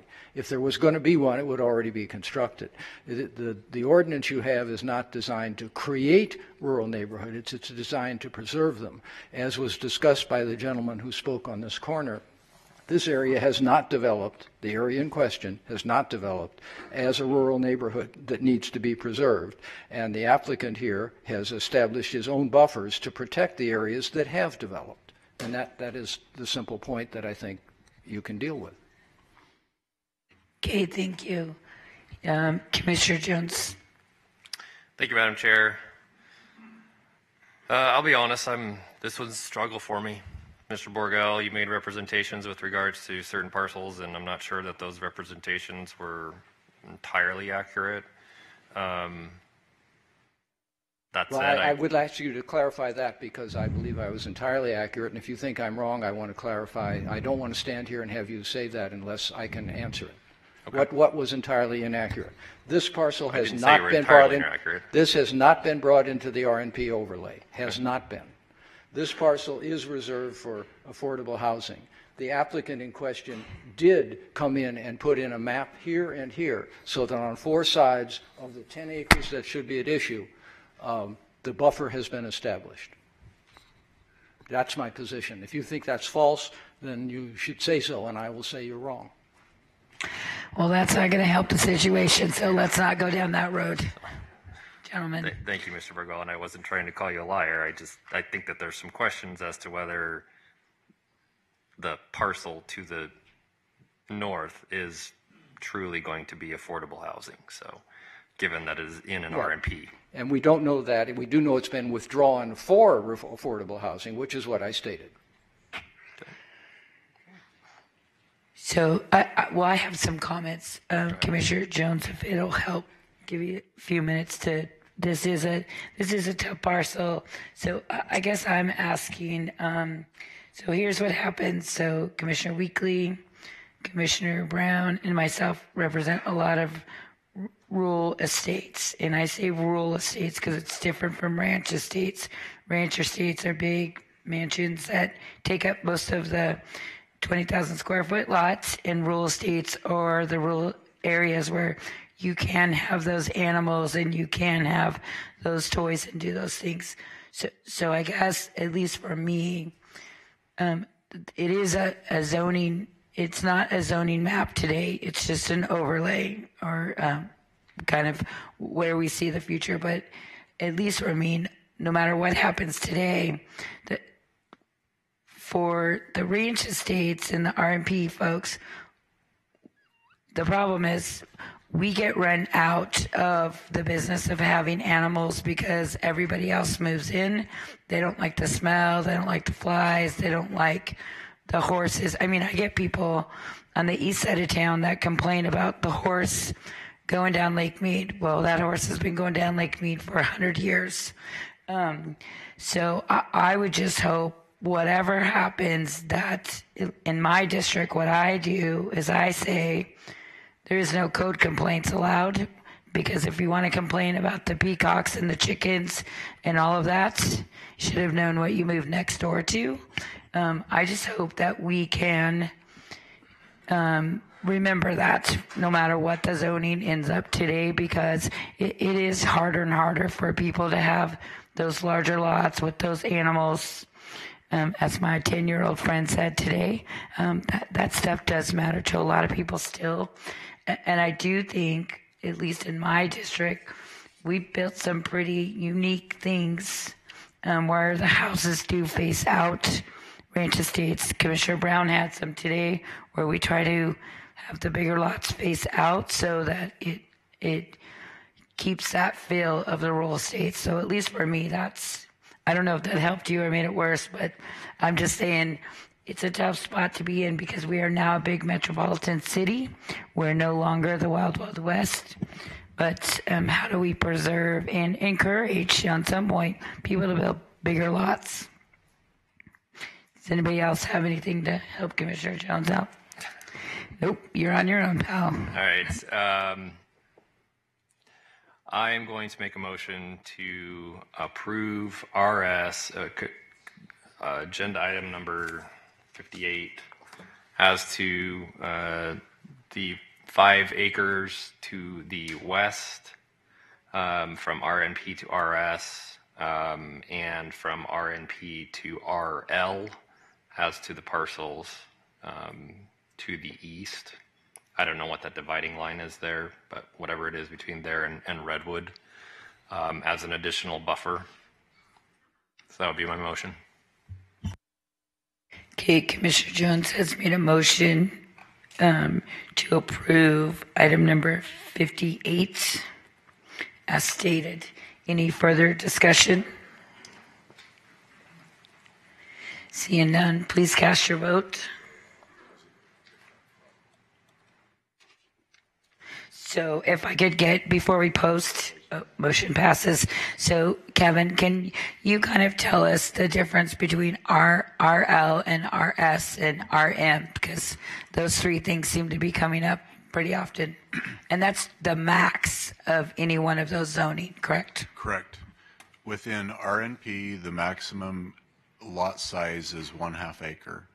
Within residential low, the maximum or the density is 3.5 units an acre. I don't know what that lot size would be, around 10,000 square foot lots. Within RN, which is in between, the lot size can be up, or the density can be up to 2.5 units an acre. So rural neighborhood. So that's RM, you said? Yes. What's RM? RM, sorry. RM, residential medium, is up to 14 units an acre. Okay. Got it. And RN is rural neighborhood? Okay, got it. Okay, thank you. Commissioner Gibson. Clarify, and RL was what you, Commissioner, you indicated on the easternmost. So RL then, just indicate to us so that there's clarity out here. So RL is 3.5 units per acre. So when it's developed, it's approximately 10,000 square foot lots. Okay, thank you.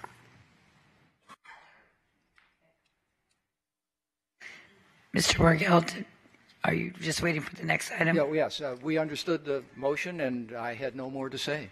Okay, perfect. Okay, we're now going to go on to item 56. We already voted. I'm paying attention, you guys. We already voted.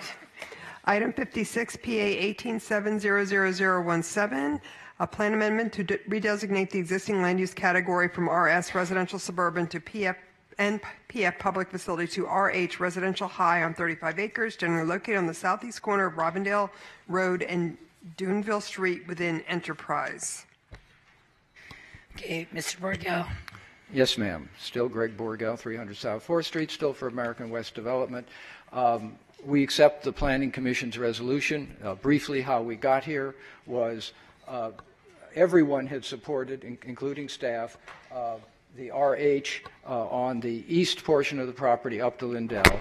We requested RH on the entirety, and if you look at this map, you can see that that designation as a master plan category really fit in with everything around it, including the developed property to the west. However, we also indicated at the Planning Commission hearing that, in point of fact, in order to match the existing neighborhoods to the north across Robindale and to guarantee consistency with this developed piece, that American West has product and would use product on the portion west of Lindell that fits into the RM category rather than the RH. And so the Planning Commission struck the compromise of, although we asked for RH on the entirety, which would have matched the master plan status, they approved the RH here and they reduced it to RM here to guarantee that basically there wouldn't be any actual high density. And we would ask that you affirm the Planning Commission's resolution of RH on the east and RM on the west. Okay. This is a public hearing. I'm going to go ahead and open the public hearing. Anybody wishing to speak on this item, please come forward. It's item 56. Okay, I'm going to close the public hearing, and I'm going to take Commissioner Jones out of the hot seat and put Mr. Naft. Justin needs a break. Thank you, Madam Chair. I'll try and speak slowly. I will follow the recommendation of the Planning Commission, stay consistent with their motion to move for residential high to the east of Lindell, residential medium to the west of Lindell. Okay, Commissioner Naft has made a motion to support the Planning Commission recommendation. Any further discussion? Seeing none, please cast your vote. Motion passes. Thank you. Thank you. Item 57, we're back to Mr. Jones. Next item is item 57, PA 1870018, a plan amendment to redesignate the existing land use category from RL residential low to RS residential suburban on 5 acres, generally located on the northeast corner of Edmund Street and Gary Avenue alignment within Enterprise. Still Greg Borgel, still American West Homes.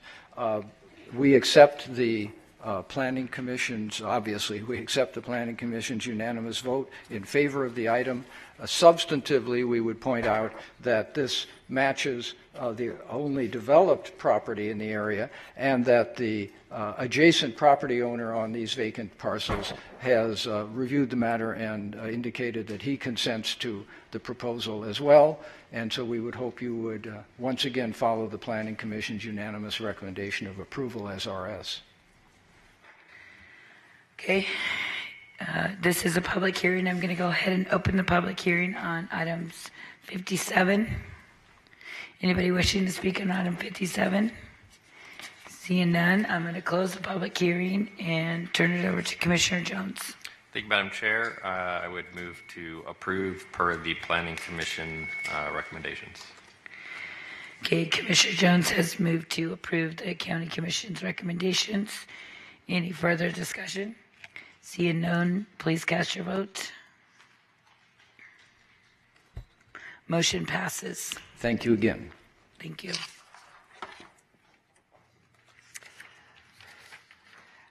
Next, we're at item 43. Item 43 is PA 1870004, plan amendment to redesignate the existing land use category from CN Commercial Neighborhood to BDRP Business and Design Research Park on 1.2 acres, generally located on the south side of Richmar Avenue alignment 140 feet west of Arville Street within Enterprise. Good morning. Good afternoon. Good afternoon, Madam Chair, members of the Commission. Stephanie Allen, 1980 Festival Plaza Drive. Here on behalf of the applicant, this property is located just to the north of the Richmar alignment, west of Arville. It's an interesting parcel because it's completely surrounded by the Army Army National Guard. Everything in green here for public facility is the Army National Guard, with the one parcel that's master planned commercial neighborhood. What we're requesting is to change that to BDRP, which is consistent with everything else, as you can see in the area in the blue. We did reach out to the Army National Guard, and they replied with an email that they thought it would have no impact on their surrounding properties. So they have no opposition to it, and I'll submit that for the record. Everyone has recommended approval, staff, town board, planning commission, and we would very much appreciate your approval today. Thank you. This is a public hearing. I'm going to go ahead and open up the public hearing on item 43. Anybody wishing to speak on item 43, please come forward. Seeing no one, I'm going to close the public hearing. Turn it over to Commissioner Jones. Thank you, Madam Chair. I will move to approve per Planning Commission recommendations. And that's BDRP, correct? That is commercial neighborhood to BDRP. Okay. Commissioner Jones has made a motion to approve item 43 to BDRP. Any discussion? Seeing none, please cast your vote. Motion passes. Thank you very much. Appreciate it. Thank you. Next is item 49, PA 1870010, plan amendment to redesignate the existing land use category from BDRP Business and Design Research Park to CG Commercial General on 9 acres, generally located on the northeast corner of Silverado Ranch Boulevard and Dean Martin Drive within Enterprise. Mr. Cunningham. Good morning, Robert Cunningham, 6030 South Jones Boulevard. First, I'd like to clarify that we'd like to withdraw the north 5-acre parcel of this request. So that would be the one that goes from Richmar to Gary, and only have the south 5 acres included in this application or request. This parcel is located directly off of the interchange of Silverado Ranch and I-15. South Point Casino Hotel is located right here. As you guys know, it's 20 stories plus tall. We believe that being located on what will be a 100-foot wide arterial, and Dean Martin, which I believe is an 80 or greater arterial, with all the commercial already and the traffic going on in this area, this is appropriate for a change to commercial general designation as opposed to BDRP industrial. We think the services at this location with the traffic volume in and out of the freeway makes the most sense here. With that, I conclude my presentation and be happy to answer questions that you guys have. Thank you. Thank you. This is a public hearing. I'm going to go ahead and open the public hearing. Anybody wishing to speak on this item, please come forward. Item 49.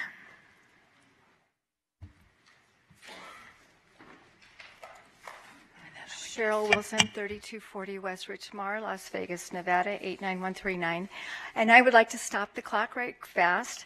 I am a little confused as to what item we're talking about. Number 50 on the agenda was for the commercial neighborhood at the location that we're talking about was withdrawn, I believe, on the beginning of the agenda. Number 49 is the one that we should be talking to right now. Am I correct? You are correct. We are on item 49. Well, Robert was talking about this area, and this is... Nope, 50. item 49 consists of 2 parcels, correct? I'm confused. Sure. Sorry. Nope, you're fine. So this is 10. So, Robert, can you, Mr. Cunningham, can you do me a favor? Yes, ma'am. Can you put the map out and show everybody in the microphone so we know what you're talking about? This is Planning Action 18700-010, item 49. This is the county's map here. Consists of 2 5-acre parcels, 10 acres total. This is what we're talking about. We're requesting that they be changed from BDRP to general commercial. We've withdrawn the north 5-acre portion of that application, and so we're only talking about the south 5-acre portion of this application. Which is closer to the interchange, correct? Correct. Okay. Okay, I'll let my neighbors go ahead and talk. Okay. Good afternoon. James Brown, 9450 Polaris Avenue. If I understand him, the parcel directly next to Richmar, they're abandoning that idea to make it commercial? Is that what he's saying? Well, regardless, part of it's going to be commercial in any event. Right. The south side. Correct. In this area for 27 years, and as Barry noticed or noted, the RMP went all the way out to St. Rose. Now I find the border to our RMP, which is an overlay one, at my front door. We understand growth is coming, and actually in some respects it's a good thing. But with that, we also appreciate there being some type of a transition or buffer that is acceptable and reasonable. This corridor, there's a corridor that we keep talking about, and this falls within it, is only 660 feet.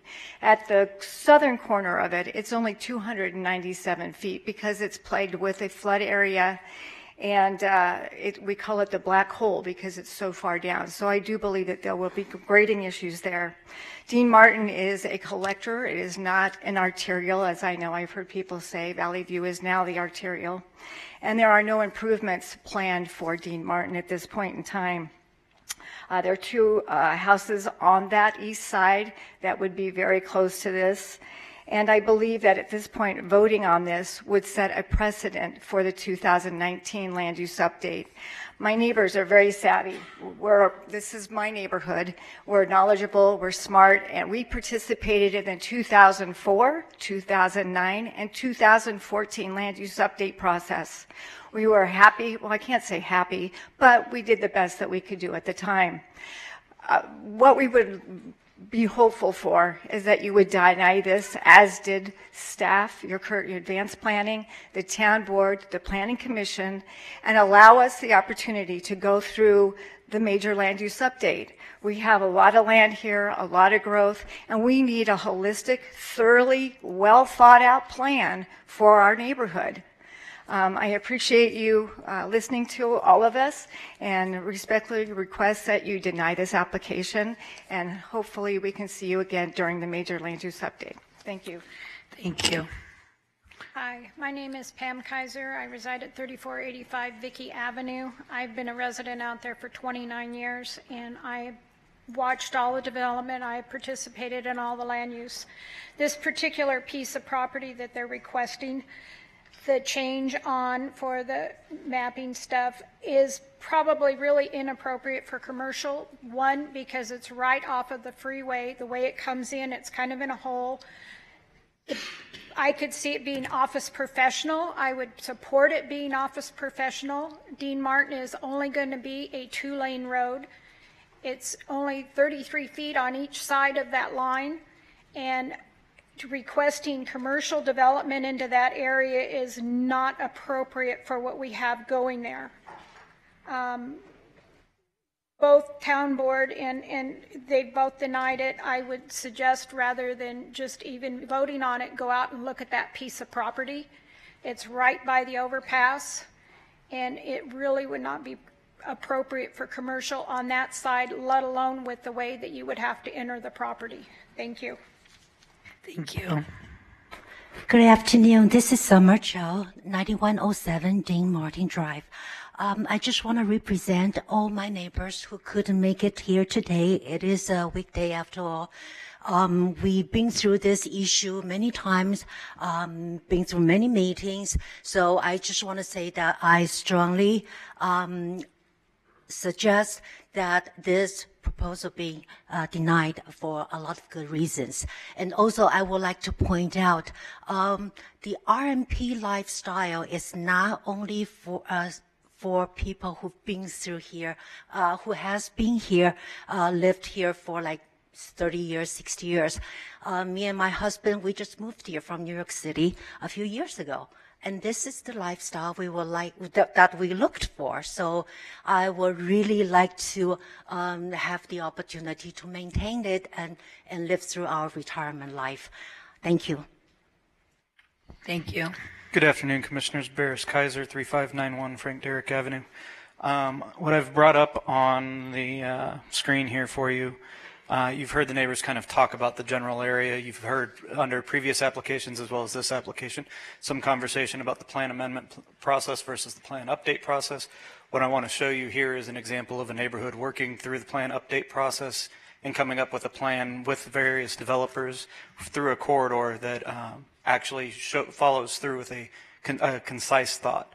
So what you have here is the overall Dean Martin corridor down to Silverado Ranch from where the Silverton is. You can see it goes from the commercial tourist to BDRP to residential low. There is one section of land in the last update that was approved as residential low and then on appeal was changed back to BDRP based on the landowner's appeal of their change. But from this BDRP all the way down to here was all done residential low, then converts back to BDRP as the buffer from the RMP and through these areas. This is a clear example of an overall plan, BDRP, residential low, BDRP, going through that to demonstrate how the plan butted up against the RNP was intended to perform. And I think it's fairly clear that to change this parcel of land here would be directly saying that there had to have been something faulty in the plan in the previous update. Thank you. Thank you. No, go ahead. Oh, good afternoon, Commissioners. My name is Anthony Garza. I live at 9456 Polaris Avenue, and it's right next door to Mr. Brown who spoke earlier. And I'm going to say my parents bought our house in 1981, approximately 38 years ago. And we really loved that the rural, open area way of life and living. And I think that whole area and neighborhood should be kept, if anything, single-family residences, no commercial. Keep it where the streets are safe and people can ride their horses, walk their animals, their dogs, and their kids, and not worry about getting hit by a car. So I know we need streets, but it's a nice, peaceful neighborhood. Appreciate it if you could keep it that way for us. Thank you. Thank you.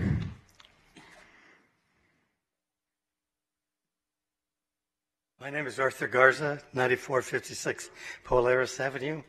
As my sons mentioned, we've been there for 38 years. I would like to keep it the same way. I have the same concerns as all my neighbors, and I just wish to mention that we oppose this application. Thank you very much. Thank you. Thank you. Anybody else wish to be heard on item 49? Seeing none, I'm going to go ahead and close the public hearing. And I'm going to turn it over to Commissioner Jones. Thank you, Madam Chair. There were a couple of comments about inviting the commissioners to go drive down there. I did. I drive there often, but I was there on Sunday, driving around all of these areas that we're on for today. The Dean Martin corridor, I understand Mr. Kaiser, who is one of my appointments to the town board. There are commercial businesses like Little Baja that are along that corridor. I understand the concern with the plan amendment process. I am not, frankly, understanding how that corner would not be appropriate for commercial when the parcels across the street are currently zoned commercial.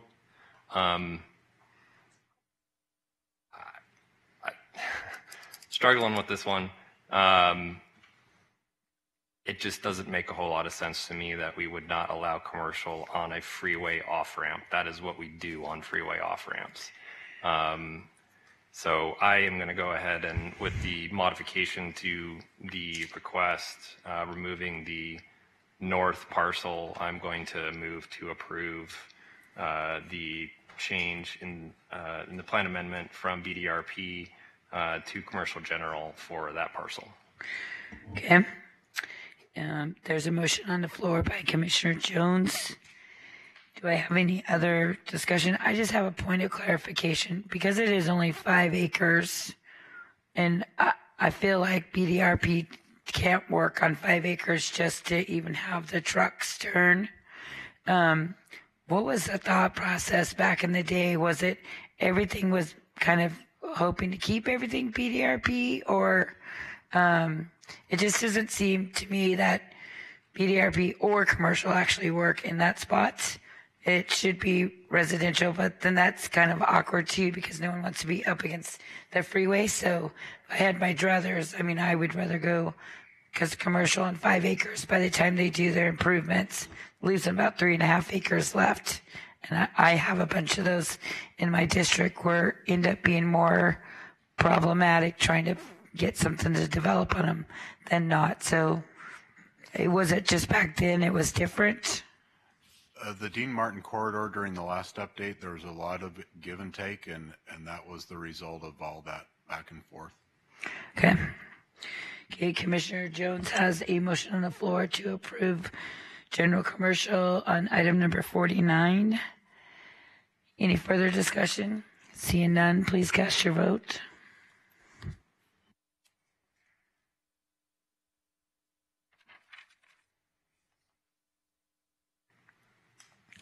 Motion passes. Okay. Next is item 59, PA 187-00020, plan amendment to redesignate the existing land use categories from RL, residential low, RS, residential suburban, and CG, general or commercial general, to RS, residential suburban, and RH, residential high on 37.5 acres, generally located between Dean Martin Drive and Valley View Boulevard and between Hala Avenue and Cactus Avenue within Enterprise. Okay, this is item number 59. Mr. Burgell. Yes, ma'am. Greg Borgal, 300 South 4th Street, American West Development as before. This project, I guess as a summary, we accept the Planning Commission's resolution on the matter. And as a general proposition here, there really are two projects, but they are treated as one here. I'll call this the North Project and this the South Project. The North Project, as you can see just by the color match itself, fits right into the area as RS, all of the surroundings being either master planned or already zoned and being built as RS. So we think that's pretty obvious on the north side of Frias. On the south side of Frias, we have asked for the RH. This is an area that's very intense in terms of its other approvals. That is to say, we're taking in some land that is already commercial general, and we're in general in an area where similar uses have been approved. However, having said that, the vote, I'm checking to see, just a second here, make sure before I say that the vote was unanimous. Yes, the Planning Commission vote was unanimous to do RM on the south side, where we had asked for RH, but we indicated, as we had on other sites that have been before you today, that American West is prepared to go with additional limitations on density because their typical product fits very well in RM. And so RM on the south side and the RS as requested on the north was unanimously supported by the members of the Planning Commission present. We would ask that you follow that recommendation. Okay, thank you. This is a public hearing. Anybody wishing to speak on this item? Please come forward. Item 59. Good afternoon. Good afternoon. My name's Ann Hine. I live at 3265 West Halais. My neighbors and I respectfully ask that you deny this request. It was great to meet you, Commissioner Jones, at the coffee event. I was glad to hear you were not in favor of this because we are not as well. We would ask that the existing zoning be kept and that it go through the planning process. As you just said, basically that commercial is appropriate near off-ramps where Cactus is, and so that was designated commercial. We worked really hard in this area over the last, well, 2 years, many years ago with Commissioner Breger, and D.R. Horton built some beautiful homes, and they sold very fast. They were half-acre, were all single-story homes, especially from Frias to Halais, Dean Martin to Valley View area. So we would ask that you keep it compatible in the area rather than going for developers in my opinion, need for more money. They try to build the highest density on the least amount of property, not because they care about the community, but because they care about their pocketbooks. And we do live there. We have lived there since 2000. We also have neighbors that just bought the D.R. Horton homes, and so I speak on their behalf as well. And we would just respectfully ask that you deny this, and we appreciate your thoughtful considerations of the residents who call this area home. Thank you. Okay, thank you. Anybody else wishing to speak on this item?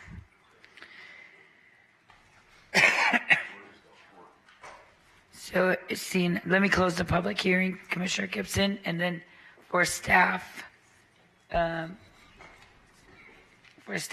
Commissioner Gibson wants to know where the homes are. If you guys had a map, that would be great.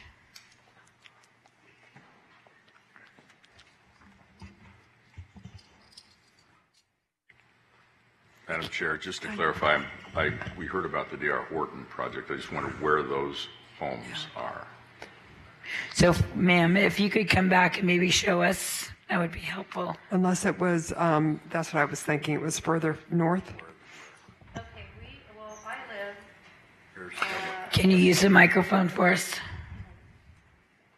Okay, so I live in, this is my neighbor, this is where I live. So, I'm not protected by a lot of the area that would butt right up against me. And we are single-story homes. We bought out there because we don't want people looming over us. So I live here. The D.R. Hortons that have just been built are all in this area. They go all the way to Halle. Where's Halle? Right here? Yeah, so this is Halle. These are all brand new homes that have been built in this whole area. This is an existing cul-de-sac with 4 custom homes, just like these 4 custom homes.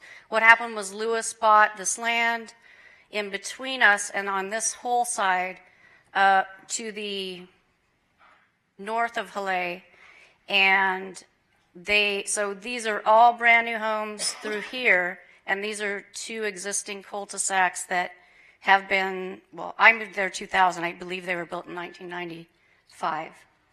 So, Mr. Smedley, and the property in question is to the west of where she is, correct? This area. Okay. And it's huge gaps of land. I would speak for my neighbors here that they would be encroached on, especially if you go residential medium. I mean, that's up to 14 houses per acre. Residential low is what we had originally, which it's what the current zoning is. That's what we would ask respectfully around the homes. Residential suburban may be further out, but residential medium is just far too intense for this area. Okay, perfect. Okay, I think you've answered all of our questions. Okay. I'm going to make sure I close the public hearing. Turn it over to Commissioner Jones. Is this you again? Thank you very much. I just wanted to make sure I clarified with the Planning Commission. So the parcel that are north of Frias is RS. Yes, sir. And south is RM. Okay.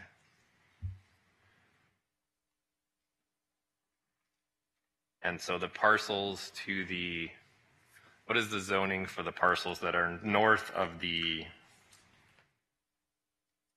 Halle?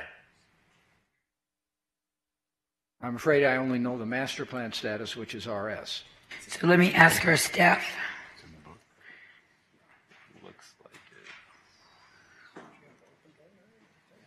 Tell. North of it is on the east side of Polaris is RD. Well, north of Halle, is that? I don't think that's. Oh, I'm sorry. North of Halle is R1. But you do have RD actually right along Halle. If you look at here, we'll put it up. It's in your book, the first page. So if you look at Hallie on both sides, it is RD. And that's along Hallie, and then you have R1 up to Pyle. And if I can just add for background, R1 would also require RS as a master plan category. All right, I will move to approve item number 59 per the Planning Commission's recommendations. I will certainly hope that the developer will come back here and do some significant buffering when we get there. Okay, Commissioner Jones has moved to follow Planning Commission's recommendations. And if I could just be clear, so that's the north side is RS and the south side is RM? Correct. Is that correct? Okay. All right, any other discussion? Seeing none, please cast your vote. Motion passes. Thank you again, and good day. Thank you. We'll now hear items 46 and 55 together, and Nancy, you'll read them into the record. That's correct. Item 46, PA 1870007. It is a request from RL to go to RS. Staff recommended approval. The town board and the planning commission recommended denial. And item 55, PA 1870016 is a request to go from RL to RS. The staff and the town board recommended approval, and the planning commission recommended denial. Mr. Cunningham. Good afternoon, Robert Cunningham, 6030 South Jones Boulevard. Both of these properties are really close in proximity. I guess if we could zoom out a little more. I put the two maps I had, let me try to align them to kind of show you guys where we're at. The properties I've marked with the X are the respective, so these are the two properties we're speaking about in both exhibits. This is an area that's transitioned. It's on the land use plan from RE and RMP further to the east, and then it gets into some RE, RMP developments that are really smaller lots. I'll call it smaller than the 20,000 square foot. And then recently there was an approved subdivision that I actually represented, a tentative map that got approved for R2 on this area. And that map had 10,000 square foot lots buffering this border, and then went to smaller 4,000 square foot lots. And then over here you have H1 and eventually Las Vegas Boulevard right here with the South Point sitting right here. So it's a very abrupt transition, if you will, from RMP to H1, high intensity uses. What we're requesting is to change the land use designation on these two properties from RL to RS to allow for the same type of buffering that occurred in this subdivision that was recently approved. We believe it's appropriate as this is a very abrupt transition. Currently, there is not anything developed here. It's in the process. Obviously, as time moves on, things will develop and this will become more and more intense. There is an apartment complex located directly here, and this is, potentially could be apartment complexes or even low-rise hotels. With that, staff did recommend approval, I believe, of both of these. I think so did town board, and I think planning commission denied one. I could be wrong with that, but with that, I'd be happy to answer any questions you have. Thank you. Thank you. This is a public hearing. I'm going to go ahead and open the public hearing on items number 46 and 55.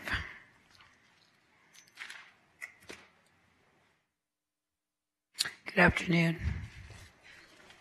Good afternoon.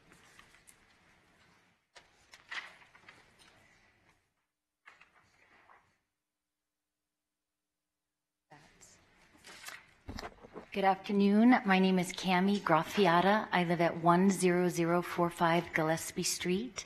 Welcome, Mr. Knapp, to District A. Fun. And thank you all for your attention. The depiction, as we've gone through this process, we're in a very popular area, so of course we're at a crossroads for a lot of change in our immediate area. depicts this as being imminent commercial, but I think it was very important, and the reason that Planning Commission recommended denial on both of these is we brought forward some additional pictures to show that this is a very unique swath of land. Just barely 1 year ago, it was indeed all in the RNP. It was just changed that 1 year ago to a mix between RL and RS, and I believe that mix was done appropriately because there's a very large wash that is a natural separation from this commercial land that it looks like it's right up against these existing residential properties that are still 1 acre properties, 2 acre properties. Directly across from number 7 here on my map is a single story 2.2 acre property. On this street where it dead ends, there are 3 people that bought in this last year after that new land use designation was made. That split this up. It is very appropriate that these stay to transition to these 1 acre properties, this 2 acre property, and this RNP into this RL, which would be 3.5 homes next to no more than 2.5 homes per acre. We were told through the last process on this other piece of property that Mr. Cunningham was speaking of, that it would have truly been more appropriate that all of the land along Rancho Destino here would have stayed RL, but over 150 of my neighbors signed petitions during that lengthy process just to try to get those 4 10,000 square foot buffer lots rather than having had this change to RL in the first place. So please, we would like to, for the respect of those who have recently purchased in this land use plan, who are also developers, they're simply just developing with the land use that they already had designated when they purchased, that you respectfully leave them both at RL and not increase them to RS up to 8 homes per acre. Thank you very much. Thank you. Sir, would you like to be heard? Good afternoon. My name is James Verderico. I'm on 9975 Rancho Destino. I'm one of the people that just purchased there recently a few months ago. And when we were searching for our house, we have 2 young children, so we wanted to find a place that, you know, we had enough space for them to run around and play. And, you know, Rancho Destino is actually, you know, 1 acre, 2 acre lots. Everybody that lives there either has a 1 acre or 2 acre homes there, and I'd prefer that it stayed in the larger lot designation that it has right now as RL and not go to RS, because also on the streets there, it gets really congested on Pyle. Pyle isn't really set up for high density yet, and it just doesn't match what we have running down the road there. I mean, like I said, you go further down on Rancho Destino, it's all 1 acre, 2 acre lots. Everybody that lives there, and it keeps it nice, and it's kind of a little bit of a small town feel, and all of us are from a small town that live there, so it would not definitely be in our best interest to have this approved for high density. Thank you. Thank you.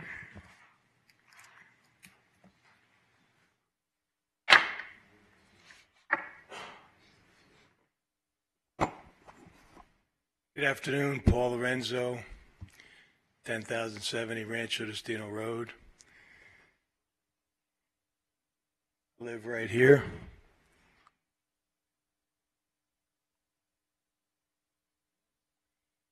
The lady that just spoke, she mentioned this property with the single family or single story residence. Well, they're in favor of the applicant's change. And I own this property here, this one here, and this one here. It's a total of about 5 acres. What's happened is this area used to be rural, and then it was RE, and now it's basically suburban. The rural character is long gone. This is what it looked like. This is my property. It's probably 40 years ago. Wellington was built, and they're 10,000 square foot lots, and that is right across the street from my property. So when they came in, the character of the area changed to suburban. from rural. And that caused me to move and change my lifestyle. These are some of my horses here that I was raising at that time. They had public response out there every week, complaining about the flies, the manure, the smell, I mean, you name it. They forced me out of there. So what's happened is they came in with their suburban development, and they changed the area to suburban, and now when it's continuing to develop suburban, they're complaining that they're losing their rural lifestyle. And the lady that first spoke, she's brought people out here from far away, like 2 miles away. The notices were sent out within 1,500 feet, and we have people from 2-3 miles away come. That's the 150 people she's talking about. We don't have 150 people living within 1,500 feet of the applicant's property. So I strongly support it because I've already suffered the impact of the development, and I've never been down here one time to complain about it. So I'm here today basically for the first time in support of it because I'm joining. It's a suburban area, and it needs to be developed suburban. Thank you very much. Thank you.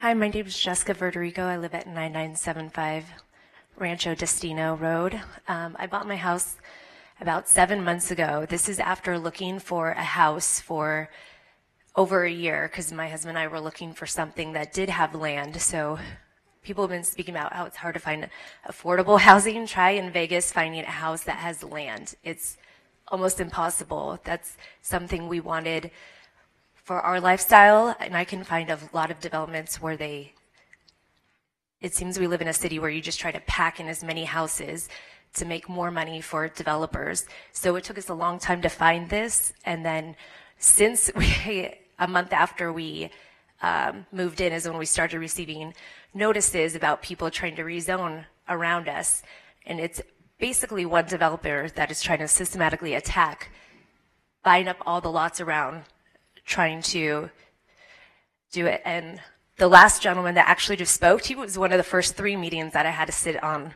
I've spent through many countless hours, as all of our neighbors, staying until 1:30 a.m. for these, spending 5 hours at a time. He was actually trying to rezone his so he could sell it to developers. So that's kind of where his interest comes in speaking for it. Otherwise, the whole neighborhood, everybody around there, it is very much rural. There's horses that ride down our neighborhood all the time. You see everybody has chickens. Our neighbor has a horse and donkey. And I hope you did drive through that neighborhood. You can very much see all the way down. It is rural.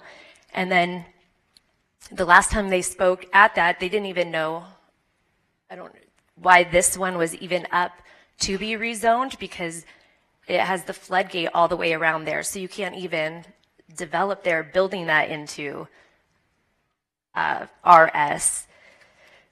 So I just hope that you please, please, please don't side with a developer that is trying to get rich and make more money by building as many houses as he can on one lot. And instead, just look at our community. And I know a lot more people would have been here. It's really, really hard for people during the day, during the week, to come out here when they're working. But we just want to keep it the nice, quiet community. It took me a year to find something that had land to raise my family.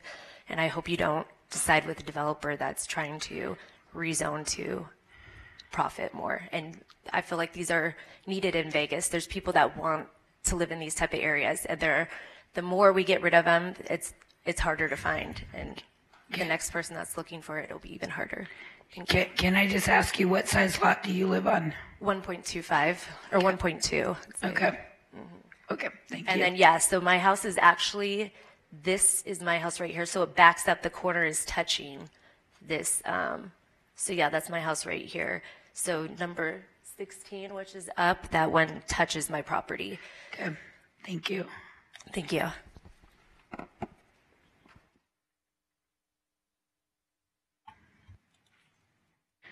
Good afternoon. Good afternoon. My name is Candace Harrison. I live at 80 East Conn Avenue. I'm here in support of my neighbors, and I just want to ditto their opposition to this and let you know that I'm definitely opposed to this. And I want to address one item that the gentleman before me spoke. He said that my neighbor Cammie is bringing in people from miles away that have nothing to do with her. I'm about a mile away from her, and we're neighbors. This area, this neighborhood, we are all neighbors. And I wanted to let you know that. And I oppose this on behalf of my neighbors. Thank you. Thank you. Anybody else wishing to speak on public comment? No. Yeah, we've heard enough today. It's been a long day. Okay, I'm going to go ahead and close the public hearing and turn it over. I think it's Commissioner Naft at this point. Thank you, Madam Chair.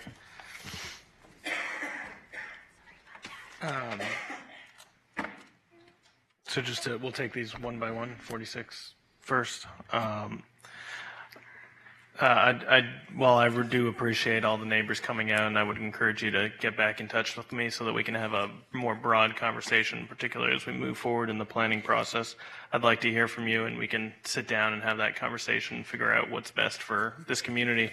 I also want to assure everyone, I know we've had a little bit of a back and forth here. The reason we represent the districts we do is because we do live in them. We drive these roads every single day. I spent a couple hours just last week or the week before driving this specific neighborhood, knowing this was coming. So I appreciate that comment, and I would invite you to invite me out anytime. That's what we're here for. That being said, I do believe that in reference to item 46 that it is buffered by residential suburban. I would encourage the applicant that, or make sure you're aware that when you do get to the design process, I'll be watching very closely to be sure it's handled appropriately. That being said, I would motion that we approve item 46 as stated. Okay, Commissioner Naft has made a motion to approve item 46 as requested for RS. Is that right? Right, from RL to RS. Okay. Any further discussion? Seeing none, please cast your vote. Motion passes. Item 55. In regards to item 55, I would also move to approve per staff and town board recommendation the change from RL to RS. Okay, Commissioner Naft has moved to change item 55 from RL to RS. Any further discussion?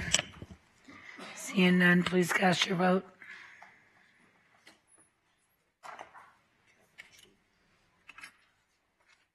Motion passes. Ooh, we're getting close. 48.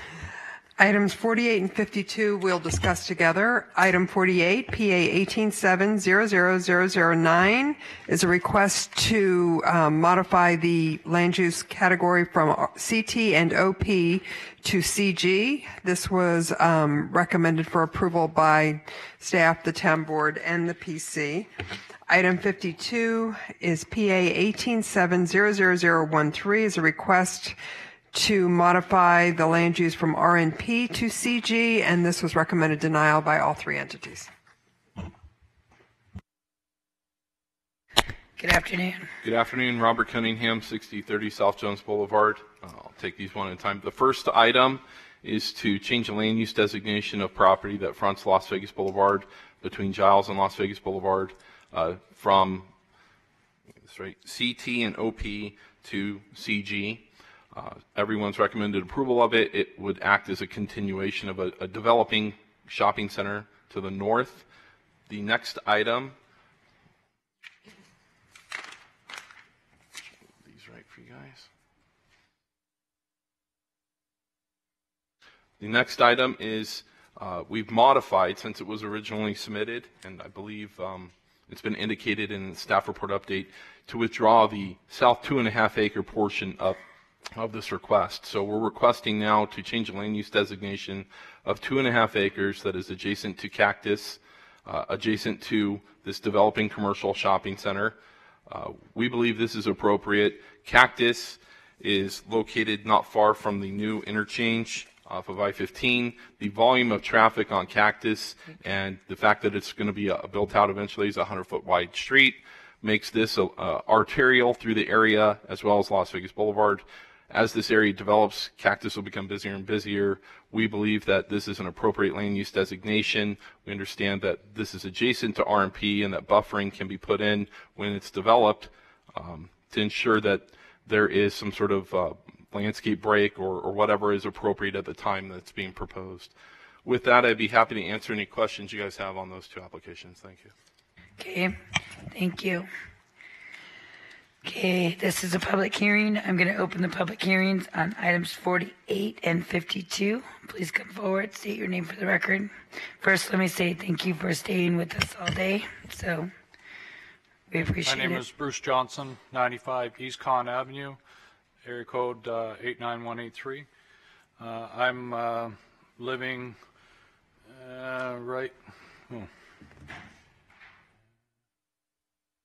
right here. The Honorable Kirkpatrick mentioned about horses and livestock and everything else, and it's just like out of a movie. A couple weeks ago, I'm out in my yard and watching a couple horses go down the street, and I thought, wow, this is great. 2 days later, an earth mover comes down the street, an actual earth mover. Residential street, kids on the street with their bikes. We have an earth mover coming down a street that's backed onto two cul-de-sacs. This is like a movie. This isn't real life. It's supposed to be real life, but that's not what we're enjoying. I know Cactus is under construction, but this guy doesn't need to drive down our street to take his equipment over to park it onto a yard that isn't even zoned commercial yet, and yet they're putting dirt over there. They're pre-planning to do all of this, and they haven't even got your permission yet. They've already brought in dirt. So far, we were just talking about the previous area that is buffered with other zoning changes that have gone over. We don't have any of that in our area. Everything is still in pristine condition. And if we approve this one, then it's going to start. You already see that there's two X's here, because Mr. Rouhani thought better of trying to put in commercial onto a cul-de-sac. You can clearly see by the map, it's all white except for this red blotch here. There's no buffering. We were promised a fence at the previous meetings to divide PT Pubs and everything else. PT Pubs is up. They've started the gas station. No fence. We're just supposed to keep taking it, and we're fed up. That's why we're all here.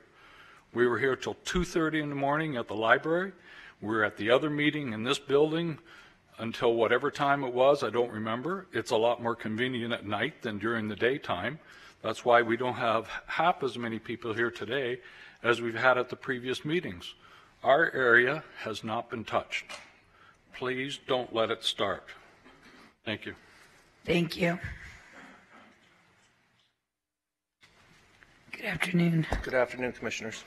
My name's Jeff Theriot. I live at 80 East Con Avenue, which is directly, if you look at the map, right exactly there, which is right next to, even though they've taken these off, and they want to develop these commercial, it still butts up right against our property.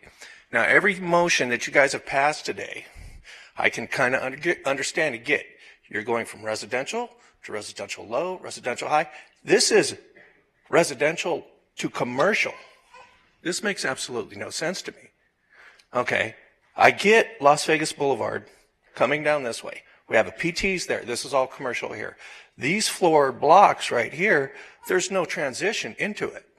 And with that being said, from Giles here on the south side of Cactus, there is no other commercial from Giles clear down to Maryland Parkway on this side of the street. So it makes absolutely no sense that this would go commercial.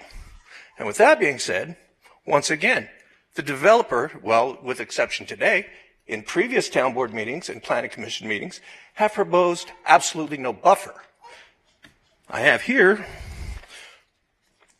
from the 26th of 2017 with the final notice from the Comprehensive Planning Commission that he was supposed to build an 8-foot wall with fencing and landscaping around the PTs here. That would have been our buffer. That has not happened. This developer is not complying with comprehensive planning. We can't trust him. So I strongly advise and recommend that you deny this. It directly affects me.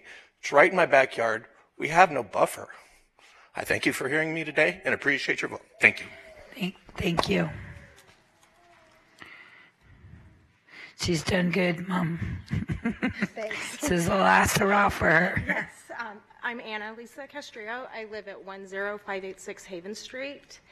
That would be this corner lot right here. I'm asking you guys to deny what's being asked.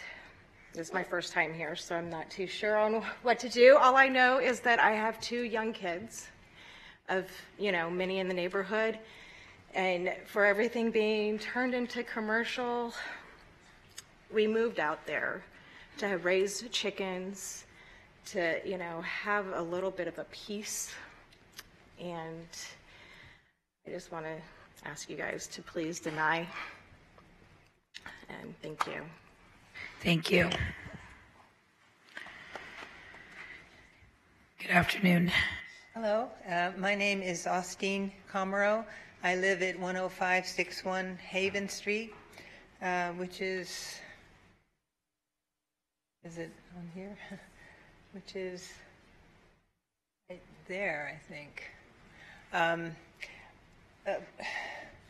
We feel like the other people who have talked already that to have commercial right next to this R&P area is really too harsh of a transition. It's just not right. And as was said before, we're okay with this development along here. This seems right, and it's kind of it's out of our way. But we're also very upset that the agreement to build a wall along here to separate this development from this residential area, we have no sign that anything is being built there, and we have earth movers lined up over here, even though this has not been zoned commercial. It's still zoned residential, and yet there are this whole line of giant earth movers sitting there every day, and they come around our property, as someone earlier mentioned.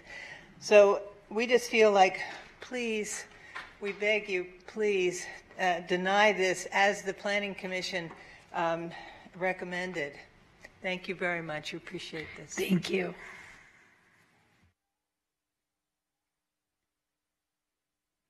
Good afternoon. My name is Candace Harrison. I live at 80 East Crown Avenue.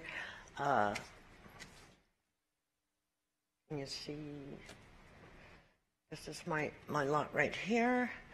As my son previously mentioned, this would definitely affect right into my backyard, the kitty corner of my backyard.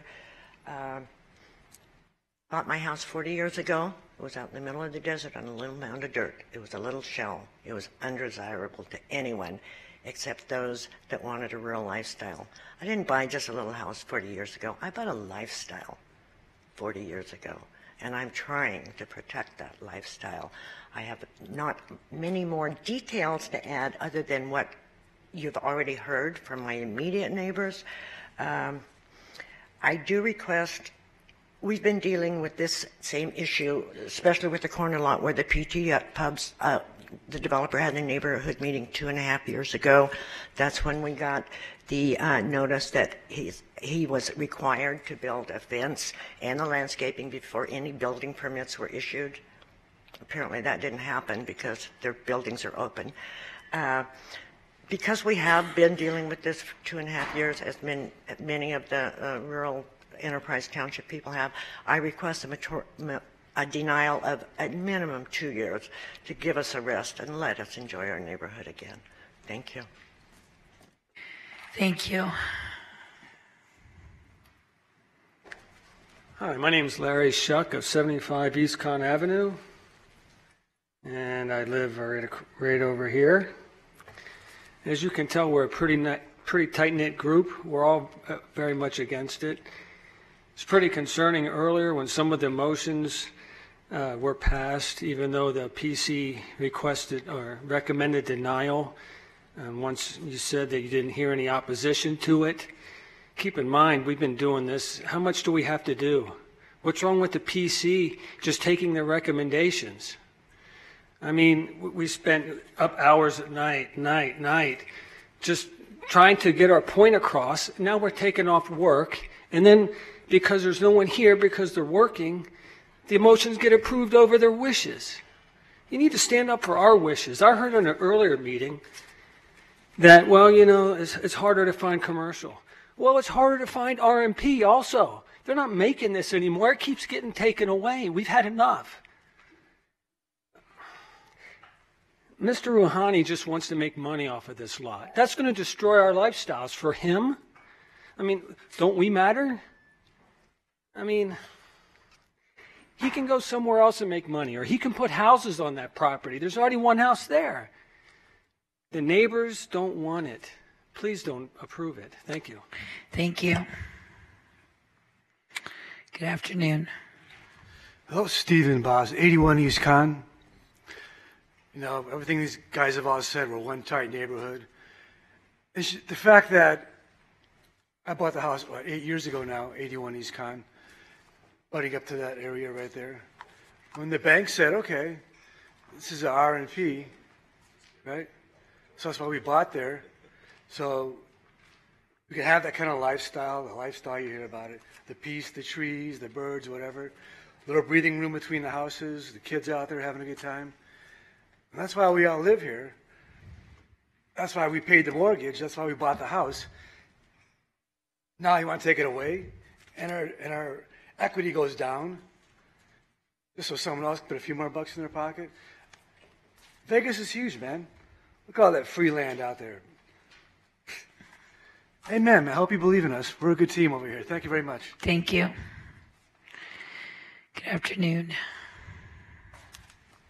Good afternoon, Commissioners. David Comero, 10561 Haven Street. I want to give a little perspective to this proposal. I'm not sure if you can see my iPad. There it is.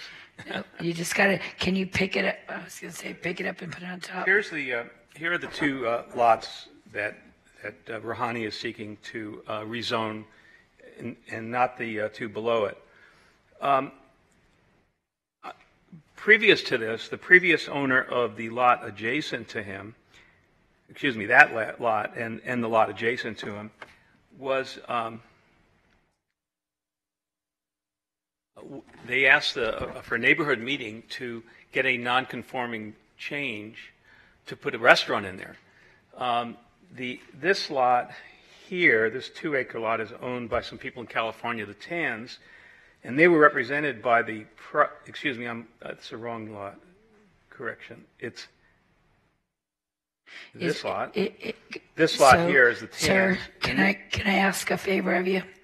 So I see more of your thumb and smudges, so could I ask you to maybe use the other map? That would kind of help me better see it. I love technology, but it's been a long day, and I see your thumb more than I see what you're trying to tell me. It's been a long day, and this has been a long process for us. We've attended many meetings. We were at one meeting till almost 3 in the morning.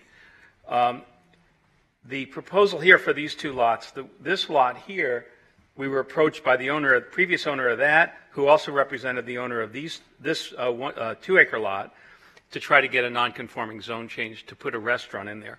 The neighborhood, as you can see, is vocal.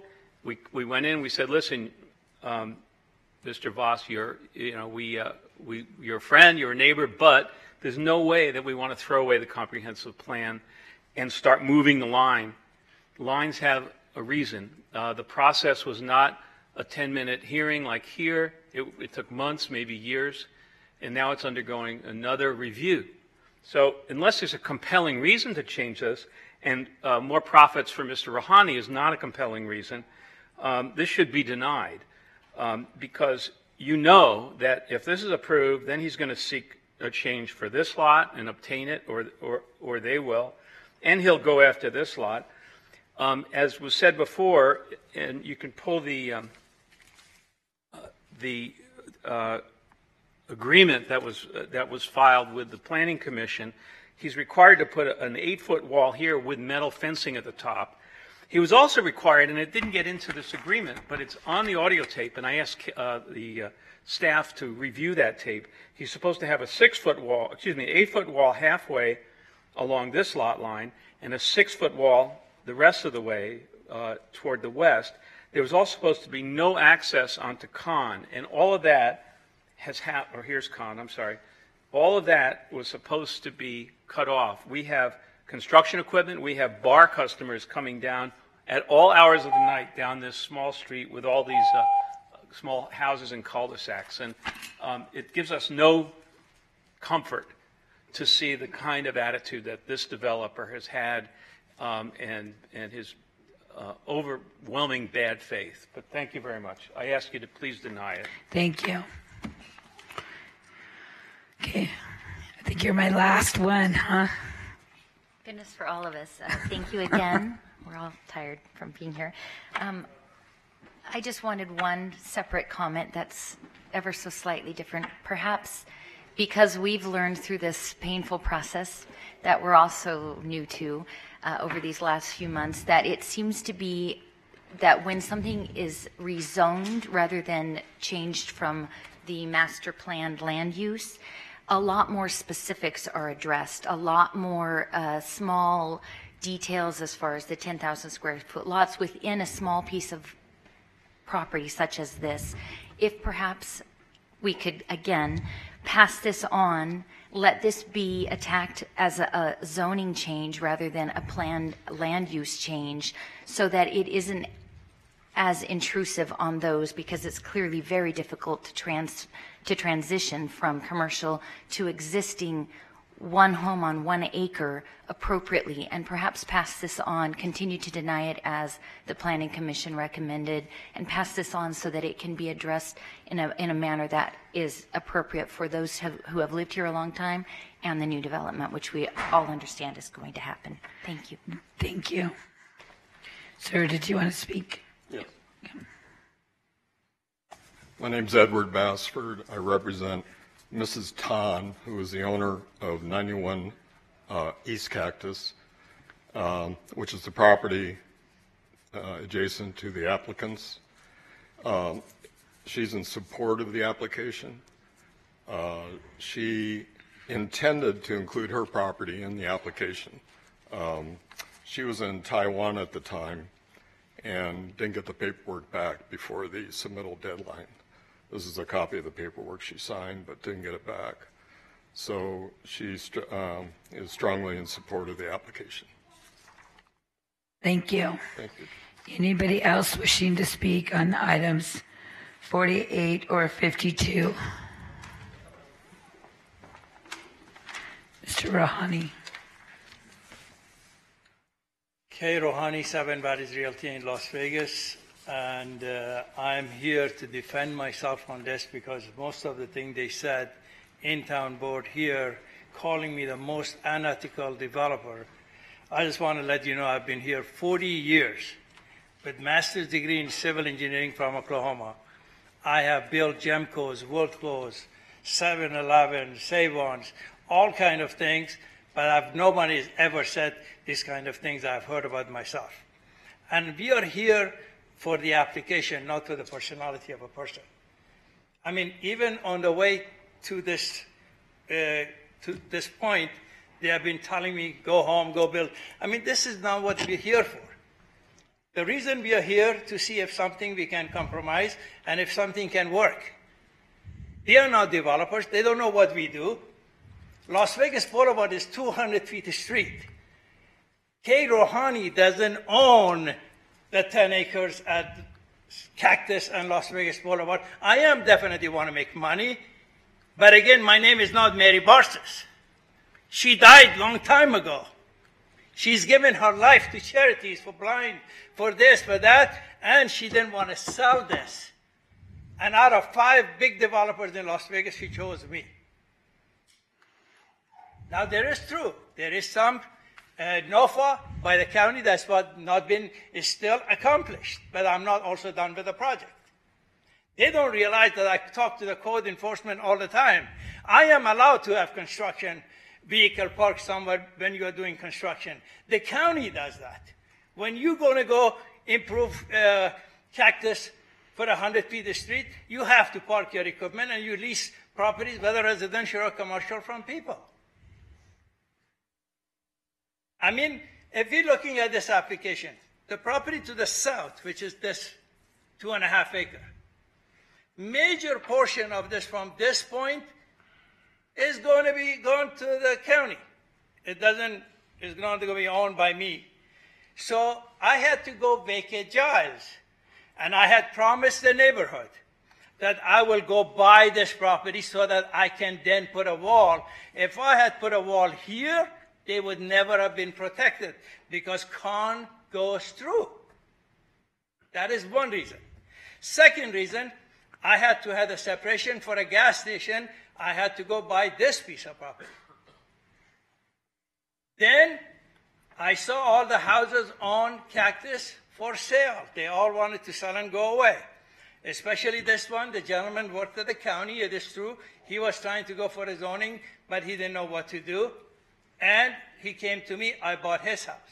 Now, I went and bought the house below and also the piece next to it, but I am not entering RMP at all. And I will be happy to build houses on this property right here.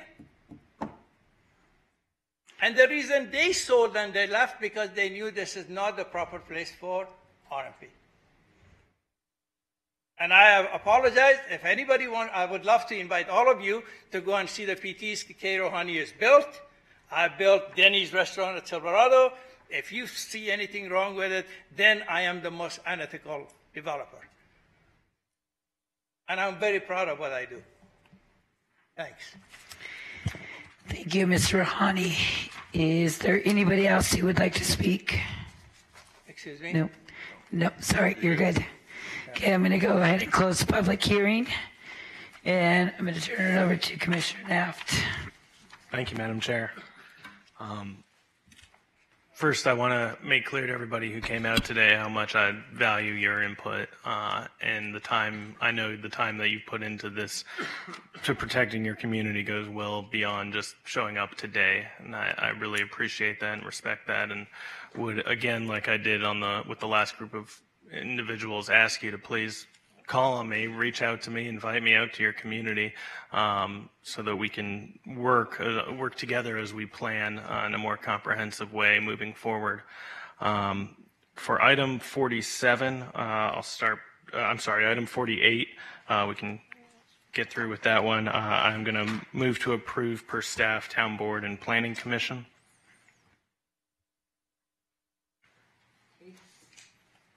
Commissioner Naft has made a motion to follow staff recommendation and planning commission on item 48. Is there any further discussion? Seeing none, please cast your vote.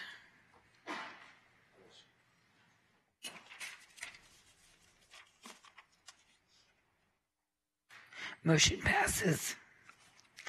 Okay. Moving on to item 52. Like my colleagues here, I did struggle with this one a bit, and I take everyone's comments to heart. I also do want to address, since several people brought up the item of the wall, I have made extremely clear to Mr. Rouhani that I expect that wall to be put up as he had committed to, and I will be, as I do with this particular intersection, I'm there pretty well every day. It's my route to the office, so I will be going every day to make sure that that's happening, and then to also monitor the disturbance to the community. That being said, clearly there are some major changes happening with this area. And I do think at this time, while commercial general is too intense, I am willing to grant commercial neighborhood on these parcels and would make that in the form of a motion. Okay. Parcel. The front parcel? Yes, the parcels that are remaining. Okay.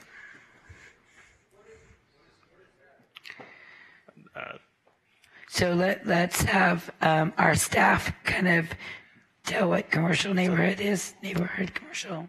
Okay. I think I know, but Commercial neighborhood allows office professional and C1 zoning, so it would be like local serving businesses, dry cleaners, little shops, that sort of thing.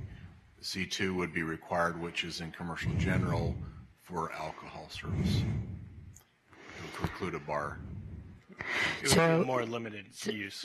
So let me help out just a little bit. So in order to have like a convenience store, you'd have to have C2. We're seeing neighborhood commercial, which is basically just the smaller mom and pop shops that you have in your neighborhood. Is that what you're saying? That's correct. Okay.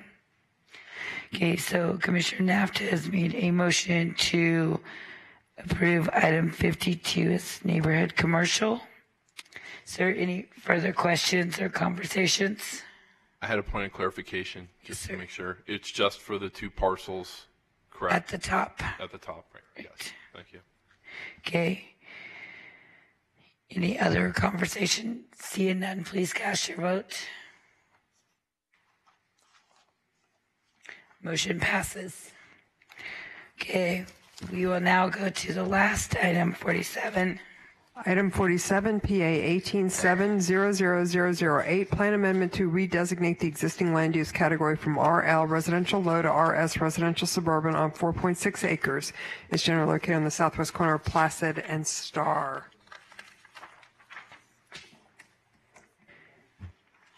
Okay, item 47.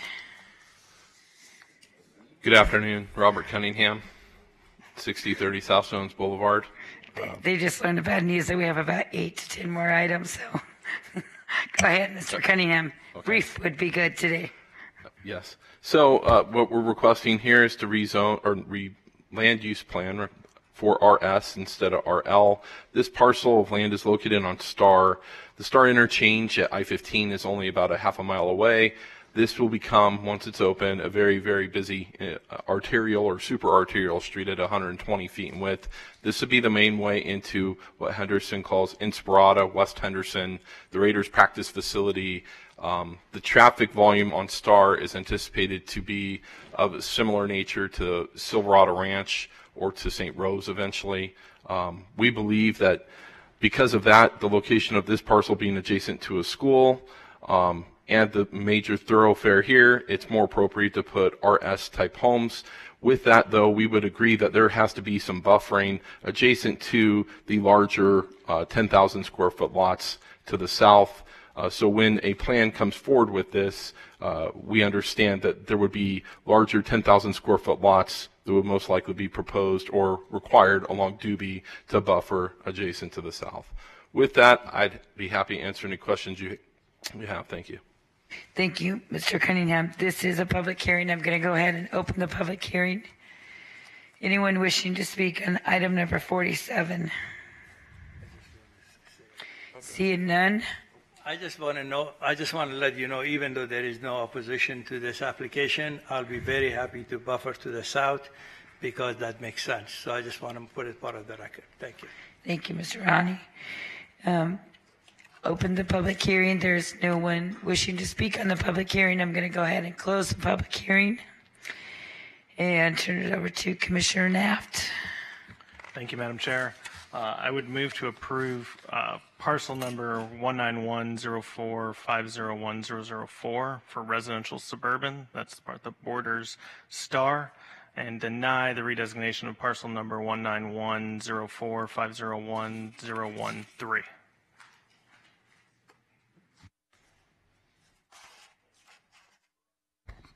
Wait, I just want some clarification. We're only on number 47. So tell me again. I'm sorry, I wasn't paying attention. My bad. Can I just ask a clarification, and maybe this will help clear it up? There's two different parcels in this application.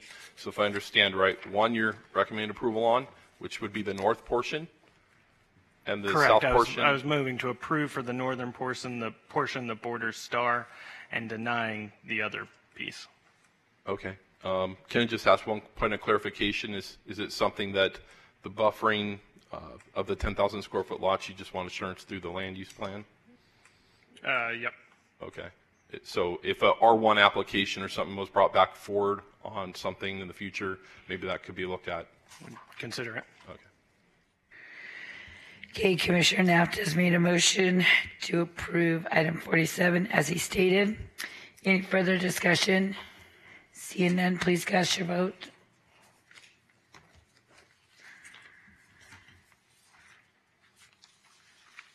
Motion passes. Thank you. Well, and then the last part of this overall thing is item 64, CP 189007775, is a recommendation that the Board of County Commissioners authorize the chair to sign a resolution amending the comprehensive master plan by adopting amendments to the enterprise land use plan and direct staff accordingly. This is to adopt the amendments that you all just voted on holistically. Okay, I have a motion by Commissioner Weekly to adopt the master plan update as approved today. Okay, any further discussion? Please cast your vote. Sorry. Motion passes. Item 65 is an ordinance for introduction. Ordinance 19900065 is a recommendation that the Board of County Commissioners introduce an ordinance to consider adoption of a development agreement with LDQC LLC for a convenience store and gas station, the Green Valley Grocery Store, number 65. We request this be set for public hearing for April 3rd, 2019. Okay, this is the introduction to the ordinance, and I'll set the public hearing for April 3rd, 2019. Item 66 is an introduction. Ordinance 19900139 is a recommendation that the Board of County Commissioners introduce an ordinance to amend Title 30 to modify time restrictions for work in streets per Nevada Department of Transportation's transfer of certain streets to Clark County. We request this be set for public hearing for April 3rd, 2019.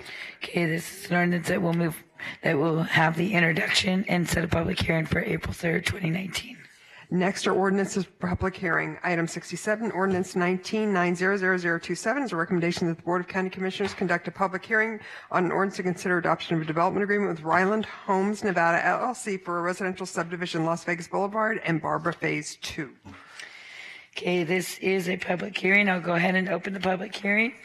Anybody wishing to speak on the ordinance 67? Seeing none, I'm going to go ahead and close the public hearing and turn it over to Commissioner Naft. Move for approval. Okay, Commissioner Naft has moved for approval. Any discussion? Seeing none, please cast your vote.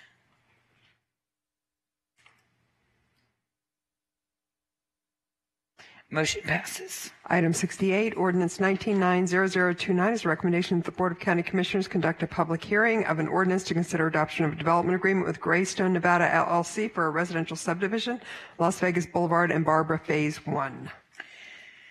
Okay, this also is a public hearing. I'm going to go ahead and open the public hearing. Anybody wishing to speak on item 68? Seeing none, I'm going to close the public hearing and turn it over to Commissioner Naft. Move for approval. Commissioner Naft has moved for approval. Any discussion? Seeing none, please cast your votes. Motion passes. Item 69, ordinance 19900036 is a recommendation that the Board of County Commissioners conduct a public hearing on an ordinance to consider adoption of a development agreement with LH Ventures LLC for a residential subdivision, Rainbow Cougar Unit 3. Okay, this is a public hearing. I'll go ahead and open the public hearing. Anybody wishing to speak on item 69?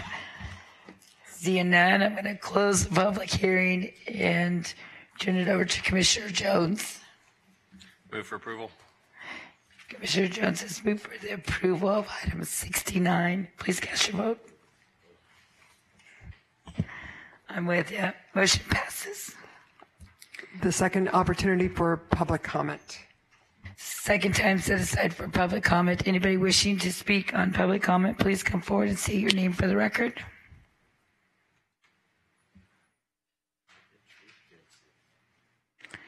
Good afternoon. Good afternoon. I guess I'm supposed to start with my name, right? Yep. Stephen Dempsey. Speak slowly. Okay, I can do that. I saw your sign. That's pretty neat. Clark County Cares. About what? I seriously have no idea. Some of the things I've seen happening in the last few years, it's totally amazing. Right now, I and my constituents are being asked to pay for a public law library, but I'm excluded from the public library. Now, and I'm going to explain to you how could that happen? It's a promotion procedure. Seniority over competence and capability. The person in charge of the law library that I can't get to her supervisor because they won't let me so that I can file a formal complaint to see why I'm being discriminated against and prevented from going to the public library that I and my constituents could pay for, based on her intentional, deliberate, malicious lies reported to the Metro Police Department. Could be a problem, but what would you expect from somebody that's the head of the law library? A complete liar? If you promote by seniority, that's what you might get, that's what you've got. I'd like for the people that see this later, I'm the co-director of an organization called We Are Change Las Vegas. I'd like to give you a report on that organization. We've had survivors of the people that were murdered in 9/11 meet with Trump. He's assured us that he's going to prosecute the people that murdered those people in New York, conduct an investigation and do something about it. But I'm from Missouri, so he's going to have to show me.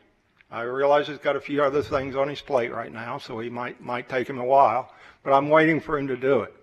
Anybody who wants to see our organization, I suggest you go to We Are Change Las Vegas. Also, while you're on the computer, go to freedomwatchusa.org.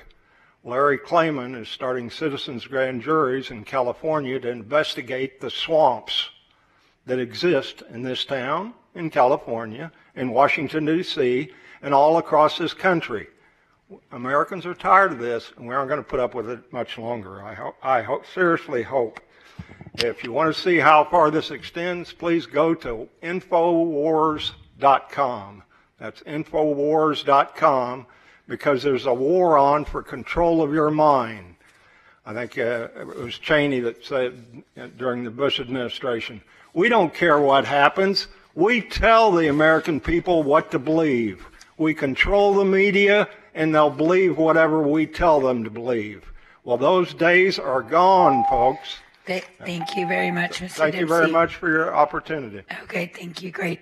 Anybody else wishing to speak on public comment? Seeing none, we are adjourned. Thanks for watching Clark County Television. Bacon! What are you doing? Draining the grease out of the pan. But you're not supposed to pour it down the drain. Well, how are we supposed to get rid of it? Wait, I'll show you.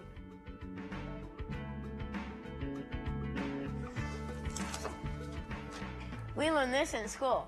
Pouring the grease down the drain could cause the lines in our house and the lines in the street to clog up. That could cause a real mess. Just put the crumpled up paper in the can, pour in the grease, and let it cool. Once it cools, you could just throw the paper and the grease into the trash.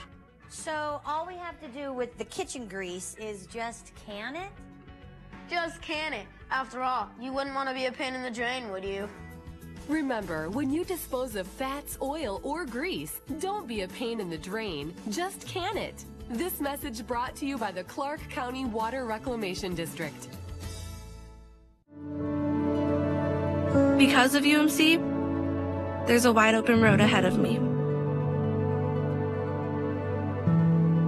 Because of UMC, she can grow up with her twin sister.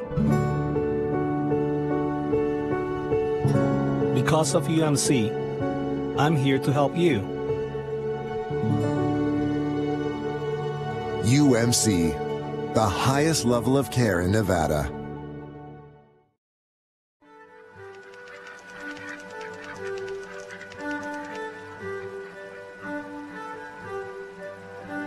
The Clark County Wetlands Park contains many kinds of landscapes for you to explore, while never having to leave Las Vegas. Whether you visit to see the beautiful desert expanse or the cool, shady wetlands, you'll find an array of plants and animals unique to each habitat.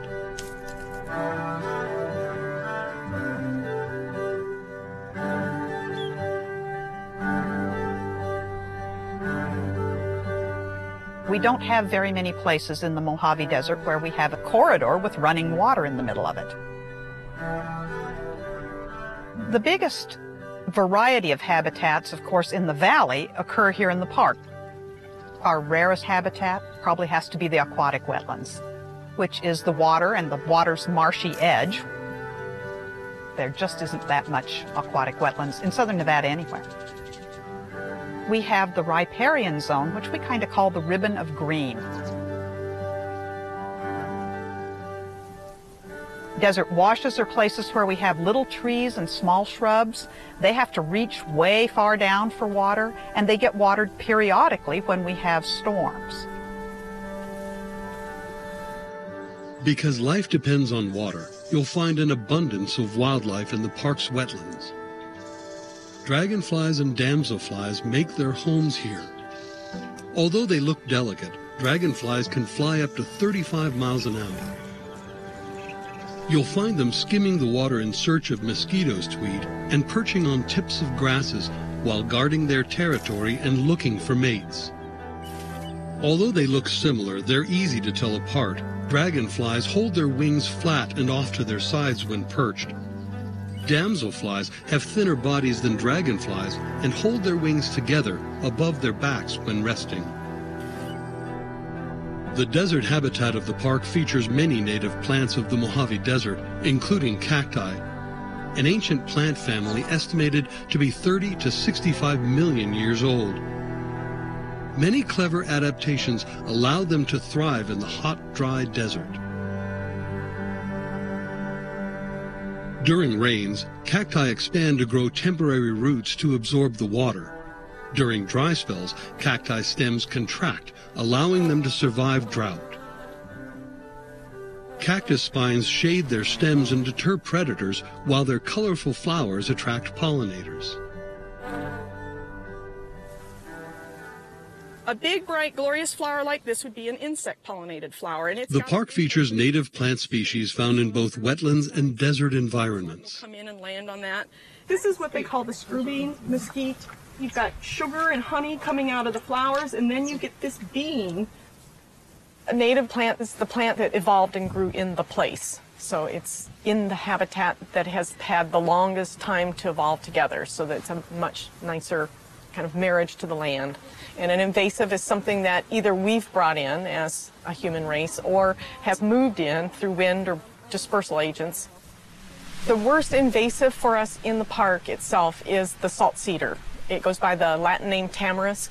There are many hundreds of acres in the wash here now that are nothing but just solid tamarisk. Tamarisk removal at the Wetlands Park will require work for years to come, so the beauty and diversity of the native plants, like desert willow, globe mallow, and yerba mansa, can flourish. You'll find that the Wetlands Park offers different experiences during different seasons.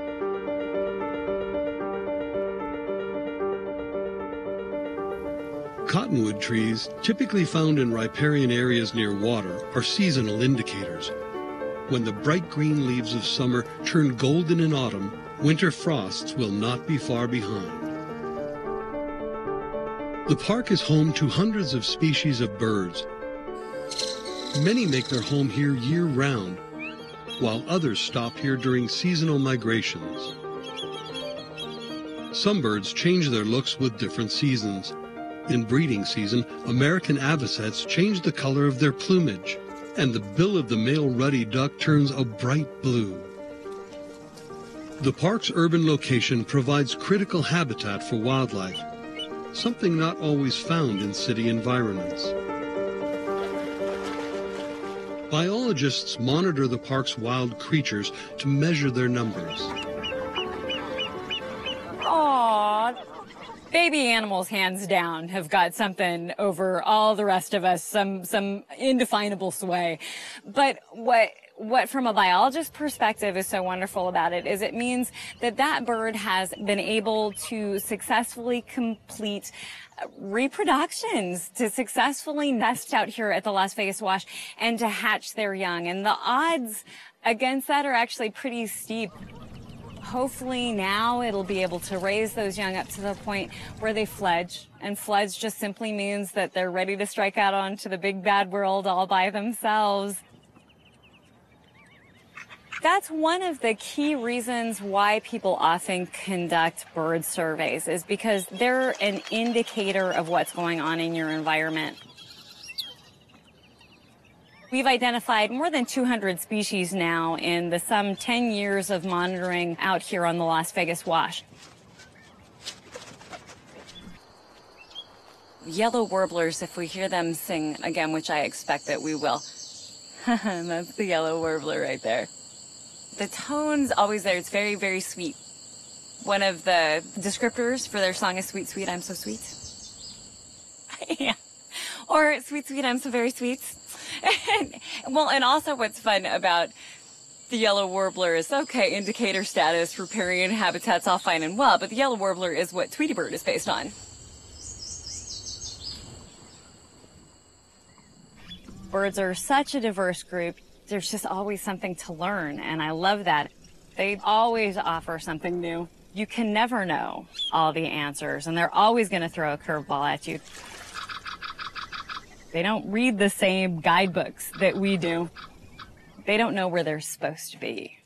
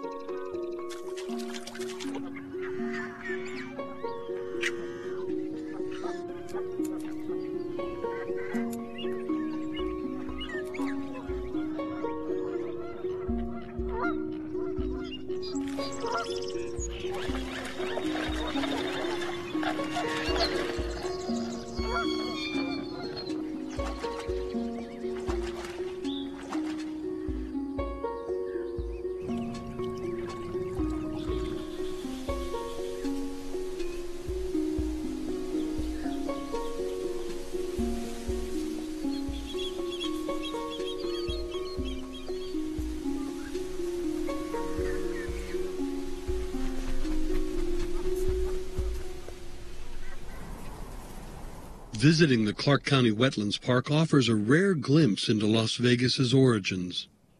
This was one of the kinds of meadow that you would have found originally in Las Vegas before the entire city was urbanized.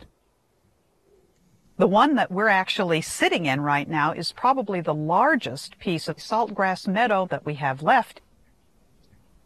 When the town began to grow and we began to have suburbs developing, a lot of the meadows began to depart.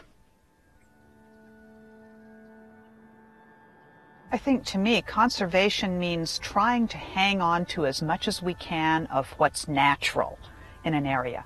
Sometimes you can't be perfect, but you try to keep what you can keep as a heritage for the people who are going to follow you.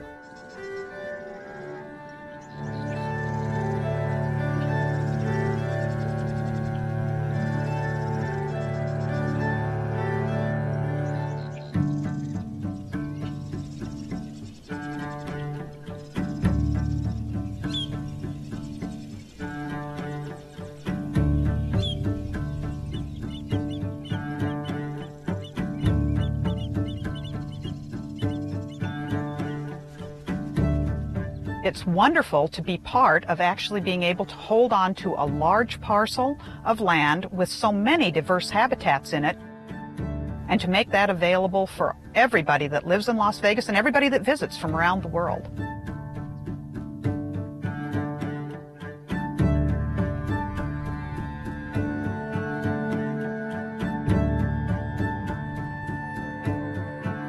We're hoping people will be able to come to the Wetlands Park to fall in love with nature and to be able to take the things that they learn here and apply them in other wild places.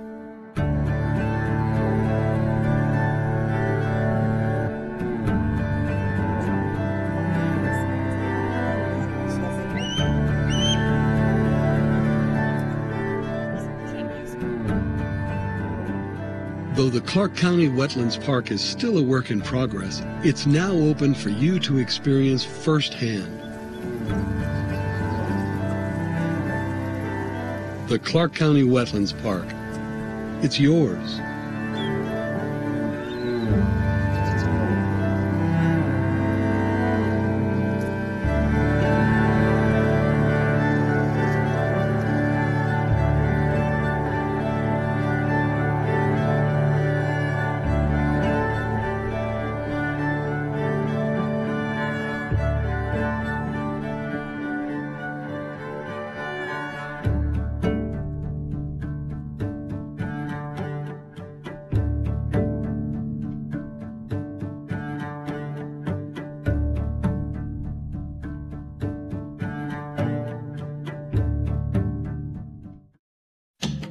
Do you know when to go on a yellow flashing arrow? They're popping up all over Clark County, and they're the new signal for turning left at intersections with a dedicated left turn lane. Here's what drivers need to know. A flashing yellow arrow means turns are permitted, but you must first yield to oncoming traffic and pedestrians. Then turn with caution. Keep in mind oncoming traffic has a green light. A solid green arrow means turn left. Oncoming traffic must stop. A solid yellow arrow means that the left turn signal is about to change to red and you should be prepared to stop or prepared to complete your left turn if you're within the intersection. And finally, a solid red arrow means stop. These left turn yellow flashing arrow signals are new, so remember, a yellow flashing arrow means turn with caution. For more information, log on to clarkcountynv.gov and search keyword flashing yellow arrows.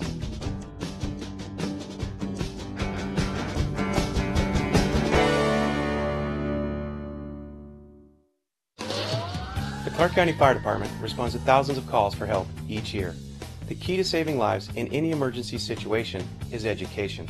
That's why the fire department teams up with its community partners to host open houses at different fire stations. Our open houses are held on Saturdays every other month. We invite you and your family to visit our fire stations, meet our firefighters who serve you, and learn how to stay safe and healthy. For more information, visit Clark County's website. Happy Chinese New Year, Gong Hei Fat Choi. He's Commissioner Justin Jones, and coming up on our next In Your Neighborhood, we're here at the Las Vegas Chinatown Plaza talking District F issues, Chinatown issues, and county issues.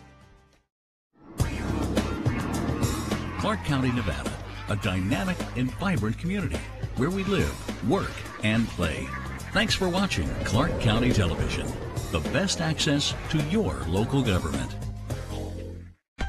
Hello, I'm Randy Swallow. Welcome to In Your Neighborhood.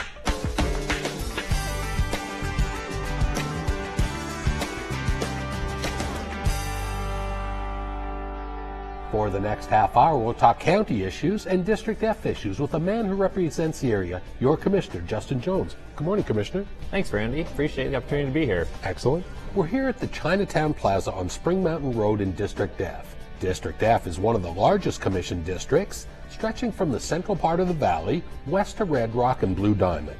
Other rural communities in District F include Sandy Valley, Good Springs, and Jean. Here's a quick look in your neighborhood, District F. District F is home to the newest downtown in Clark County, Downtown Summerlin. The county's largest master plan community has developed a couple million square feet for dining, shopping, entertainment, and more in a mixed-use, fully walkable marketplace. Other major game-changing private businesses choosing to slide into District F include the swimmingly successful Wet 'n Wild Water Park. And expect furniture fans to flock to the iconic blue and yellow behemoth IKEA store near the 215 Beltway in Durango, a Swedish-designed retailer that is the world's largest. And another master-planned neighborhood, Mountain's Edge, continues to rise in District F. Thousands of residents now enjoy recreating at Phase 1 of the newly opened Mountain's Edge Regional Park, with some of the coolest facilities in town. Desert Breeze Regional Park continues to be one of the best with an indoor-outdoor aquatic center and hundreds of acres of green space and more.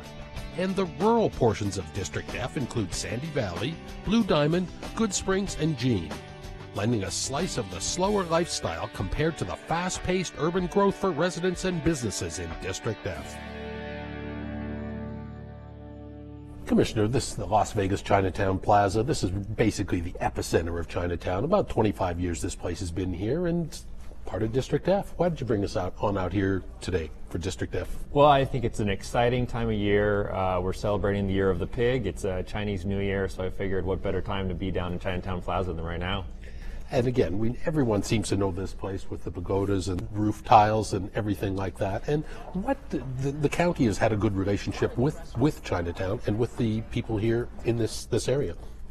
Well, I think Spring Mountain right now is just booming. You've seen Lotus down the street as the first true residential high-rise development down here in the Spring Mountain corridor. We've worked very closely with the folks here along the Spring Mountain corridor to continue the development down here. It's just hot. This is a place to be right now. I'm not sure how much you know about this, Commissioner, but the county entered into the Chinatown Overlay District in 2005. So what does that mean to the folks that live here and as well as this district?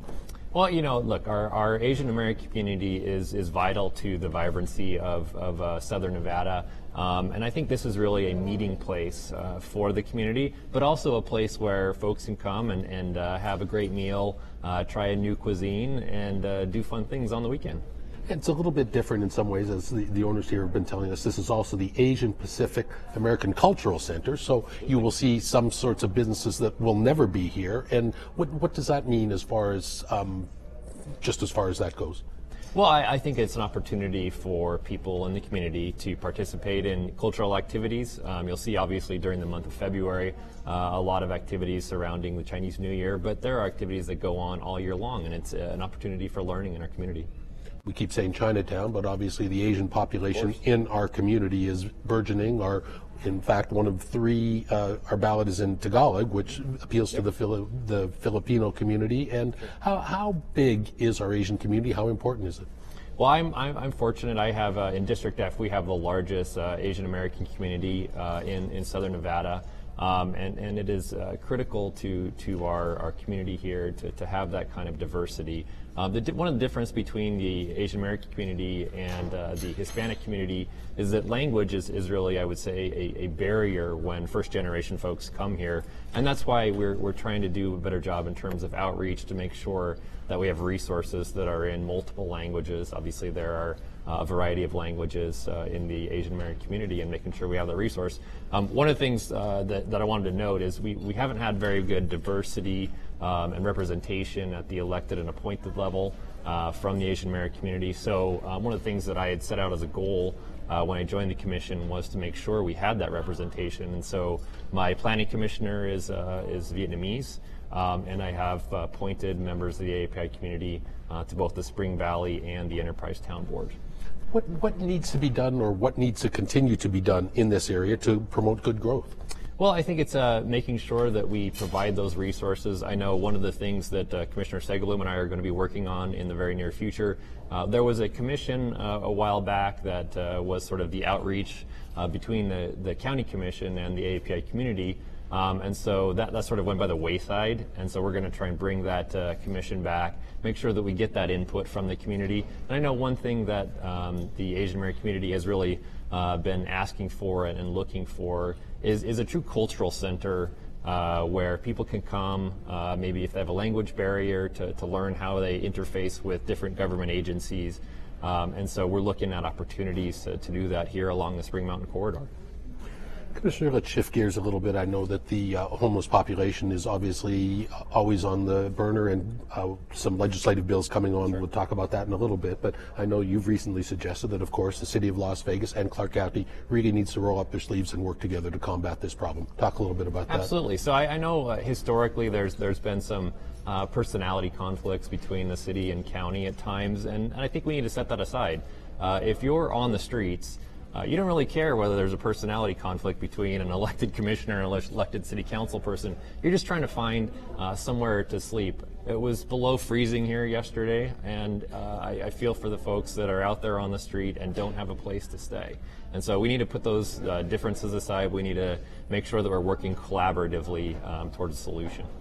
Let's move into some of the legislative things. I know that the city is looking at some of those bills to address that. And what does the county need to do to follow those, or what are we doing to follow those, the bills? Sure. So Clark County has a team that's up in Carson City right now. They are tracking the bills. We have a few bills of our own that are up at the legislative session that are critical to moving the county forward. But we have folks who are working on our behalf up the legislature to make sure that we're tracking those important issues. Let's talk specifically about Assembly Bill 79, which will allow us quicker recourse to address abandoned buildings and delinquent property. What does that mean, Commissioner? Well, I think that we have some areas of town that are a bit dilapidated, and there are some barriers right now to be able to address those issues. And so passing a bill like that will allow us to get in there and make those changes so it's not a blight on the whole community. One that I was surprised to see that you talked about was Senate Bill 127 that could possibly expand the county commission from 7 people to 9 people. Obviously, that isn't going to happen overnight, but what are your thoughts on that one? I think that it would have to be a sort of a long-term study. I think that there would be some growing pains. There are only 7 county commission offices in the current building, and so we would have to figure out how that would happen, and we have to see what the real need is. Again, there's this interesting dynamic here in Clark County. In most places, it's an incorporated city that is the sort of the primary interface between people in the community. Here, you have districts like mine that are 95% only in unincorporated areas. And so you can't, if you're in my district, call up a city council person and ask for some constituent services or find out how you deal with stuff. You have to call my office. And so that puts a different burden on districts that are mine that are growing and in unincorporated areas than it does in some of the more the older neighborhoods that are in the incorporated areas. You're obviously very well versed in what goes on in legislative sessions in Carson City, having spent a winter up there a few years ago. Yep. What can you bring from your days as a state senator to the county commission? Well, I think it's in every elected body, you have to be able to work with other people. And I'm fortunate that while I was in the legislature, I got to work with half of the county commission. So I got to work with our county commission chair, Marilyn Kirkpatrick, and also with former Senator Dick Segerblum while I was up there. And so bringing that collaboration, working across party lines, working across differences of opinion and geography is critical to the Clark County Commission. I know later in February, in fact, one of your colleagues, new Commissioner Michael Naft, you and he are having a joint town hall, yep. And of course you have contiguous, despite A&F not being really contiguous, you do have commission districts. Talk a little bit about what you expect to accomplish in that meeting. Sure, both of us are very interested in getting to know our community more. We both share both the enterprise and town boards. We're about half and half on both of those areas of town. And so this is an opportunity to open the doors and make sure that people who have interest, who we've never met before, can get out there and talk to us face to face. Is there anything so far, Commissioner, in your first couple months on the job that has really surprised you about Clark County that maybe you didn't know, or some issues that you must tackle at the county level? I don't know if it surprised me, but I got to participate in an event last week where we honored the people that have worked at Clark County for 5, 10, 15 to 35 years. And I have to tell you, it's fantastic to work with the amazing folks over at Clark County who day in, day out serve the people in this community. I know you also were at the Desert Diamond at the ceremony back in December, and that will continue to evolve and people will be playing ball there very soon, and going to be an amazing public art sculpture there as well in District F. Yeah, we're excited about it. I happen to live in Mountain's Edge, so it's literally about half a mile from my house. And this is going to be a truly world-class facility. We've already got calls are coming in on a daily basis to want to use it for tournaments for softball and baseball. And that is, of course, next to the Mountain's Edge Regional Park. What bring us up to date on what's going on out there? Sure. So it looks like we'll hopefully have a certificate of occupancy here by the end of February. They anticipate that the first tournament will be played the first week in April. So I think we're exactly where we need to be in order to use the facility as soon as possible. All right. We must take a quick break. We'll continue in your neighborhood here at the Las Vegas Chinatown Plaza with District F Commissioner Justin Jones. Stay tuned.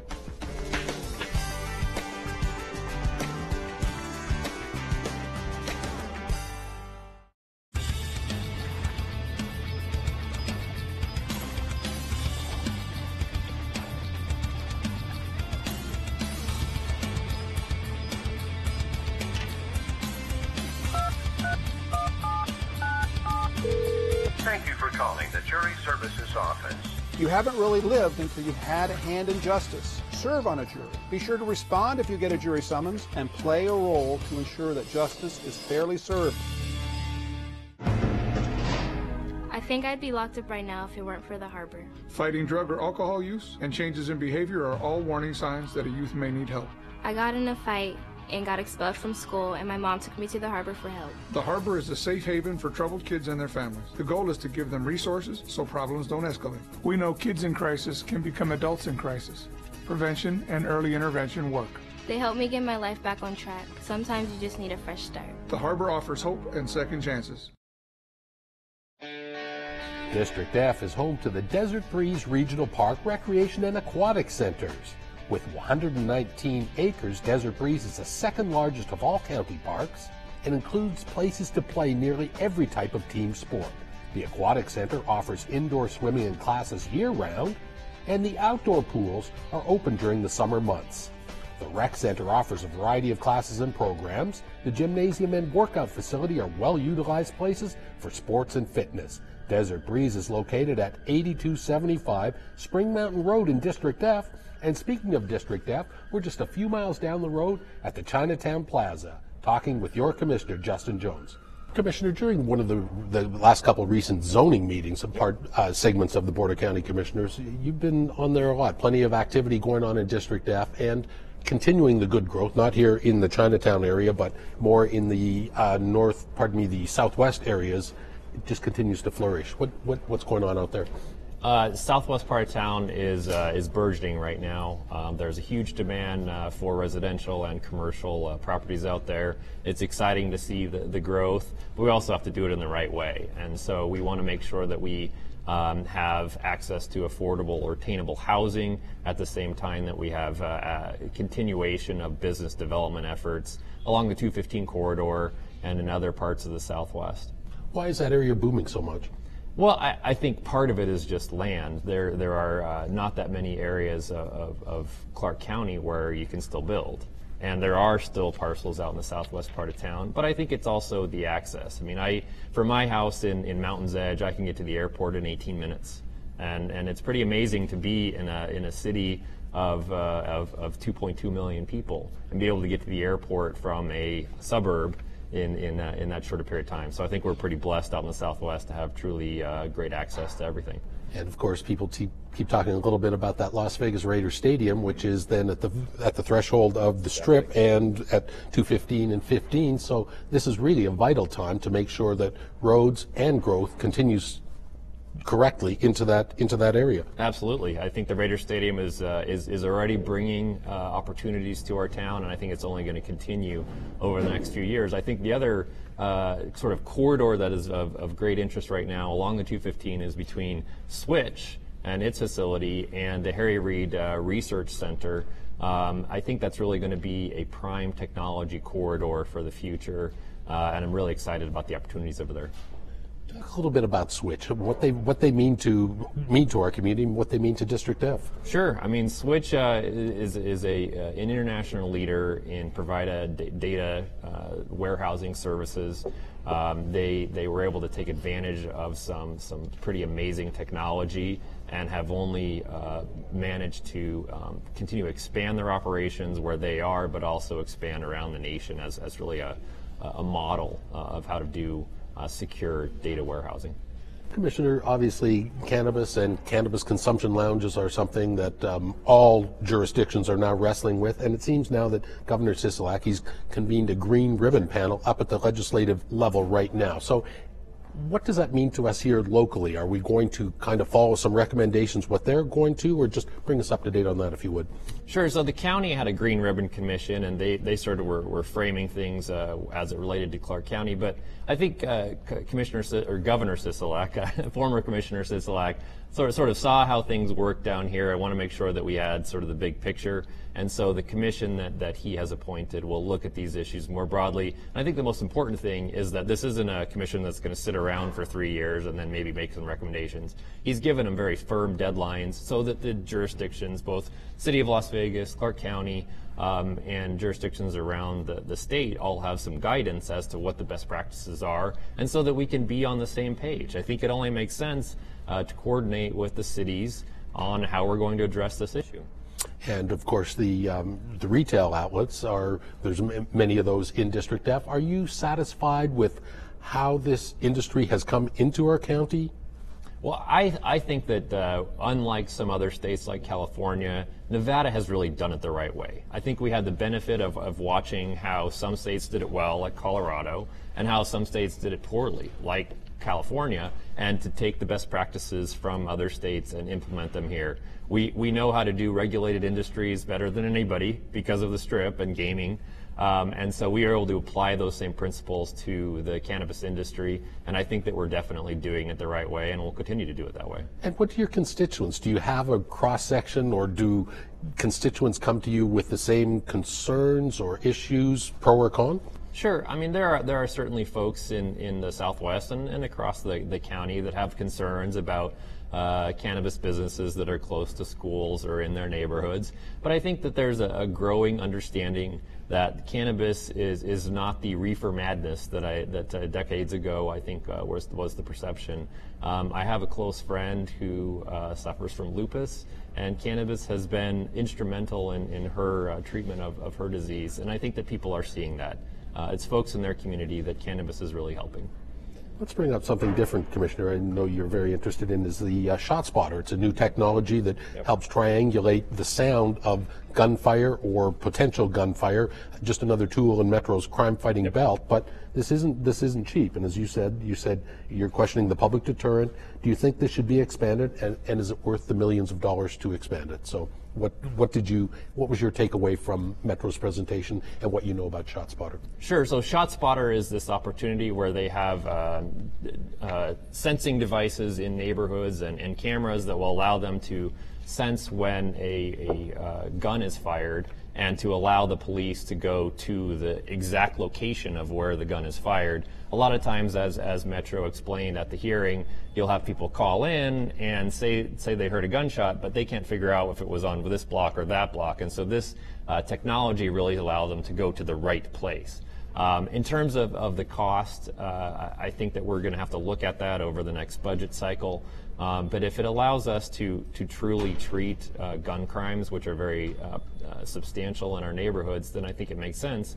And one of the areas that they're proposing to expand is in my district, not far from here actually, along the 15. So I think that it's something we definitely need to look at, and really might be a tool that Metro can use to address gun crimes.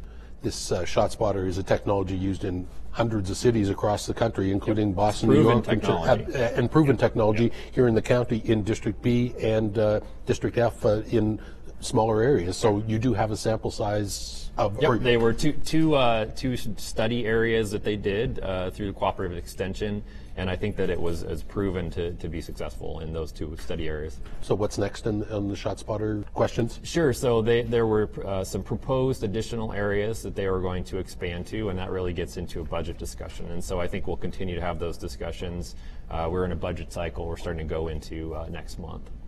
Commissioner, I know you're a fierce warrior for environmental issues and water, and recently there was it's seemingly an agreement between the 7 basin states and the Colorado River, but then maybe there isn't. Can you bring us up to date on this murky water situation? Sure. So as I think everybody knows, we're in a pretty severe drought.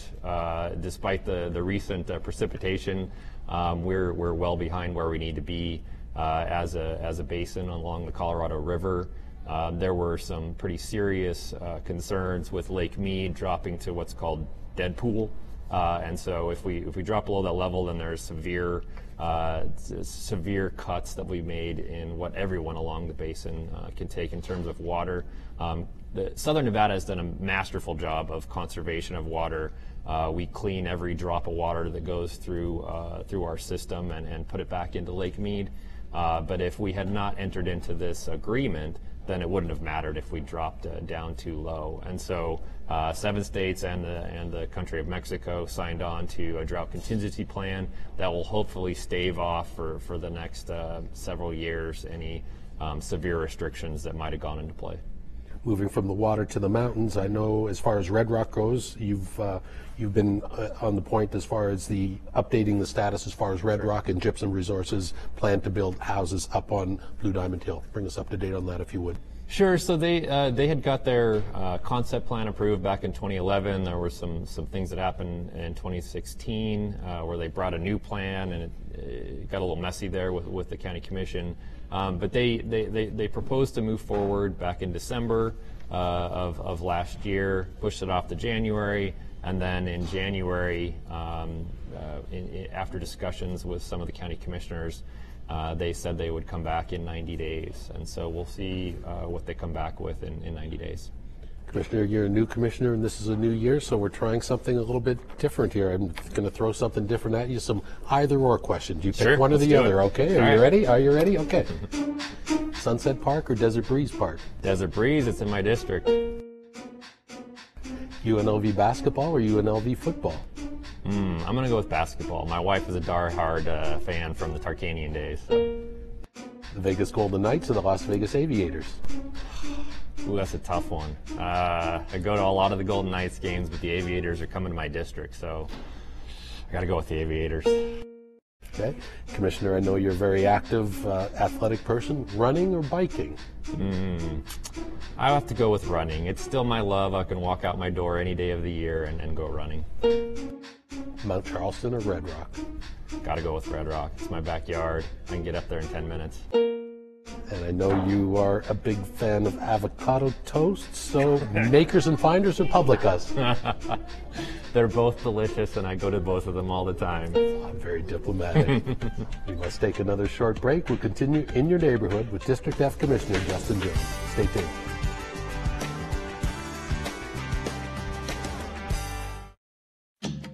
Do you know when to go on a yellow flashing arrow? They're popping up all over Clark County, and they're the new signal for turning left at intersections with a dedicated left turn lane. Here's what drivers need to know. A flashing yellow arrow means turns are permitted, but you must first yield to oncoming traffic and pedestrians. Then turn with caution. Keep in mind oncoming traffic has a green light. A solid green arrow means turn left. Oncoming traffic must stop. A solid yellow arrow means that the left turn signal is about to change to red, and you should be prepared to stop or prepare to complete your left turn if you're within the intersection. And finally, a solid red arrow means stop. These left turn yellow flashing arrow signals are new, so remember, a yellow flashing arrow means turn with caution. For more information, log on to clarkcountynv.gov and search keyword flashing yellow arrows.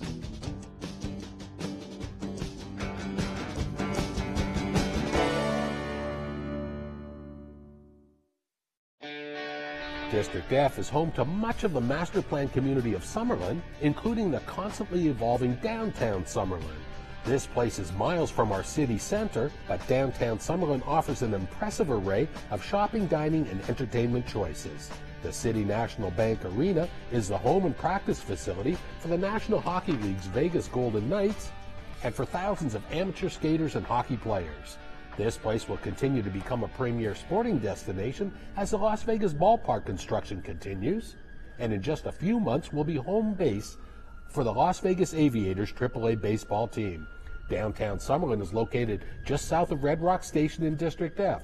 And speaking of District F, we're talking to your Commissioner, Justin Jones. So, Commissioner, we're wrapping up here in beautiful Chinatown here on Spring Mountain. How do you think this community is going to look, say, 5 years from now, 15 years from now? I think we're an exciting time, and I joined the board at a time where we're really moving in the right direction, thanks to a lot of the work of the commissioners who have been around for much longer than I have. So I'm excited about the prospect of expanding our community. We've brought in a lot of sports teams, which I think is critical. I think we have opportunities in the technology sector and in the healthcare field to really continue the amazing diversification of our economy here. I joined the board of the Las Vegas Global Economic Alliance, and I'm really looking forward to working with a group of 50 board members over there to do the right thing for our community. Tell us a little bit more about that. I think most people know something about the Alliance. What's on their plate? So they are really looking at strategic planning, planning for the future, and targeting a couple of sectors. Sports obviously was a big part of that. And I joined the board with Mark Bedane from the Raiders, so kind of a big deal to join with a man of his caliber. So I'm just excited for the opportunity to learn from business leaders, from government leaders, and make sure that Clark County is doing its part on the economic development side. All right, well, appreciate you spending time with us. We'll let you get back to work. Thank you. Thank you. That wraps up this edition of In Your Neighborhood. Thanks to our good friends here at the Las Vegas Chinatown Plaza and to Commissioner Justin Jones for taking time to tell us about the area he calls home and represents as your elected official, District F. If you have any questions about this show or ideas for upcoming segments in your neighborhood, call me. I'm at 455-6357 or send an email to rsw@clarkcountynv.gov. Thanks for tuning in to Clark County Television. On behalf of our production staff, I'm Randy Swallow. We'll see you again next time in your neighborhood.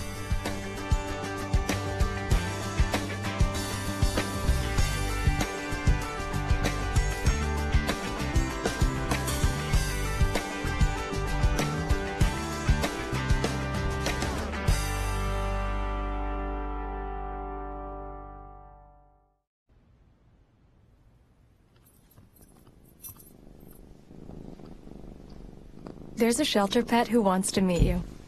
Meet one today. Visit theshelterpetproject.org. Adopt.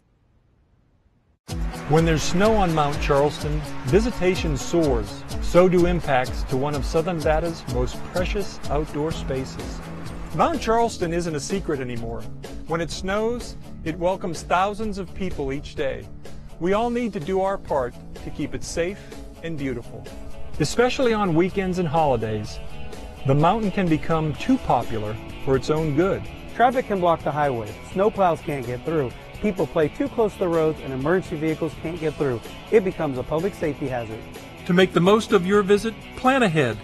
Visit GoMountCharleston.com for news and information, or call 511 to make sure the highway is clear. For skiing and snow play, Lee Canyon is best. Remember, dress warmly, don't sled near roads or trees, and don't leave any litter behind. Help keep our winter wonderland safe and clean for everyone to enjoy. After October 1st, people started saying, Vegas strong. But the truth is, I don't always feel strong. Some days I feel scared. Alone. Exhausted. Overwhelmed. Hopeless. Anxious. But I didn't think I needed help. Because I thought things would get better. We didn't have physical wounds. But what happened that night affected all of us. And it's never too late to get the help you need. Reach out to the Vegas Strong Resiliency Center to see how they can help you.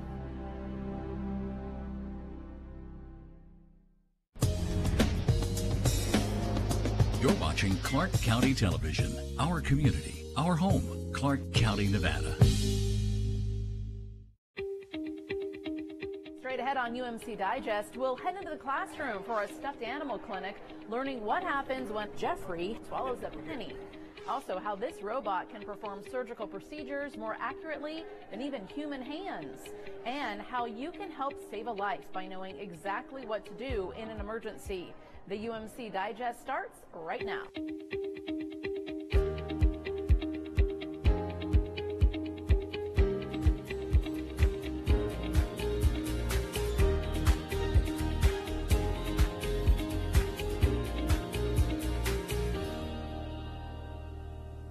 After the October 1st shootings, many people asked what they could do to help. The number one thing you can do is be educated on to how to literally stop the bleed should another mass casualty unfortunately occur, or even if you come upon someone who is bleeding to death in a car crash or other accidental trauma. UMC offers complimentary Stop the Bleed classes, education that is just as important as knowing how to do CPR. Take a look at a recent Stop the Bleed course taught by UMC for Red Rock Search and Rescue. If you come upon an accident scene or witness a life-threatening injury, would you know what to do to save someone's life? Stopping the bleeding immediately as it happens. So you're at the scene, you are a bystander, and now you are a rescuer. So you are going to literally stop watching someone bleeding and intervene in stopping the bleeding by applying direct pressure or possibly a tourniquet if you have that, of one of the bleeding control kits that we are advocating. Knowing what to do before someone is literally bleeding to death in front of you could save their life. Calling 911 at that time as the blood's pouring out, it's not going to save their life. It's just not. There's not enough resources, not enough time. These guys are great and can be there in a few minutes, but it's not going to happen. A tourniquet placed appropriately will stop the bleed while emergency help arrives. And the whole concept of tourniquets and bleeding control is to apply the tourniquet above, more what we call proximal or closer to the heart from the bleeding source. So if the gunshot wound's in your thigh, you obviously want to apply it higher than that to prevent the blood that's coming out. That's hurting. What are you doing? It's supposed to hurt. Oh, okay. That means I'm cutting off the... Oh, okay. That means It's killing me. I'm super glad about that. That Okay. means you're not going to die. All right. I haven't encountered a time when I would need to use this yet, but you know what? You never know. You never know when you might. Right. And the thing is, we train for all kinds of scenarios and eventualities, and so that we'll be prepared to help anyone that we might come across. How do you know you put the tourniquets on correctly? The bleeding stops. During the Stop the Bleed course, participants also learn how to pack a wound. So what will happen is for you to be able to have some basic concepts and basic knowledge that we'll take you through tonight and be able to just literally stop the bleeding. The number one cause of mortality and deaths in trauma that would be preventable is just hemorrhage, exsanguination. A lot of other things you can't control, and that's unfortunate, but bleeding is one that you can literally stop just by applying direct pressure or a tourniquet. Those couple of techniques done in just a few seconds could help save a life. I want every single soccer mom, everyday Joe, every high school kid, every person that works at a golf course, every person that works at a casino, any person at all is able to do this training. We can teach this to young kids. This is something that if you see bleeding happening, you can actually intervene and stop the bleed and save a life. Here at the UMC Trauma Center, we have a 97% survivability rate, including patients who come to us with less than a 1% chance to live. We are very proud of those statistics and also aware that even with the best of medicine, sometimes patients are given a life-limiting diagnosis or, despite best efforts, are on a journey to the end of their life. UMC's Integrative Therapy and Tranquility Program helps to make those moments more comfortable for patients and their families. A little bit. Were you feeling that? In my stomach. Your stomach? At UMC, healthcare is about more than medicine and procedures. So let's not talk about the treatment part anymore. I just want to find out how you are. UMC's palliative care and integrative services takes our treatment pathway to a new level. We're not just going in, just pushing some meds and leaving the room. We're with the family, we're bonding. You find out the whole, for me it's holistic nursing because I'm a holistic nurse as part of the Tranquility program too. So I like to think of the whole family. So when you go in and you're working with the family and finding out what was that person like, what were their goals, what did they want, what was important to them, who's their family members, who's at the bedside with them. It guides the family basically with their end of life choices. I mean, a lot of family doesn't know where to go. Most patients come in, doesn't have advanced care planning, doesn't have a living will, and they just listen to maybe one physician or a couple of the residents. Having Dr. Estrada and their team come over here, pretty much explain what's palliative care, what's hospice. It's really needed. I mean, I'm glad that we have it here at UMC. Patients with life-threatening injuries or life-limiting illnesses such as cancer, dementia, cardiology, or stroke issues that come along with burdensome symptoms can all benefit from palliative care. The frontline teams are really great at having those discussions. They talk with families. As most of us know, when there is difficult news that is coming up, Sometimes you hear a little bit of the news or parts of the news, or you just need some sort of gentle reinforcement. So we are the second line team that comes in to support the frontline team's assessment. We affirm prognosis, and then we let them know from a risk to benefit standpoint what is happening with treatment, what are the best treatments, what treatments may be more harmful than helpful, and what treatments could be contributing to a good quality of life. So we help them weigh the risk to benefit, and we help them make some very difficult decisions together. Lab tests and clinical observations can help physicians and families with those decisions. Then palliative care is used to care for patients and families. We're able to help families and patients understand the situation, and we look at how to make these moments the best moments possible for the patient. And if it's pulling back on some of the aggressive treatments to just honor whatever process is happening, whatever journey is happening, it makes for a better journey for them. We don't have to palliate symptoms caused by very aggressive, harsh measures if they're not appropriate. In a true end-of-life situation, they're walking that walk, and my team and I are walking that walk with them. That walk with Dr. Estrada turns from clinical to very caring. I can speak for myself and my team when I say that every time we approach a patient and a family, we approach them as if they're our own family. In a hospital where we are so proud of saving lives, it's equally honorable to create an appropriate end-of-life experience for our patients and their families. We figure out what they would want, the music, if they would want to be clean and fresh, or what blankets they'd want around in their pictures. And then we do everything we can to make sure they're very comfortable, to make sure that families around and very close, no matter what we're doing, even if we're removing a patient off ventilatory support, we bring everyone close in there, and we make sure they're holding their hand and they're with them, and then we take a step back. Those are important and sensitive moments for our families. I've always been very proud of my job and the job our team does. It's quite incredible, although death and dying can be devastating, as I mentioned. It's happening. It's something we can't control.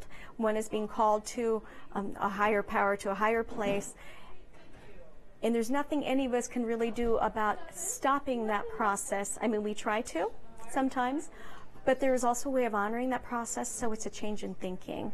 It's a change in culture. That change in thinking, when everything possible has been done from a curative standpoint, honors the process of life and death. When you think about it, one is going on a certain journey, may it be a very difficult, burdensome journey with a serious illness or an end-of-life journey, the journey's happening. They can walk this walk with us or walk it without us. And luckily at UMC, they have the option to walk it with us. And if we do our jobs well, and we work so hard to do that, under our watch, they will not suffer. So because we can alleviate suffering and enhance one's quality of life, no matter what the situation is, it makes it the best job in the world. When we come back, we'll take you to UMC's newest primary care location, where you can have your own personal physician. That's coming up on the other side of this break. There's no time for downtime. Better get better, quick. UMC Quick Care has 8 locations, and you never need an appointment. So get in and get better. UMC Quick Care. Find a dock in my neighborhood. The nearest dock is the Port of Long Beach, 284 miles away. Find a dock. Doc! Calling Doug. Finding a family doctor in your neighborhood is as easy as visiting a UMC Primary Care. Locations valley-wide, there's one near you. Find nearest Thai food. Typhoons occur in the North Pacific Ocean. There's no time for downtime.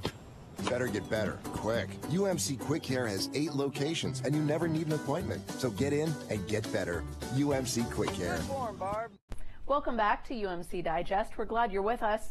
UMC offers the full range of health care for your family, from our quick care locations where you can get in, get out, and get better quick, to our main hospital and primary care, your own personalized physician to take care of you even when you're feeling well. Hi, Kim. Hi, good afternoon. Dr. Tan has been Kim's primary care physician for 5 years. So you sit here? Right here. Primary care physicians serve as the overall director for your health. The primary care is the one who would treat the patient as a person rather than a disease. And preventative maintenance, just like you do with your car, is key to your overall function and health. Let's give an example about the 50 years old and above. So everybody, as in everybody, when they reach 50 years of age, needs colonoscopy. All female, when they reach the age of 40, they should have a screening mammogram. Blood pressure screenings and cholesterol checks can help catch the signs of cardiovascular disease before it's too late. They are making a gamble in their health. That's certainly. If you are not seeing your primary care, then you are missing the benefits of a health screening. Sharing your medical history, having up-to-date screenings, and yearly visits with your primary care physician helps build a meaningful partnership in your overall well-being. Patients can feel when they can trust their provider. Their demeanor, the way they interact with you. When you say things to your provider and then they pull through with their promises that I'm going to do this for you, I'm going to help you get to your goal in terms of your health.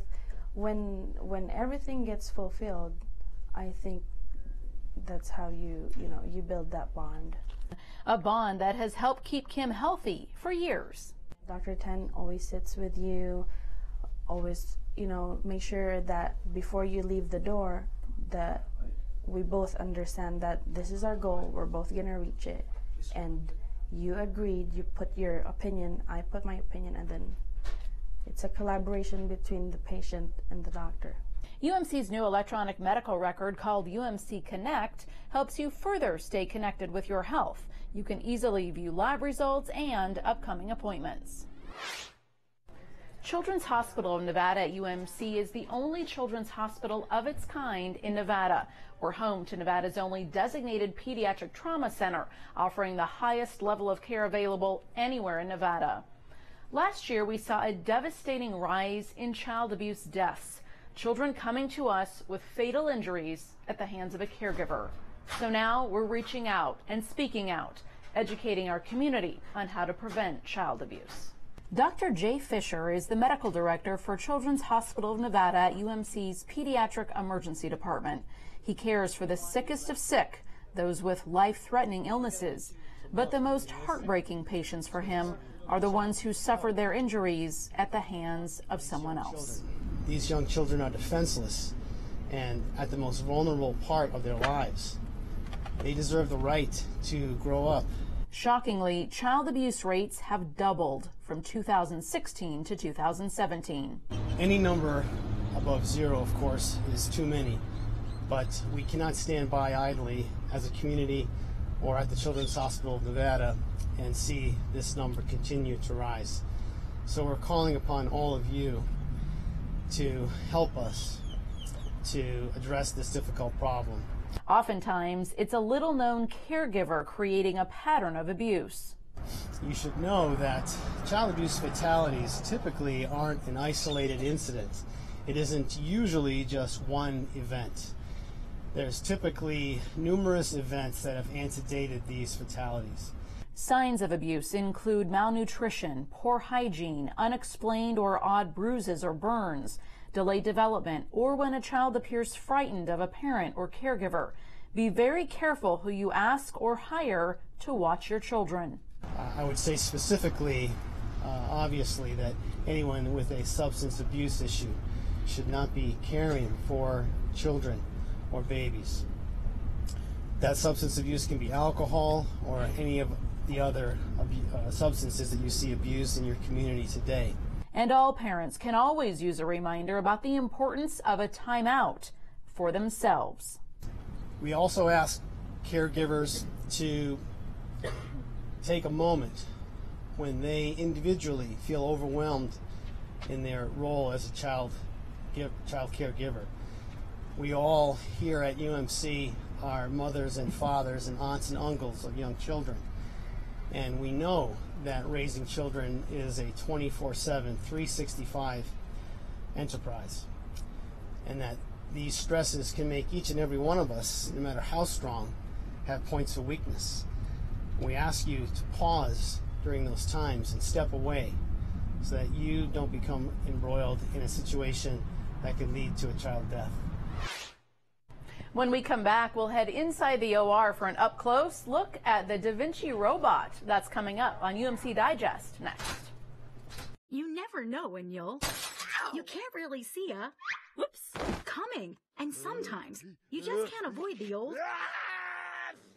Life is full of surprises. So when life pulls up, get to UMC Quick Care. For life's bumps and breaks, sneezes and wheezes, one of our Valley locations is ready and waiting to save the day. So you can get in, get out, get better, quick. UMC Quick Care. Mom, we're out of cereal. Can I go to Jennifer's tonight? No, you said you were going to take me to dance. There's no time for downtime. Better get better, quick. UMC Quick Care has 8 locations, and you never need an appointment. So get in and get better. UMC Quick Care.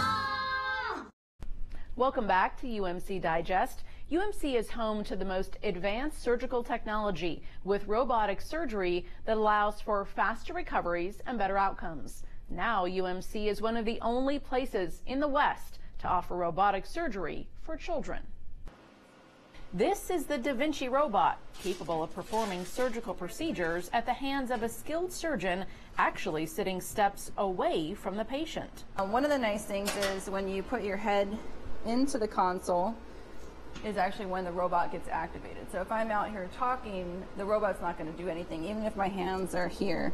And when a surgeon is at the helm, surgical procedures can be done with shorter hospitalizations, less pain, and less pain medication for adult and pediatric patients alike. The Da Vinci system translates the surgeon's hands at the console to very precise and fine movements on the patient. And by doing so, that decreases the tremor, decreases any abnormal manipulation, kind of increases the efficiency of a surgery. Which all leads to decreased complications. So we're less bleeding, less inadvertent injuries to other structures, the ability to do more complex surgeries with the robot in more precise fashion. Removing pancreatic and lung masses and kidney transplants can all be done robotically. Compared to open surgery, there's no comparison. The open surgery, you have big scars. And UMC is one of the only hospitals offering this caliber of surgical care for younger patients. 2 local Las Vegas families have gone above and beyond, donating so generously to Children's Hospital of Nevada at UMC. Jerry and Jenny Shear know too well what it's like to have premature babies in the neonatal intensive care unit, and it was important for them to give back.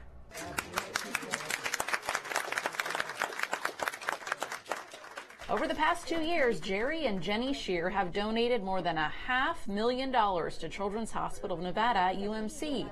Part of that donation was used to buy state-of-the-art incubators called giraffes for our tiniest patients.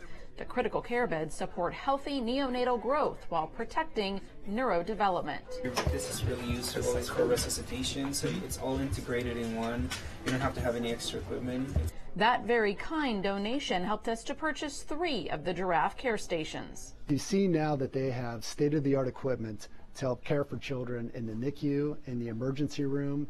It really does our heart good to know that other parents are going to have the best opportunity to see that positive outcome for their own children. In addition to that equipment, another donation from the Shear Family Foundation helped buy infant car seats for our babies going home for the first time and treated our patients, families, and staff to a big holiday celebration. My wife Jenny and I could not be happier to see this equipment here at Children's Hospital at UMC being put to good use.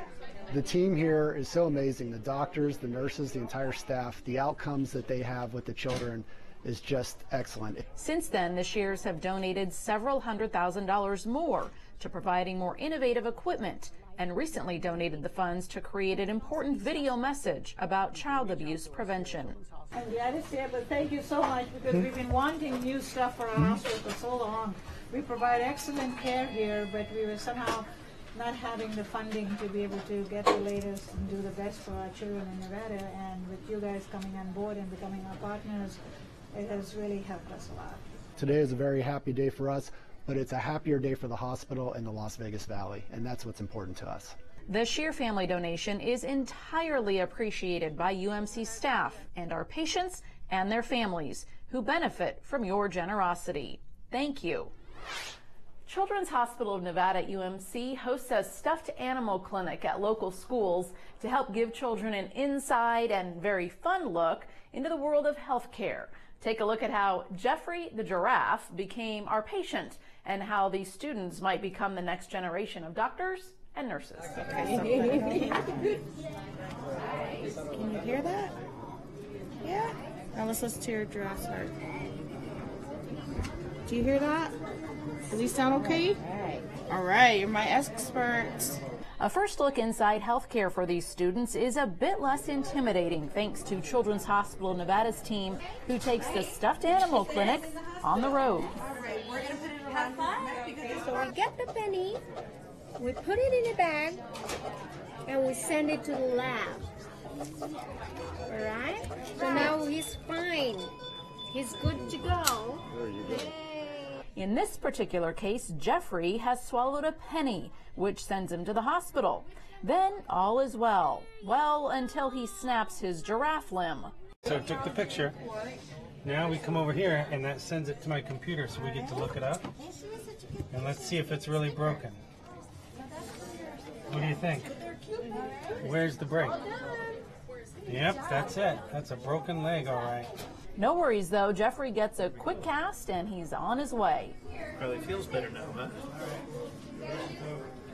There's that, and then you're going to go over to the pharmacy. Toys R Us generously donated the giraffes for our clinic, and this little guy sure seems to get into a lot of mischief. He was really hungry, and his mother accidentally put a penny in his dinner plate, and he accidentally swallowed it. And now he needs to go to the hospital. We're hoping to introduce the kids in their own little atmosphere to the healthcare. So they'll be going to different departments, for instance, triage, respiratory, radiology, to kind of get them the feel of what a hospital visit would be like. And at the same time, these kids are our future. So hopefully we could get them into our healthcare and get them into being future nurses, doctors, respiratory therapists. Thank you for joining us for this edition of UMC Digest. For more information on all of the stories you've watched, please head to our websites. We have two of them, umcsn.com and children'shospitalofnevada.org. You can also find us on social media. We'll see you next time right here on Clark County Television. Until then, take care.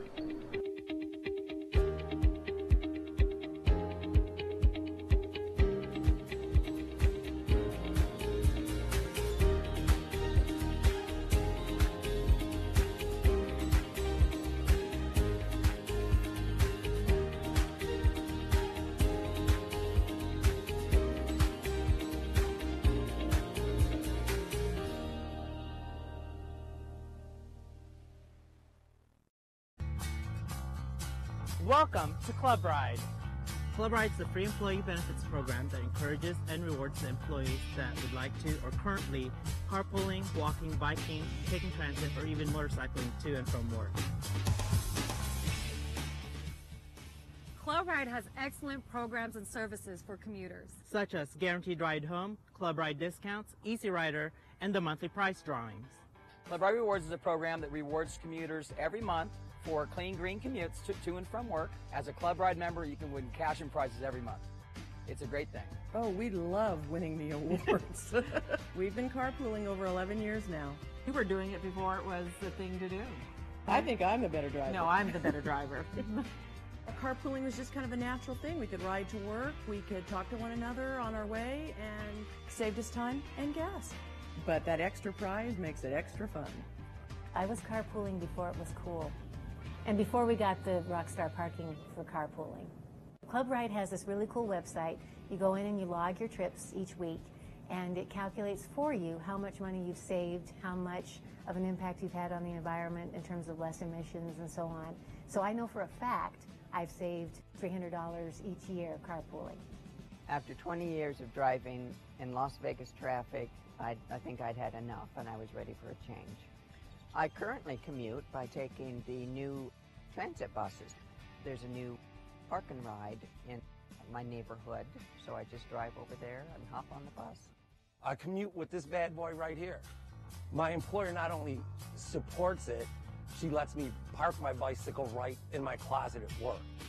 I love the Club Ride discount program because I get to use it at Jason's Deli, Cold Stone Creamery, and then I'm even able to use it at my bike shop, Bicycle World. I wish I would have learned about it earlier. One of the great benefits for employers is the outreach that we do. We set up a table, we give away free t-shirts, we talk to them, we educate them about the program, and then of course the incentives that are available to them. Once employers realize what we do for them, they love it. Club Ride is extremely successful at Bellagio. We've been a partner with Club Ride since 1999, and currently we have about 1,200 employees enrolled. We provide our employees with reserved parking, bike racks, motorcycle area, as well as pre-tax payroll deduction for the classes. I think the Club Ride program is very well thought out, very well engineered. Cox is really committed to being a Club Ride partner. We have swipe machines at every entrance where employees can log their commutes. We also have bicycle racks. We have the ability for employees to work compressed work weeks and flexible schedules. And we have pool vehicles that are available for those employees that commute who need a vehicle to use to visit a customer or to go to another office. Having a strong commute options program is really important to the city of Henderson. Currently, we have over 400 of our employees that are enrolled in the Club Ride program. We have lots of prize winners every month, and I really make a big deal about it. I hand deliver all the prizes. They're just really excited, especially if one of the other employees sees that they're getting this prize. That kind of motivates them and they want to be part of that. I'm Joan with Cox Communications. I'm proud to be a carpooler, and I think you should be too. Less traffic and cleaner air, and that's a good thing. Less traffic, cleaner air. Carpooling is a good thing. I'm Joey over at the Rio, and I love being a Club Ride member. I'm Bill with Cox Communications, and we're a proud partner with Club Ride. Commute options are a good thing. Partner with Club Ride today. To find out more, visit the Club Ride website. Or call 228-RIDE or go to your HR office and speak to your transportation coordinator. That's a wrap. That sounds good. That's a wrap.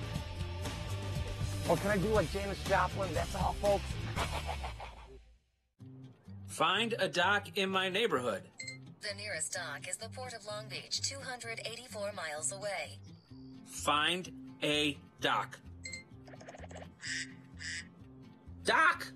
Calling Doug.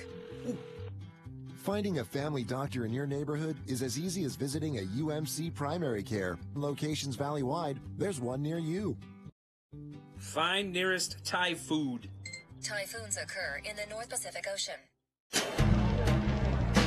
The sale of marijuana is getting underway in Las Vegas. But where can you consume it? On the Strip? No, not even in your hotel room. At my friend's house? Sure, if they say yes. How about in my camper? Don't consume it and drive. That's dangerous and illegal. Well, out hiking Mount Charleston? No, not in any public spaces. You can't consume it or even possess it at the airport either. At the bar or a nightclub? No, not there either. Visit ClarkCountyNV.gov for more information. Be informed, be responsible. Our community, our home. Clark County, Nevada. Thanks for watching Clark County Television. Coming up next on Clark County Chronicles, Clark County's public arts program is creating masterpiece murals and sensational sculptures for all to enjoy. The Rose Garden Apartments are blooming once again for residents of one community, and our public works team turns 50 this year. We take a look back at their esteemed road building history.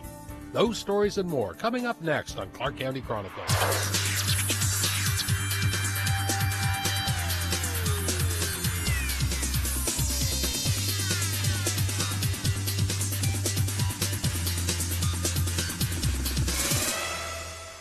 Hello, I'm Randy Swallow. Welcome to Clark County Chronicles.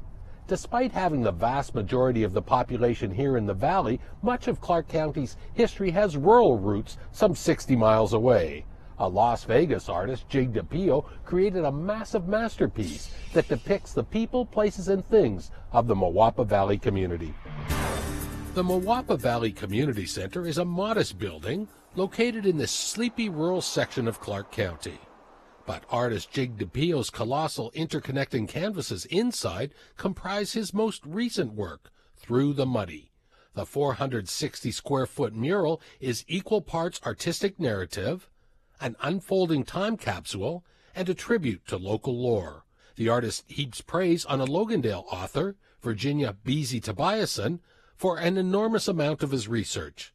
Beezy's book is called The Muddy Valley Reflections. It's 600 pages, and I must have read that book about 3 times and took notes each time, and there's so much detail in there, and it was very rich. I started to generate this kind of movie in my head, like Gone with the Wind or something, and it was this actual movie in my head, playing the short stories, putting them together, stitching them together. We first caught up with Jig in September 2017 at his home workshop as he began this enormous project. Confidence plays a huge role, and when you make any hesitations about these things, and I paint wet on wet, I don't wait for layers to dry. And so he spent 15 months painting and immersing himself in the area's local history, creating the short stories that he stitched together using oil paint to create Through the Muddy. The finished product includes images that represent this slice of the history of the American West, agriculture, the Old Spanish Trail, cowboys and Paiutes, stagecoaches, the lost city of St. Thomas, and, of course, the end result of Hoover Dam and Lake Mead. So when people say they're born and raised here and know the history of Las Vegas, they better know this one, that their county was actually established here in this part of town. The artist's Nevada knowledge was acquired much later in his life. DePio was born and raised in the Philippines and moved to the United States in 2002. His permanent installation in Mawapa Valley is his creative gift to the community.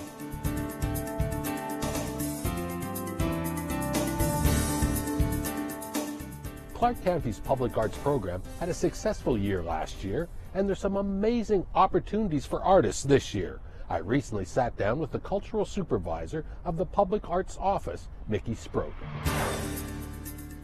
Mickey, it's been 6 or 7 years now that the Clark County Arts Plan has been in place. Maybe if we could, let's just start there and talk a little bit about how this funding mechanism goes to provide funds for public art in Clark County. Yeah, definitely. It's called the County Arts Plan, and it is an ordinance that the commissioners had brought up or approved in 2012, and it started in 2013. And so that ordinance takes money from the hotel taxes, and that's what funds this public art. It takes a small percentage, about 5%. Then the commissioners have put a cap on our program, so it's $1.25 million a year is what we could get from those taxes. And we've seen a number of completed projects. Talk about some of the completed projects we saw last year in 2018. Definitely. In 2018, we completed ZAP 10, which was off of Cheyenne, near the College of Southern Nevada. And then we also had in Overton, Nevada, we had our Mawapa Community Mural Project. And so that's part 1 of part 2 that's going to come out this year. I know we spent a lot of time with Jig and the other 2 artists out there. Jig's work is amazing. His Into the Muddy. Talk a little bit about his project. Yeah, so it's a large mural painting that is actually on canvas, and it is 11 feet high by 40 feet long. It is an oil painting. I mean, you're just not going to see this type of painting anywhere in the West, and so it's such a neat project for public art to have this large oil painting in a building in Clark County. And his subject matter is kind of how we end up becoming a city there, right? And became a town there. So it's all about the mining. It's about the people that came in and started shops and started farming and everything else. He also combined with Heidi, a couple of local artists there, I believe, Heidi Levitt and Joan Day, and they also contributed to the larger project of this whole efforts. Yes, they did. So during the call for artists for that particular project, Joan and Heidi were actually the semifinalists along with Jig. And so when Jig won the major piece, Heidi and Joan had actually also made little paintings that that they were putting forward for the design.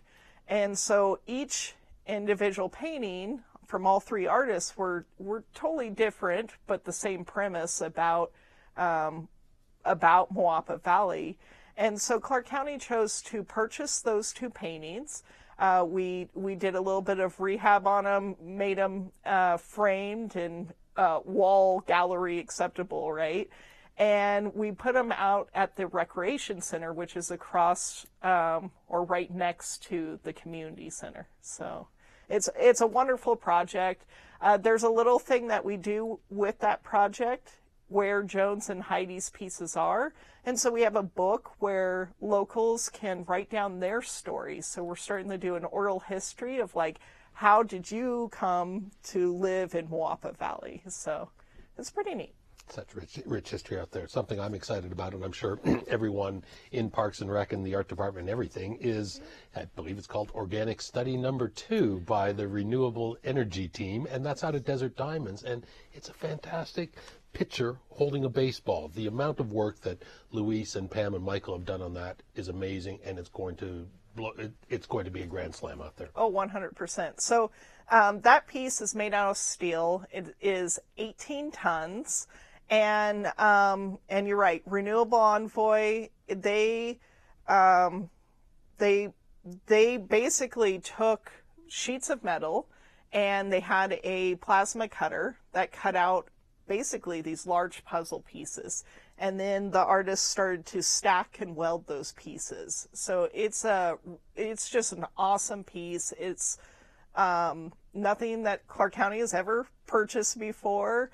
It is a unique piece. So we're very excited about that. We're going to have a reception here pretty soon. And Mickey, that's going to be such an amazing component for Desert Diamonds, which is a gem of a baseball complex, nothing like we have for 90-foot base paths and 90-foot diamonds that we have in Clark County. Right. And that's the great thing about having public art in these spaces. Clark County is really excited about this baseball park. We are in hopes that we'll have major baseball tournaments out there. And I think it's a wonderful thing for County Arts Plan to have a piece out there for local artists.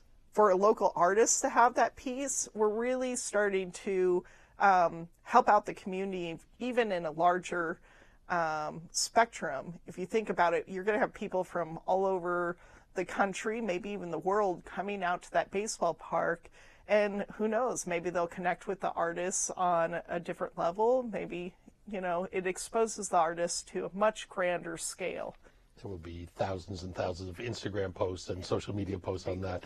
And of course, we've just talked about that amazing team and Jig and his work. Those were all call to art submissions. And you've got a couple on the table right now. One for out in Moapa at the Double Negative Gateway, and also Nell Ceiling at the Air Force Base. Tell me about those two. Yeah, so the Nellis Absolute Ceiling is a call for aviation sculpture in the median.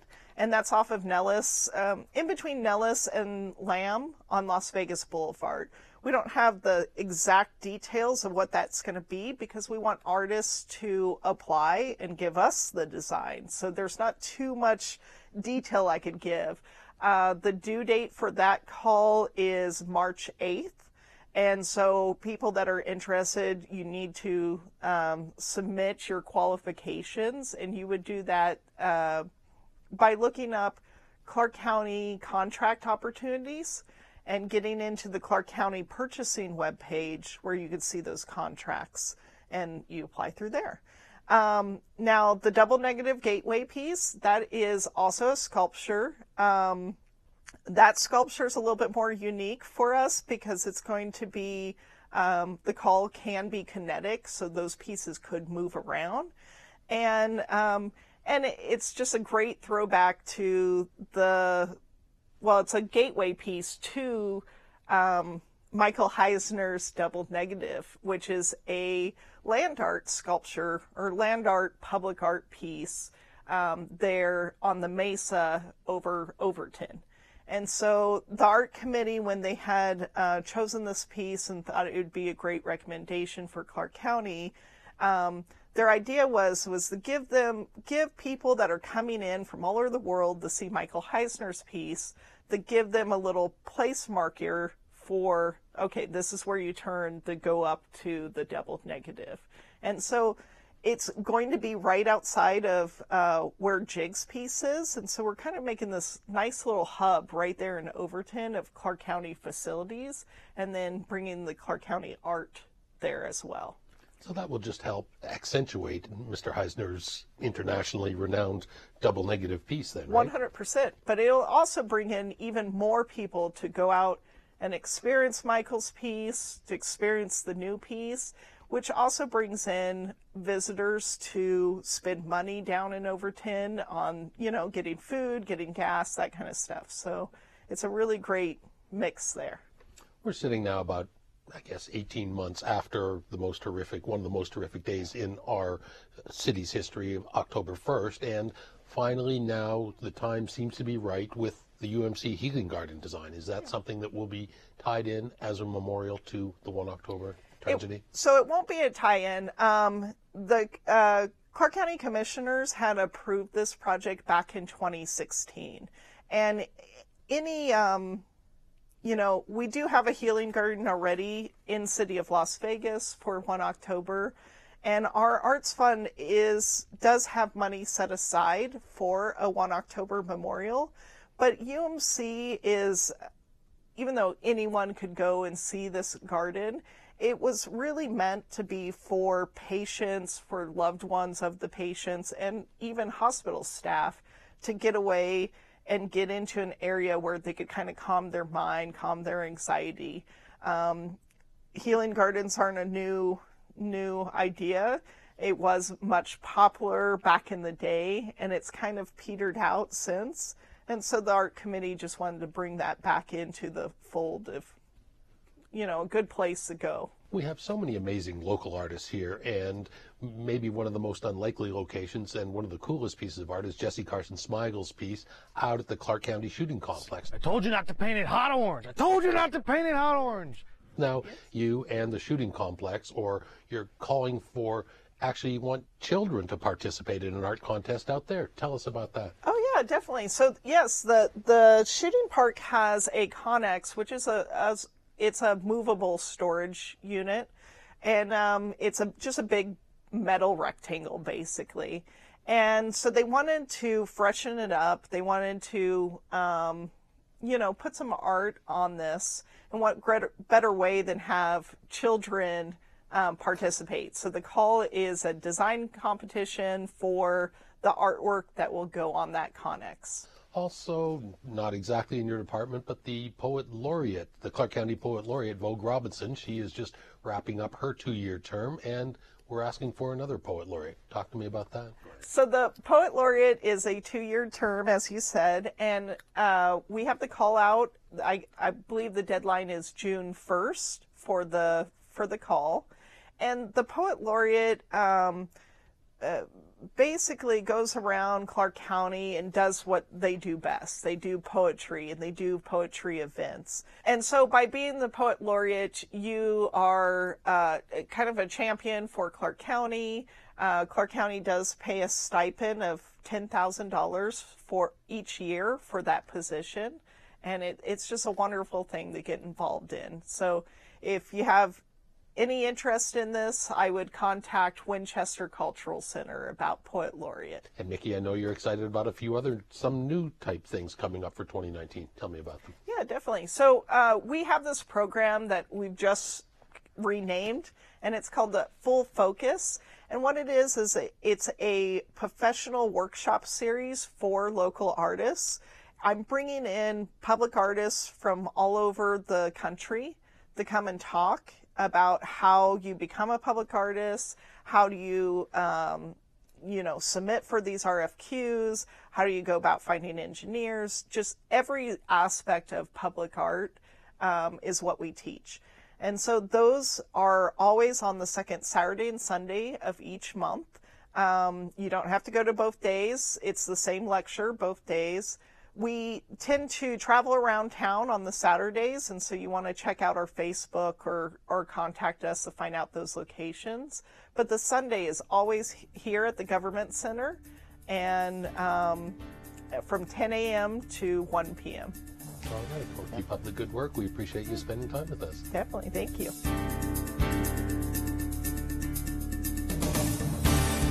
We must take a short break, but I'll tell you about new lights here at the Welcome to Las Vegas sign and at the Eiffel Tower when we come back to Clark County Chronicles.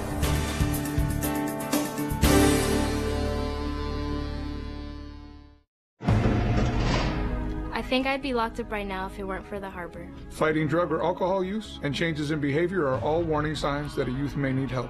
I got in a fight and got expelled from school, and my mom took me to the harbor for help. The harbor is a safe haven for troubled kids and their families. The goal is to give them resources so problems don't escalate. We know kids in crisis can become adults in crisis. Prevention and early intervention work. They helped me get my life back on track. Sometimes you just need a fresh start. The harbor offers hope and second chances. After October 1st, people started saying, Vegas strong. But the truth is, I don't always feel strong. Sometimes I feel scared. Anxious. Alone. Exhausted. Overwhelmed. Hopeless. But I didn't reach out for help because I didn't think I needed help. I thought I needed to be strong for others. Other people were hurt worse than me. We didn't know where to go. I just didn't have time. I thought I was fine. I thought it would cost too much. I was worried that saying it out loud and remembering it all would make it too real. But then I realized it's okay to feel the way I do. It's okay to cry. It's okay to talk about it and remember it. It's okay to grieve. And it's okay to ask for help. Because it affected all of us. And it's never too late to get the help you need. No matter who you are, where you live, or what your story is. Reach out to the Vegas Strong Resiliency Center to see how they can help you. In Las Vegas, call 702-455-2433. Outside of Las Vegas, call 833-299-2433. Or go online to vegasstrongrc.org for more information. Together. Together. Together. We're becoming Vegas Stronger. Vegas Stronger.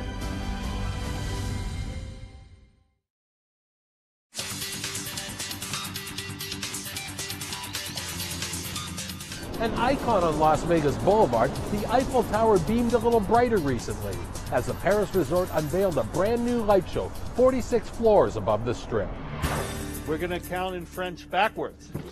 Commissioner Jim Gibson joined casino executives, superstar chef Guy Savoy, and legendary entertainer Leen Renault in flipping the switch to bring the City of Lights a little closer to the Strip. 3, 2, 1...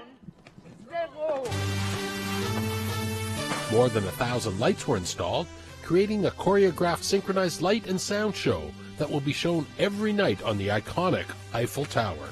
The Las Vegas Eiffel is half the size, 541 feet, as the Grand Dome in France.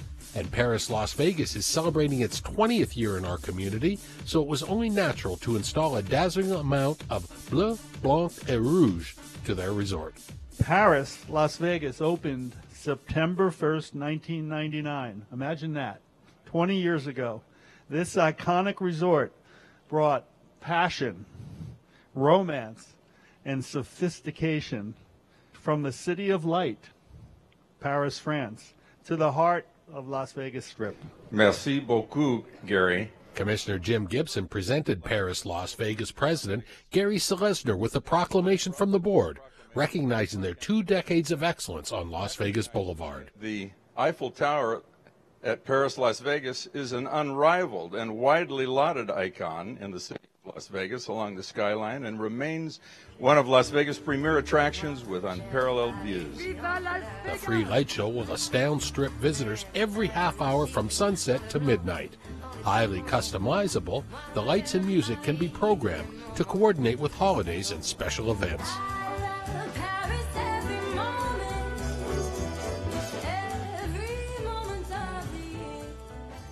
A couple hundred happy residents moved recently to the new Rose Garden, replacing the old, outdated Rose Garden directly across the street.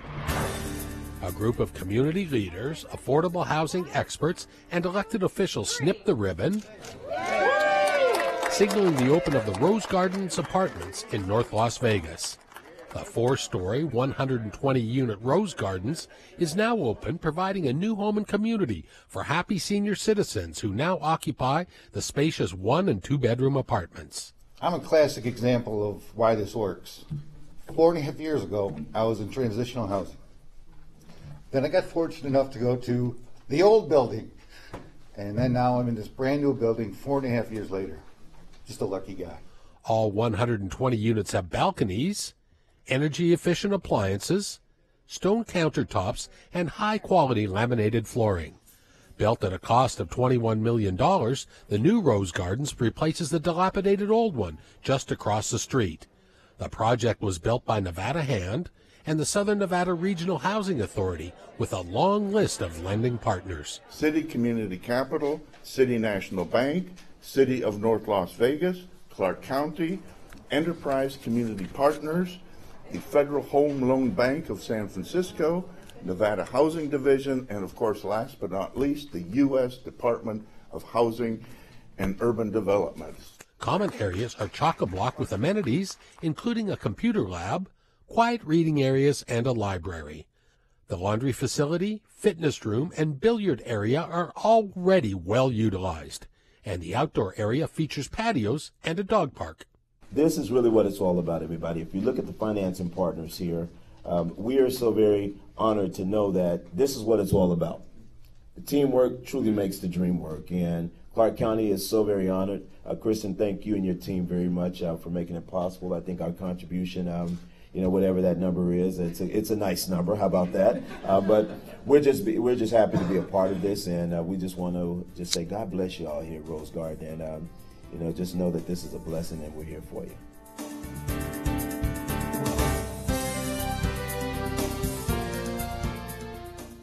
Clark County's most famous sign was given a red light bulb color change in February, a most appropriate color to salute the American Heart Association.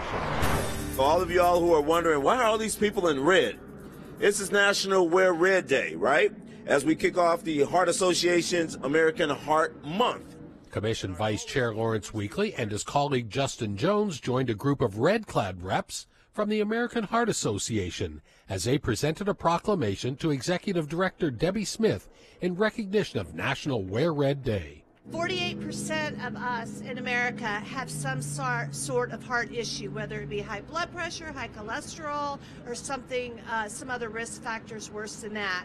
So as the commissioner stated, just be sure and move more and eat right. 2, 1. And then the group gathered in the shadow of the iconic sign and turned the lights red. The overall message is simple. Making the commitment to a healthier lifestyle is easy. A few daily changes will benefit your heart and your health. Though increased awareness and education, we can fight heart disease. And we can all start with little changes to our daily routine. Skipping an afternoon or late night snack, taking the stairs instead of the elevator, and making sure that we see our doctor regularly.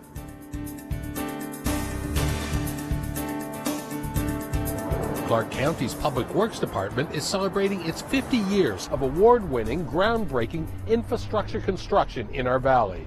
One of their most significant projects in history, the 215 Beltway. Could you imagine the traffic in our valley without the 215 Beltway? It wasn't that many years ago when the 53-mile stretch of roadway didn't even exist.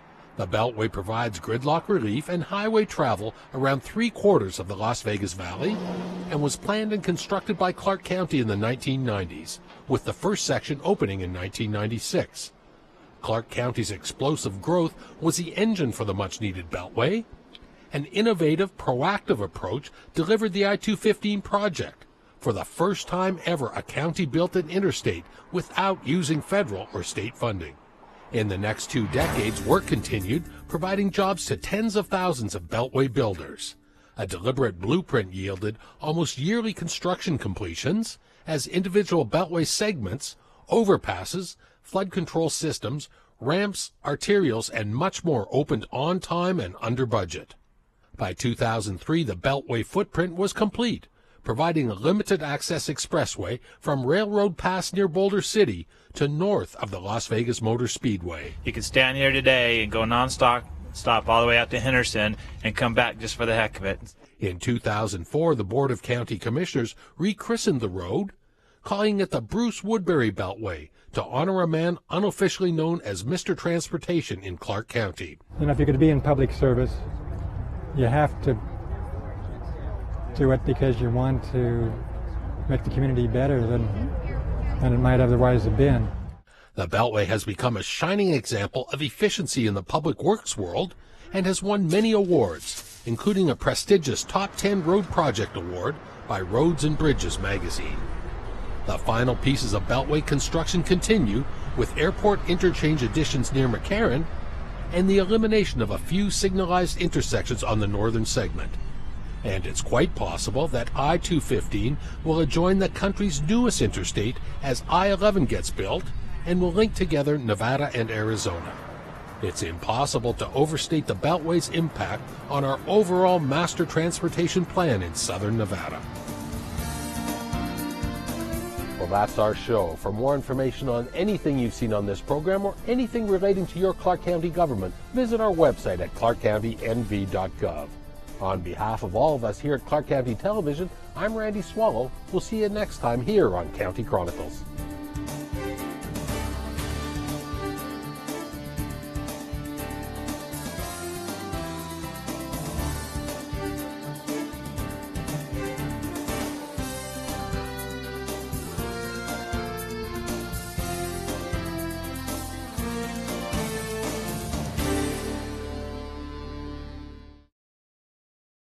Win or lose, our children need a natural green grass space in which to run, romp, and be a kid, especially out here in the desert. What is your team color? Ours is purple. We are the Clark County Water Reclamation District. You may have seen workers installing our purple water pipe system at Silver Bowl Park. Yes, purple, the signature color for reclaimed water. The playing fields and landscape at Silver Bowl Park are now irrigated using reclaimed water. This water surpasses the high standards set by the state, saves our potable water for drinking, and reflects our abiding commitment to wise management of our precious water resources. Reclaimed water is the right water for the right use. The Clark County Water Reclamation District, in partnership with the Clark County Department of Parks and Recreation, is pleased to use reclaimed water to provide this green grass space where everybody wins. Great job!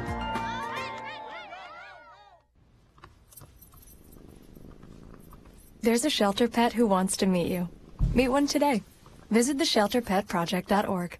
Adopt. Do you know when to go on a yellow flashing arrow? They're popping up all over Clark County, and they're the new signal for turning left at intersections with a dedicated left turn lane. Here's what drivers need to know. A flashing yellow arrow means turns are permitted, but you must first yield to oncoming traffic and pedestrians. Then turn with caution. Keep in mind oncoming traffic has a green light. A solid green arrow means turn left. Oncoming traffic must stop. A solid yellow arrow means that the left turn signal is about to change to red and you should be prepared to stop or prepare to complete your left turn if you're within the intersection. And finally, a solid red arrow means stop. These left turn yellow flashing arrow signals are new, so remember, a yellow flashing arrow means turn with caution. For more information, log on to clarkcountynv.gov and search keyword flashing yellow arrows.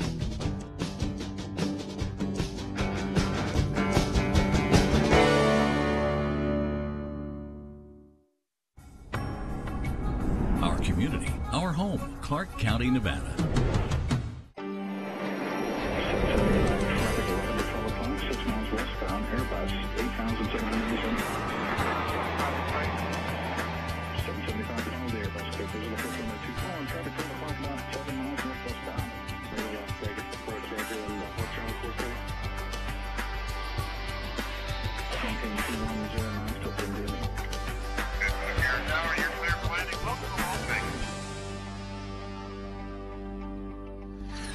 Hello and welcome to Flight Path. I'm Chris Jones, the Chief Marketing Officer at McCarran International Airport. 2018 was an exceptional year for McCarran. We celebrated our 70th anniversary, welcomed record numbers of passengers, and were honored with a prestigious award. Here's a look at the year just ended and some of the moments that made it special. Throughout the past year, the team at McCarran worked hard to deliver a memorable experience for visitors and local travelers. From live entertainment for passengers and beautiful upgrades in the terminals to supporting the local community and honoring our military, no opportunity to show true Las Vegas hospitality was missed. Hello, my name is Zagay Girmay from Ethiopia. Welcome to my new hometown, Las Vegas. Attention to detail, overall improvements, and a Vegas-only vibe all contributed to McCarran taking top honors in the J.D. Power 2018 North America Airport Satisfaction Study. Good morning, boarding pass and ID. Together with partner agencies, McCarran has kept passengers moving smoothly on their journeys. You know, part of the vision statement of the airport is to be on the cutting edge of technology. New technology like automated screening lanes at security checkpoints, along with new amenities and the completion of $30 million in improvements in Terminal 1, helped McCarran climb in the rankings. McCarran's commitment to service doesn't stop with passengers in the terminals.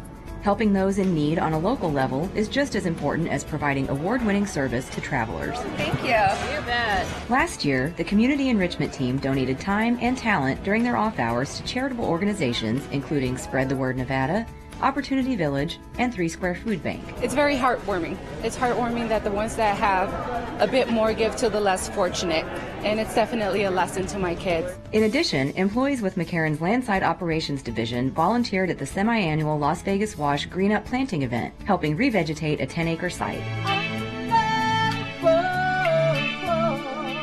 In support of Las Vegas's tourism-driven economy, McCarran's Voices of Vegas music program brings live entertainment to travelers. An end-of-summer party featuring singers from the Shakespeare Institute of Nevada helped cool things down before the busy Labor Day weekend. Rancho High School's mariachi and ballet folklorico performers welcomed passengers arriving in Las Vegas for Mexican Independence Day weekend, an event that's become a tradition at McCarran. I just love how it makes people feel. It's like it energizes people, makes people happy. Anything that we have to do in our occupation requires us to read.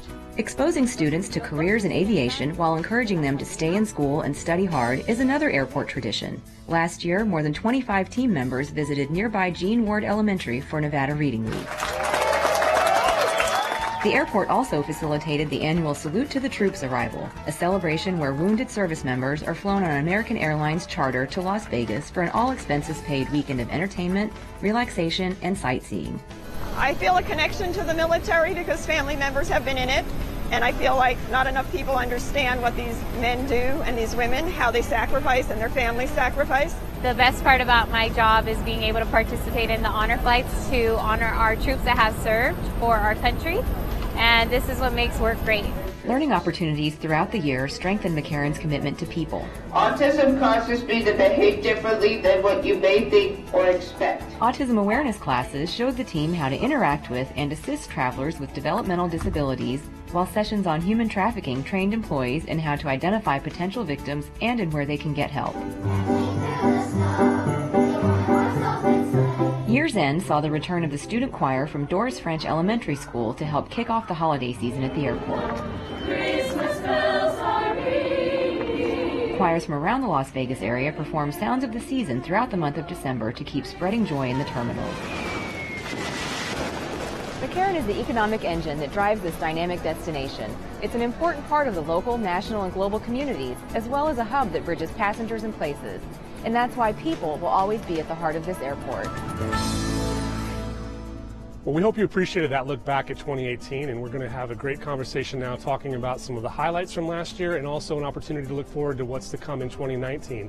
And to do that, I'm joined by 3 very special guests, starting with our airport director, Ms. Rosemary Vasiliadis, Jim Chrisley, who is our deputy director, and Joe Perkowski, who's our chief financial officer. I'm going to start with Rosemary. And Rosemary, 2018, another record year, nearly 50 million passengers.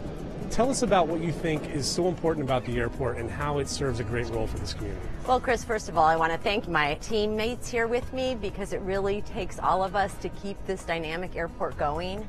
We were really excited about breaking our all-time record. It's something that is very unique in large airports with the role that we serve. We service a community of a little over 2 million, but we have the pleasure of servicing half of the 42 million passengers that come through town.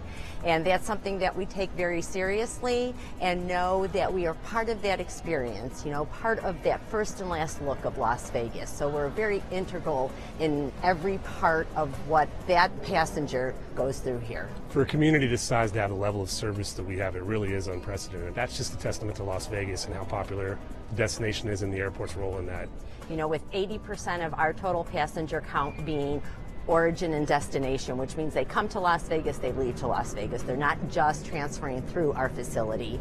That is a testimonial to the power and the strength of this town.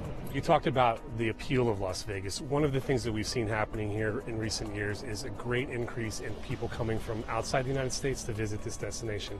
Tell us about how the airport plays a role in that and some of the exciting developments that we've seen with international visitation. Well, it's really exciting to have the growth in international visitation that we have because, first of all, they all fly in. So our numbers have grown just exponentially over the past several years. And even this past year, we were honored enough to welcome 3 new international carriers from all around the world into our destination and through our airport. Again, something that we take very seriously. We look at what they need to process through. We work very closely with our Customs and Border Protection staff. We were able to welcome them through a video welcome, you know, Las Vegas style. And through the corridor, there's old Las Vegas pictures, which our international passengers love. And so we look at each part of that just to make it, you know, Vegas because they're choosing to come here.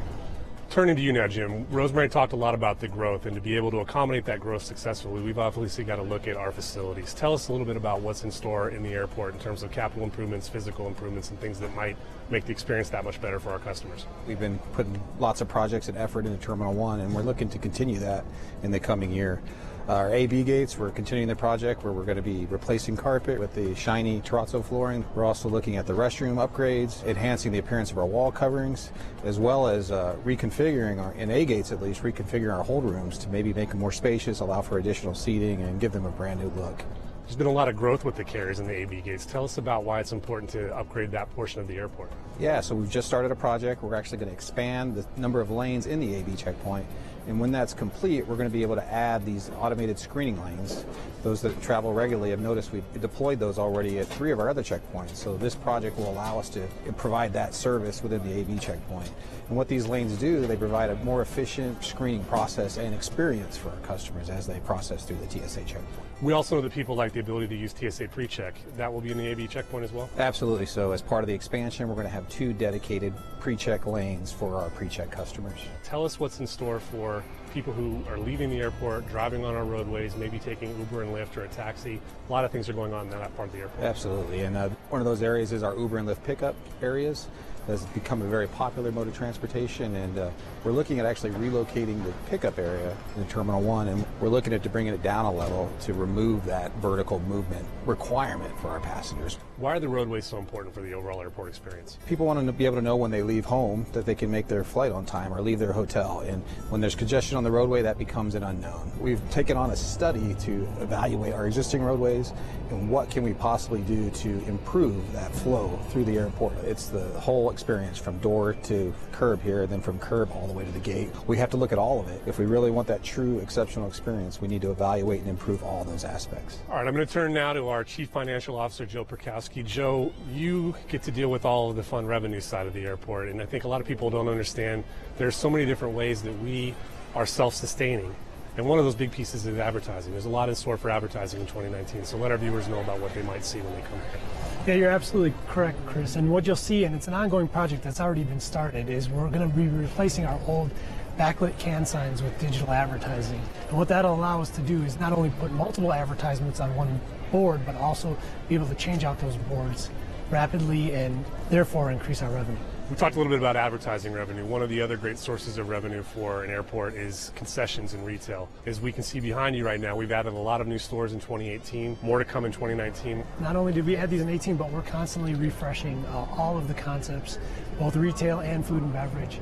And right now we're looking at a big major expansion of our checkpoint in AB, and with that we'll also be refreshing the concepts there. So there'll be a new Shake Shack as well as a Jamba Juice. So right here in the D gates we'll be adding a common use lounge. It's called the Club at LAS. And that's important along with the new duty free that came online in 2018, correct? Yes, the duty free is another critical part of serving our international customers here in D gates. It's very important that we have these revenue sources so we can keep our rates and charges to the airlines low and keep our fares to the destination low. All this conversation, Rosemary, we've talked about things that we're doing to improve the airport. And in 2018, we received a phenomenal validation from a very well-respected outside party that shows that this is working. Tell us a little bit about what that meant and why it's so important to us here at the airport and the community we serve.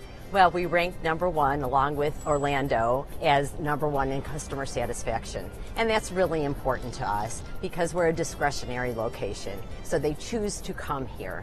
So to be ranked #1 in large airports is just a huge honor. And so we actually have an airport-wide effort of appreciating the customer, letting the customer know that they are needed, that they're wanted, that they're respected, and that we want them to be served with what they need. Rosemary, Joe, Jim, thank you for joining us. A lot of great things going on in 2018, even more going on in 2019, and we look forward to what McCarran has in store for this community. Every January, tens of thousands of attendees and exhibitors descend upon Las Vegas for one of the world's largest annual trade shows. Here's a look at how the team at McCarran prepares for the influx of visitors. The International Consumer Electronics Show, or CES, has become one of the biggest events of the year for Las Vegas. This January, it brought upwards of 180,000 visitors to the community, most of whom arrived by air. That kind of volume took careful planning at McCarran. Months before CES began, the Department of Aviation, airlines, TSA, and other agencies started coordinating their efforts to make sure CES delegates would have a seamless travel experience at the airport. For a big event like CES, we usually start the previous summer. It takes us to get with all of our stakeholders, the airlines, other airport entities, to make sure that that plan is successful, figure out what the gate plan is going to be, and ensure that we can accommodate all the extra traffic. Airlines added special flights specifically targeting CES attendees, with nearly 3 dozen coming from overseas. Flights brought visitors from Amsterdam, London, Paris, Shanghai, Tokyo, and more. Some of those flights used aircraft not normally seen in Las Vegas.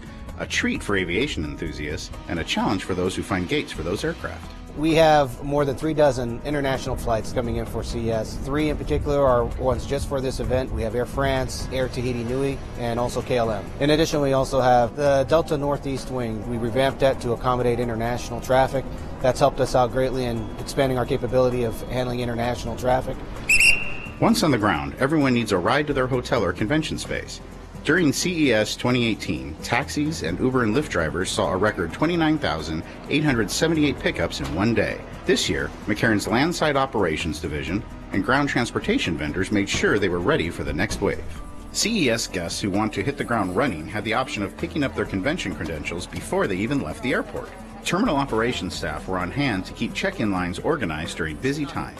Many convention attendees leave Las Vegas on the same day, requiring additional planning and coordination on the outbound side. The Transportation Security Administration made sure travelers got through checkpoints in a timely manner. With the help of airline partners, the McCarran team helped inform departing passengers which terminal to use for check-in. Inside the terminals, we have the leaderboards that we'll put out, make sure that the travelers can see what's going to happen non-standard. For example, you may enter and land and arrive at Terminal 3, but depart out of the Delta gates. So in order to make that happen, proper signage is key to making that successful, and communicating via social media and some of the other platforms as well. Through strong planning and teamwork, the Department of Aviation and its partners provided the best first and last impression of Las Vegas for thousands who attended the world's premier electronics trade show. As a convenience to our customers, McCarran International Airport offers self-service check-in kiosks in both terminals. They're easy to use and help streamline the departure process for busy travelers. You can even use them to tag your own checked bags. For passengers traveling with no checked bags, getting from the curb to the gate is simple with McCarran's Speed Check Advanced Kiosks. In Terminal 1, there are banks of kiosks on Level 2 near the Aviation Museum and across from the A and B Gate security checkpoint. They can also be found in ticketing. In Terminal 3, kiosks are situated near domestic and international departures as well as in areas adjacent to the checkpoint. Self-service kiosks save travelers time by offering an alternative to waiting in line for an employee to assist them. Using touchscreen technology, passengers choose from a list of participating carriers. Once the airline's reservation system is visible, guests follow the step-by-step instructions on the screen to complete the check-in process. After the passenger has checked in, the machine prints out a boarding pass. If you're not checking a bag, simply take the boarding pass and head to the security screening area, then onto the gate. Self-service kiosks are also available near the airline's ticket counters.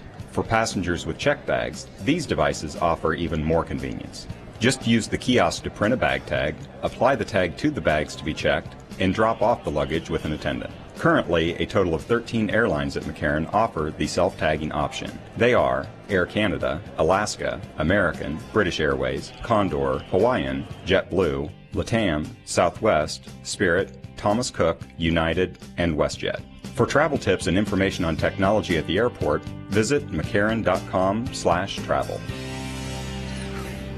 If you walked around McCarran and wondered, is this place going to the dogs? You probably noticed our four-legged security experts. A team of highly trained canines and their handlers add an extra layer of airport security. Let's take a look at our canine unit. Explosives are known to be the greatest threat to the aviation system. With their super sensitive noses, specially trained canines are ideal for sniffing out trouble. Come on, bub. Good. The Department of Aviation has numerous explosive detection canine teams working in shifts to provide coverage 24 hours a day, 7 days a week. The McCarran dogs receive training at Lackland Air Force Base in San Antonio, Texas. After arriving in Las Vegas, there is site-specific training to help the dog adjust to the airport environment. Zeke. Both human and canine members of the teams go through intensive preparation to establish a bond. So we develop a bond early, and it's a responsibility of the handler to ensure that there are daily welfare checks done on the animal to ensure that he's well nourished, getting the proper feeding, the proper diet. McCarran's canine unit works and trains all over the airport, in ticketing and baggage claim, parking garages and gate areas, and behind the scenes in cargo. The teams handle thousands of unscheduled calls for service each year, responding to requests to inspect unattended vehicles and bags, and assisting with special baggage screening situations.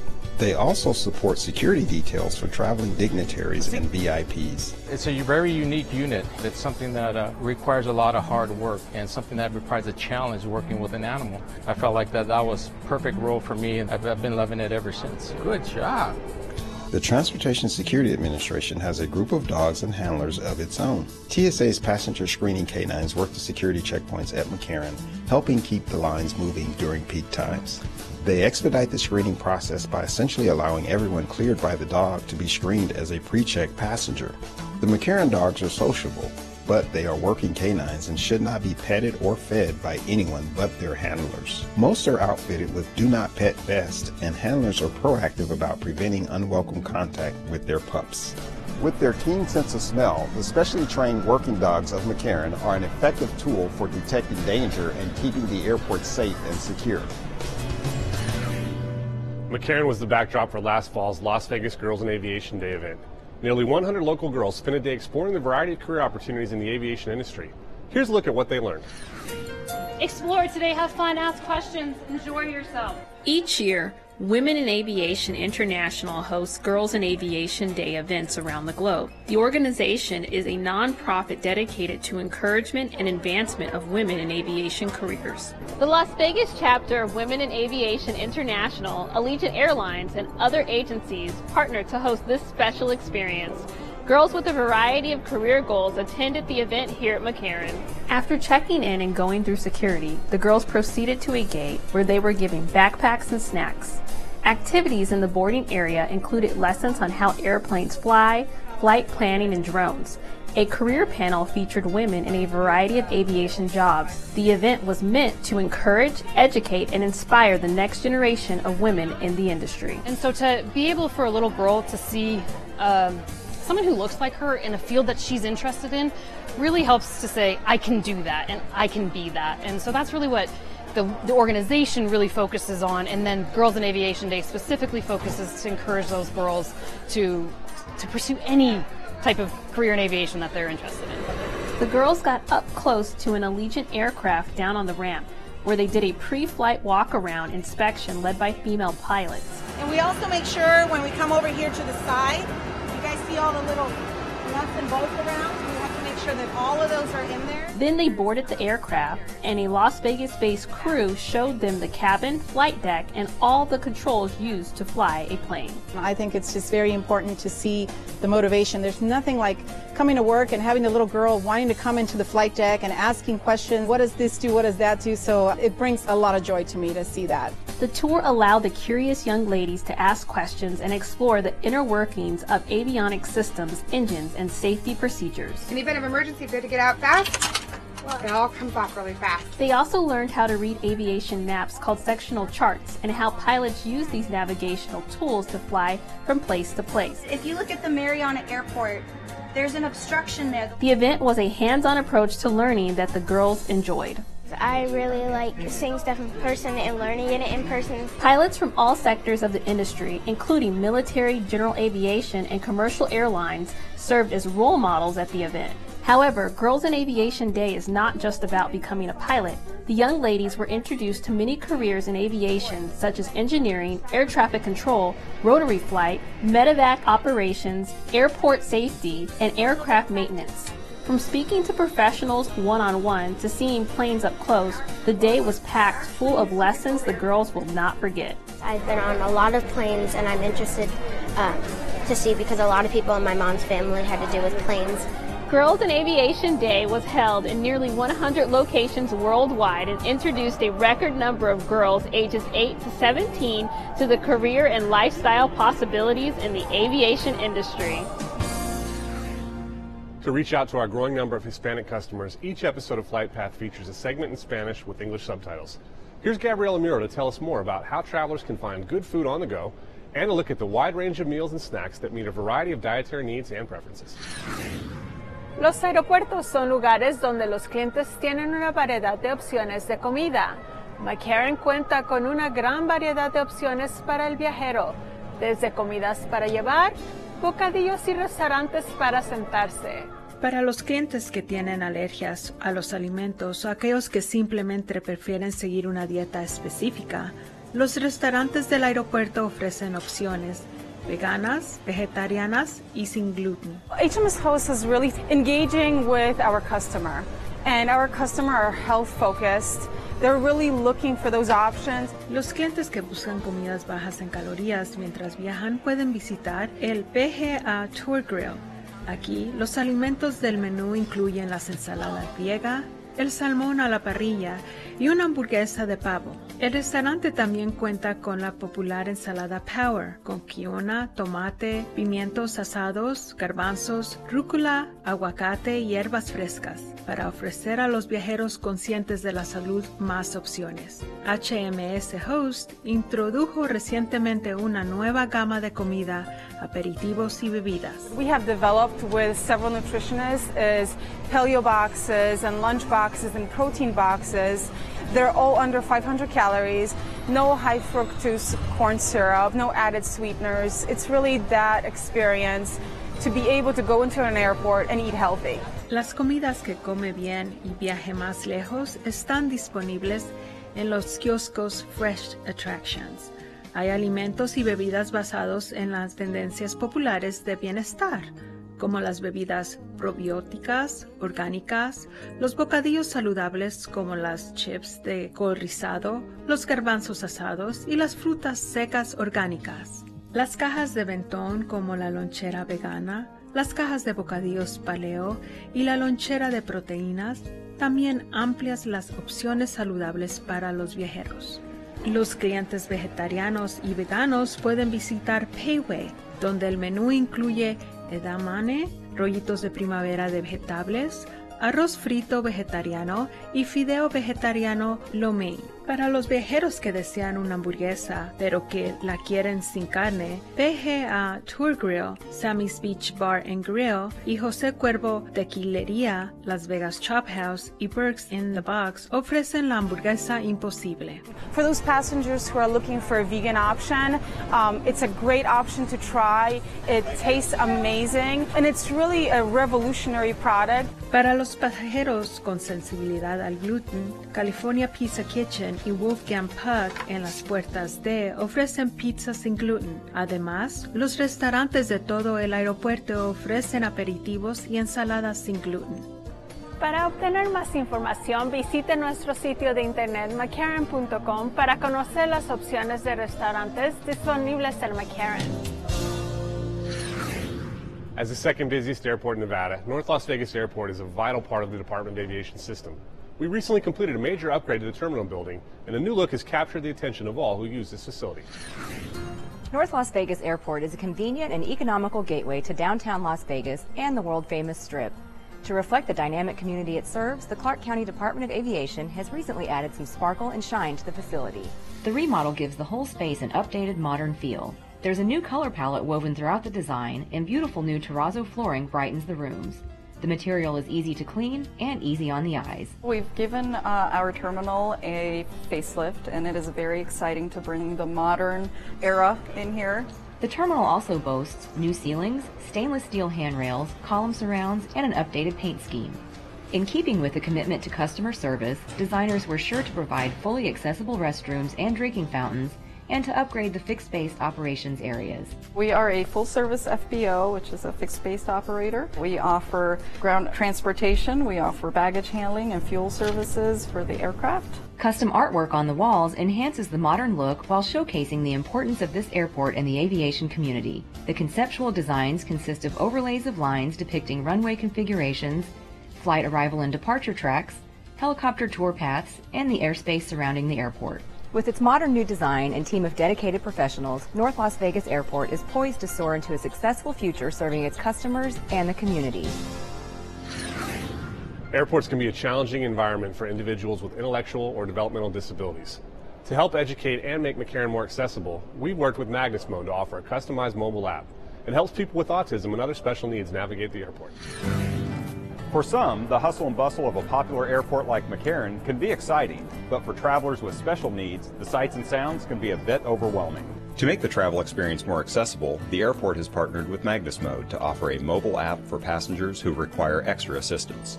The technology uses a series of photos and instructions, known as Magnus cards, to guide users through everyday experiences. The app features a character named Magnus. Users can choose the custom McCarran tab and follow Magnus on a journey by swiping through the photos to learn about checking in, security screening, finding a restroom, boarding an airplane, and baggage claim. We always bring the latest technologies to McCarran International Airport to make it easier for passengers, in this case with cognitive disabilities, become more familiar with the airport, makes it much more inclusive for everybody, and again, providing that great customer service for everybody. Each photo is accompanied by an explanatory text. A voice option reads the instructions out to the user. Special needs travelers who download the app can use it to get familiar with travel experiences before going to the airport or as a how-to during their actual trip. They're able to see fun, interactive cards that they can learn about the airport. So before they come, they already know where different things are, how it operates, and then when they get here, it guides them through the airport, and so they feel comfortable that they've seen it before, and it really helps them have a good experience. By using innovative technology, McCarran gives travelers the support they need for an inclusive airport experience. To learn more about the custom Magnus cards, download the app from the App Store or Google Play. Now you're ready to pack your bags and fly the skies, so have a great trip.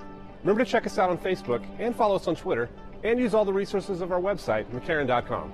Thanks for joining us, and we'll see you next time on Flight Path.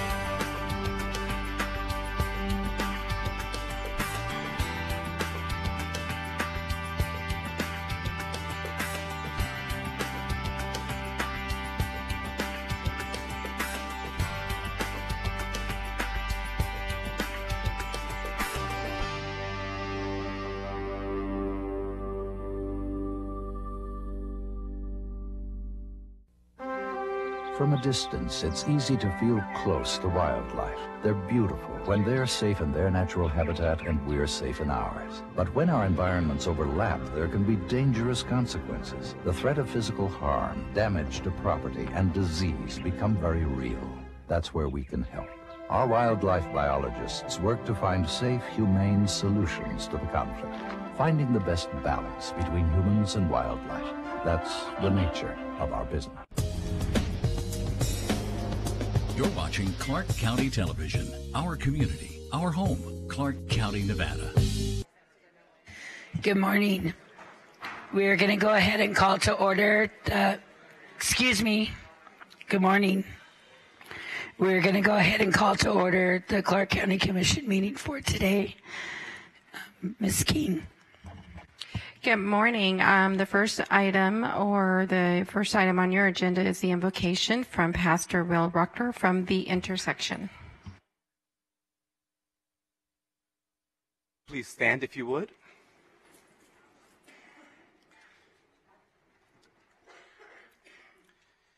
Spirit of grace, we invite you into this meeting today. We ask for your strength and for your guidance, for your wisdom and for your love. Let our hearts beat with compassion and with kindness. Let us be understanding and empathetic. Allow us to seek the highest good of all. Let each person represented in this room today be blessed for their participation in this process. Let us rise higher than we've ever thought we could. Let us stand taller than we thought we ever could. Let us be greater than we ever thought we could. With the spirit of gratitude, we say thank you. Amen. I pledge allegiance to the flag of the United States of America and to the republic for which it stands, one nation, under God, indivisible, with liberty and justice for all.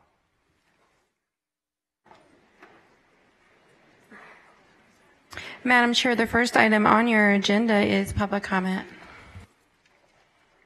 Okay, this is the time set aside for public comment on any items posted on the agenda. Ms. Coleman?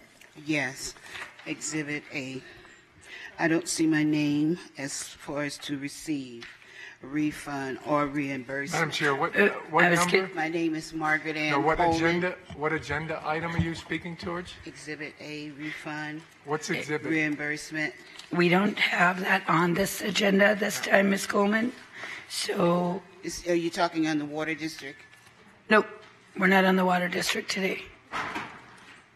It is a refunds agenda item. Here says March 19th. Said Exhibit A, refunds. Item 25, got it. Okay. Yes. First of all, my name is Margaret Ann Coleman, and I'm here today because you have not complied with the laws in giving me the respect to receive from a court order that has been binding for over 38 years.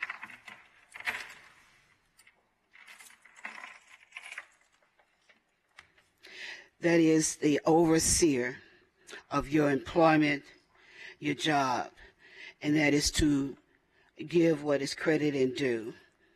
I have been overridden by you and the staff members concerning A 204984, that is the court order there that I'm speaking upon. It has brought me trouble in my life due to the noncompliance of you taking the money. I'm getting this. What is this? Tickets. Being thrown outside in the street. Homeless. My kids, I'm worried about my kids. I'm asking you for a check. Do you have a check? I'm asking you for a key to the house and which was stolen. Do you have the key? You paid no attention to my words or my calling, but it is of importance because you have placed my money in the society, giving the sheriff department $2 million. I have not received a dime of that money. I called Lombardo to get that part of $3 million. I need my money. I have a job to do, and I've been working with you all for over, since 2001. 2005, you took control. 2008, Sisolak took control over my life. I don't think it's fair. I need my money. Thank you. Thank you, Ms. Coleman. Anybody else wishing to speak on an item that's posted on the agenda?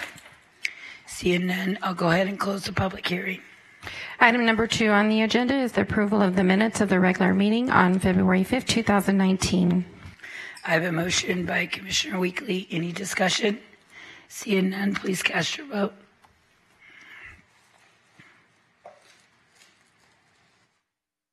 Motion passes. Item number 3 is approval of the agenda with the inclusion of any emergency items and deletion of any items.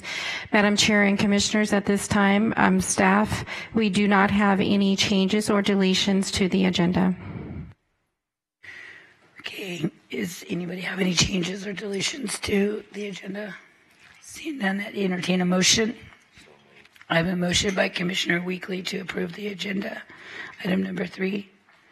No further discussion. Please cast your vote. Motion passes. Ms. King, before we go any farther, I just want to point out that Commissioner Gibson is stuck in traffic on Boulder Highway is shut down right now, so he should be here shortly. We can now move to section 2 of your agenda, which is your consent agenda. Note that items numbers 4 through 37 comprise of your consent agenda. At this point in time, I do not have any items that are requested to be deleted, nor do I have any items being taken separately. Does anybody from the board have any items that they want to take separately? Anybody from the general public? Seeing none, Commissioner Brown has made a motion to approve items 4 through 37 on the consent agenda. No further discussion. Please cast your vote.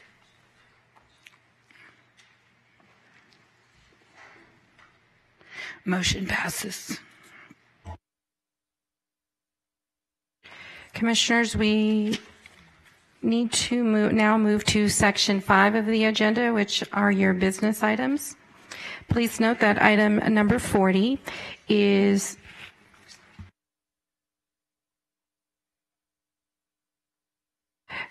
let me step back for a little bit. So we do have a recognition item that is not on your agenda to be presented by Commissioner Weekly.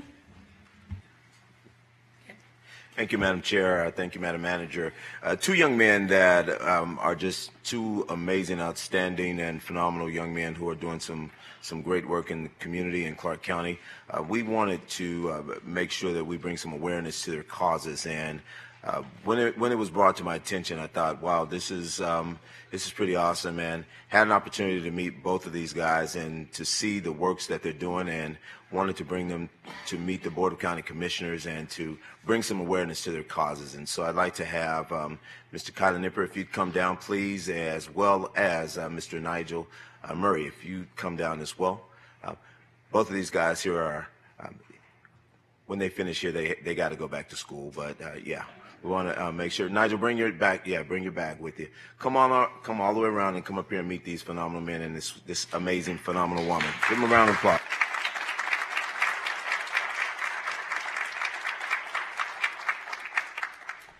Kyler has an amazing story, Commissioners, in Clark County.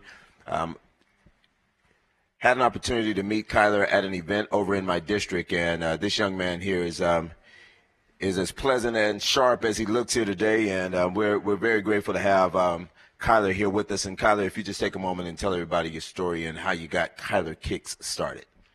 Yeah, so I was bullied and stabbed in 6th grade in my chest, and I had a punctured lung, and then I had PTSD from that. And then we found out what helps from PTSD is giving away shoes, so now we give away shoes. So we've given away 7,222, and we're supplying Whitney Middle School, Whitney Elementary School and Bailey Elementary School with shoe closets. They each have around 100 pairs of shoes in them. And yeah, we're also starting a after-school mental health program for teenagers, and it'll be called the Kicking It with Kyler's Lounge. So it'll be a place for everybody to come around, and it'll be a way to bring the community together and a way for us all to heal. So yeah. There you go.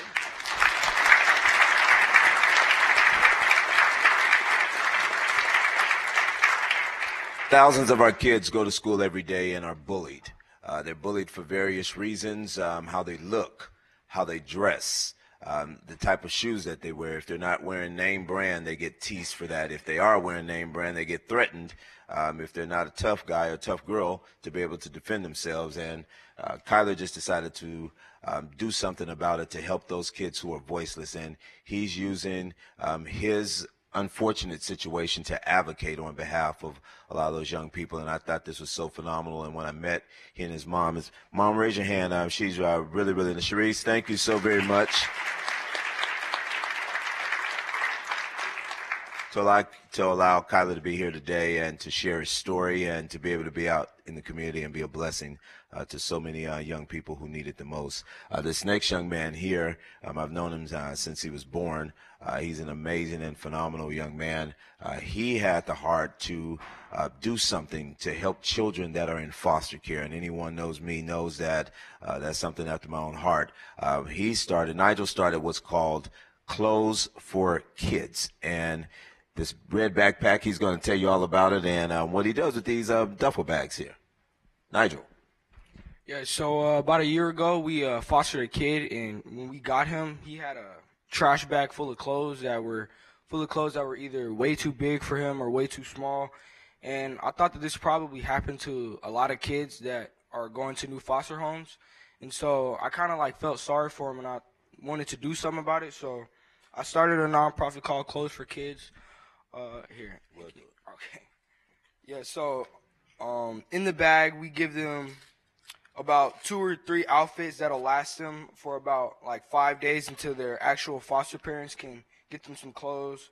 So we have socks in here. It's just a bunch of different clothes, shorts, underwear, anything they'll need for like a little starter pack until their parents can get them a wardrobe. And then we also include one thing. Yeah, we include one thing like that, something for comfort, just to show them that we know that your situation is tough, whatever you're going through, but we wanted to just give them something so they can be a little bit more comfort. There you go.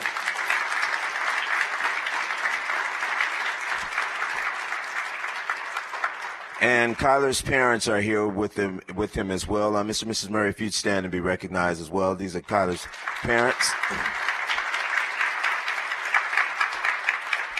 And Kyler's father is one of our first responders. He's a firefighter for us, and we're happy that he's here. Yeah, thank you so much, Mr. Murray. Thank you.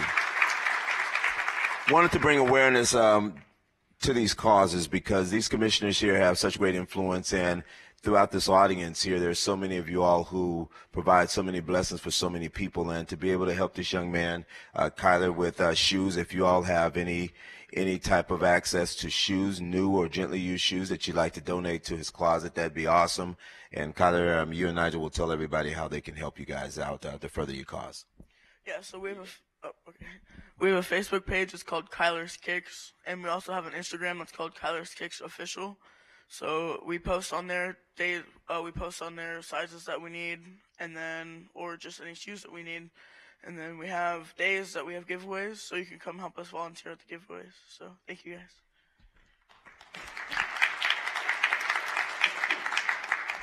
Yeah, we also have a Facebook page. It's Clothes for Kids LV. It's clothes with a K, and we have a donate button on there if you want to donate money, or if you have clothing that you can donate. There's a address that you can go and donate. It's a specific location that the business let us use as a drop-off donation. So there you go. Well, listen, yeah. Both of these guys are heroes in our community, and this is an example. When they say we don't have a lot of good kids in Clark County, I beg to differ. Here's an example right here. Thank you both so very much. Tyler, give you a big, there you go.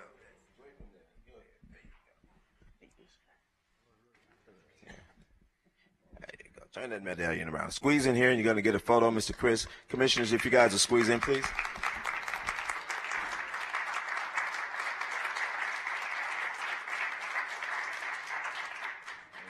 Thank you both. Kyler and Nigel, ladies and gentlemen. Thank you. Thank you so much, sir. Thank you, man. Thank you.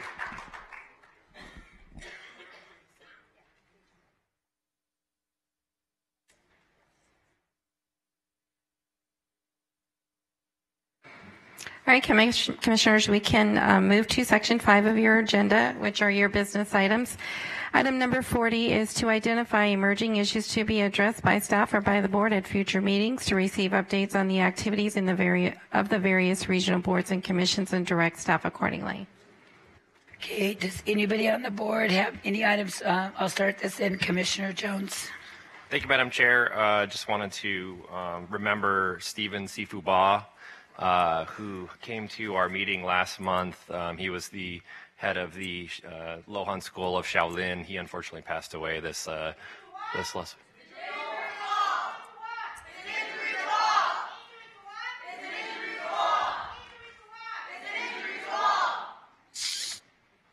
So if I could ask you guys to refrain while we do conduct our business, that would be great. Commissioner Jones. Okay. So just remembering Mr. Ba, he was great to influence our community, particularly in the AAPI community, and for all he did. So thank you. Thank you. Anybody else have anything under emerging issues? Commissioner Naft. Thank you, Madam Chair. I'd like to highlight an event that I'll be hosting as your example set with Opioid Awareness Month and challenging us to do something in our district. We'll be hosting at Sierra Vista High School with Principal John Angelone, an assembly in partnership with CVS Health, who will be conducting a seminar on how youth need to respond to this crisis. Great. Commissioner Gibson. Thank you, Madam Chair. Last evening I attended the Maryland Parkway Open House to learn about reconstruction projects between Russell Road and Twain. It will include the new Cottage Grove and Rochelle realignment project, which is really a big project, set to start at the end of this month with completion scheduled for mid-August 2019. There will be disruption on the roadway, but if we can get it done on time, it will have been well worth it. On Saturday, I attended the grand opening of DOUGHP. That's D-O-U-G-H-P, as in cookie dough, P. It's an edible cookie dough bar at the Miracle Mile Shops, and it was fun, fun for everybody who was there. I joined Chippendales, and obviously I stuck out like a sore thumb. But what was interesting about this company is that they have a Hope Remix flavor that they change out periodically. 100% of the proceeds are donated to nonprofits that are working to support mental health and substance abuse issues. And it's just one more example of an incredible business community that really is beginning to step up, has been for a long time, but more and more stepping up to try and help us address some of the issues that matter most. Our spring job fair is scheduled for March 26th. We now have over 70 employers and over 200 early registrants for the fair. The job fair will be held from 9 a.m. to 1 p.m. at the Enclave on Eastern, which is just south of Russell Road. Enclave generously donated the space for the event. Our last job fair, we had about a similar number of employers there. About 500 people showed up who were looking to improve their employment situation. Over 100 of them got jobs, and nearly 70, I think, is the number, actually got jobs that day. More and more, the capacity of employers to come with the electronics all ready so that they can do the background checks that are required and get clearance to make real hires is improving, and this is a real opportunity for us. So we hope that folks who are anxious and interested in changing their employment situation will consider being there on the 26th of March at Enclave. And then finally, this Saturday, Metro is holding a traffic safety event and hot rod show at the Whitney Community Center from 11 in the morning till 3 in the afternoon. There will be 2 traffic safety presentations by Metro, one at noon and the other at 1:30, and there will be food, a DJ, and raffle prizes. This is going to be cool. We hope that people will show up. Thank you, Madam Chair. Thanks, Commissioner Gibson. Commissioner Weekly, and then Commissioner Sagerblum. Oh, he can go. Let him go first. Commissioner Sagerblum. Thank you, Madam Chair. On Friday night, I was privileged to give the key to the strip to Terry Fator at the at the Mirage for his 10th anniversary. He's had his own theater there, doing fantastic. He's a great ambassador for Las Vegas and Clark County. He is at that theater during the week, and then on weekends he travels around the country, but he always advertises Las Vegas, and he considers himself I also have a proclamation from all the county commissioners, but we just are so excited to have you for after 10 years, and hopefully you'll stay here the rest of your life. So very special. And thanks to everybody here at the Mirage, too. You're a great group of. So I even brought a video. Thank you. Perfect. Thank you, Commissioner Sagerblum. Commissioner Weekly. Thank you, Madam Chair. First of all, I'd like to thank you very much for the support. I want to thank my staff. We heard the call from the chair to step up and get involved and get engaged as it relates to Opioid Awareness Month. We hosted a opioid breakfast, prayer breakfast in my district, and was well attended. Madam Chairwoman came out and showed her support and shared some thoughts, and very good group of people provided a lot of great information as it relates to opioid awareness, and not only from the prayer community, from the, I would say the clergy, but service providers. We had a great number of service providers in attendance as well. So I want to thank you for that. And then we also hosted some opioid awareness classes here in Clark County for Clark County staff. And we started out with opening up for one class of 60, and the list was so overwhelming. We ended up having to have 3 classes on yesterday. And so really good attendance, and thank you to the entire Clark County staff for attending and signing up. We also are working with Mr. Tim Birch. And Mr. Birch, thank you and your team very much. With National NACO, there is a movie entitled Foster, which is produced by HBO. And we're looking to do an amazing movie screening of this movie Foster. And I want to thank Mr. Birch and his team for assisting us in this effort here to bring awareness to foster care and the foster care system. And I think that's it. That'll be it for that right now. Thank you. Thank you, Commissioner. And I do first want to say thank you to everybody that's talking about the opiate awareness. It is a big issue, and a lot of people are paying attention this month. So let's hope that we can keep that going on. This week, I want to thank our county staff. We hosted a workforce here. We had 16 high schools. We had over 400 students that were here who are seniors that really didn't have a plan.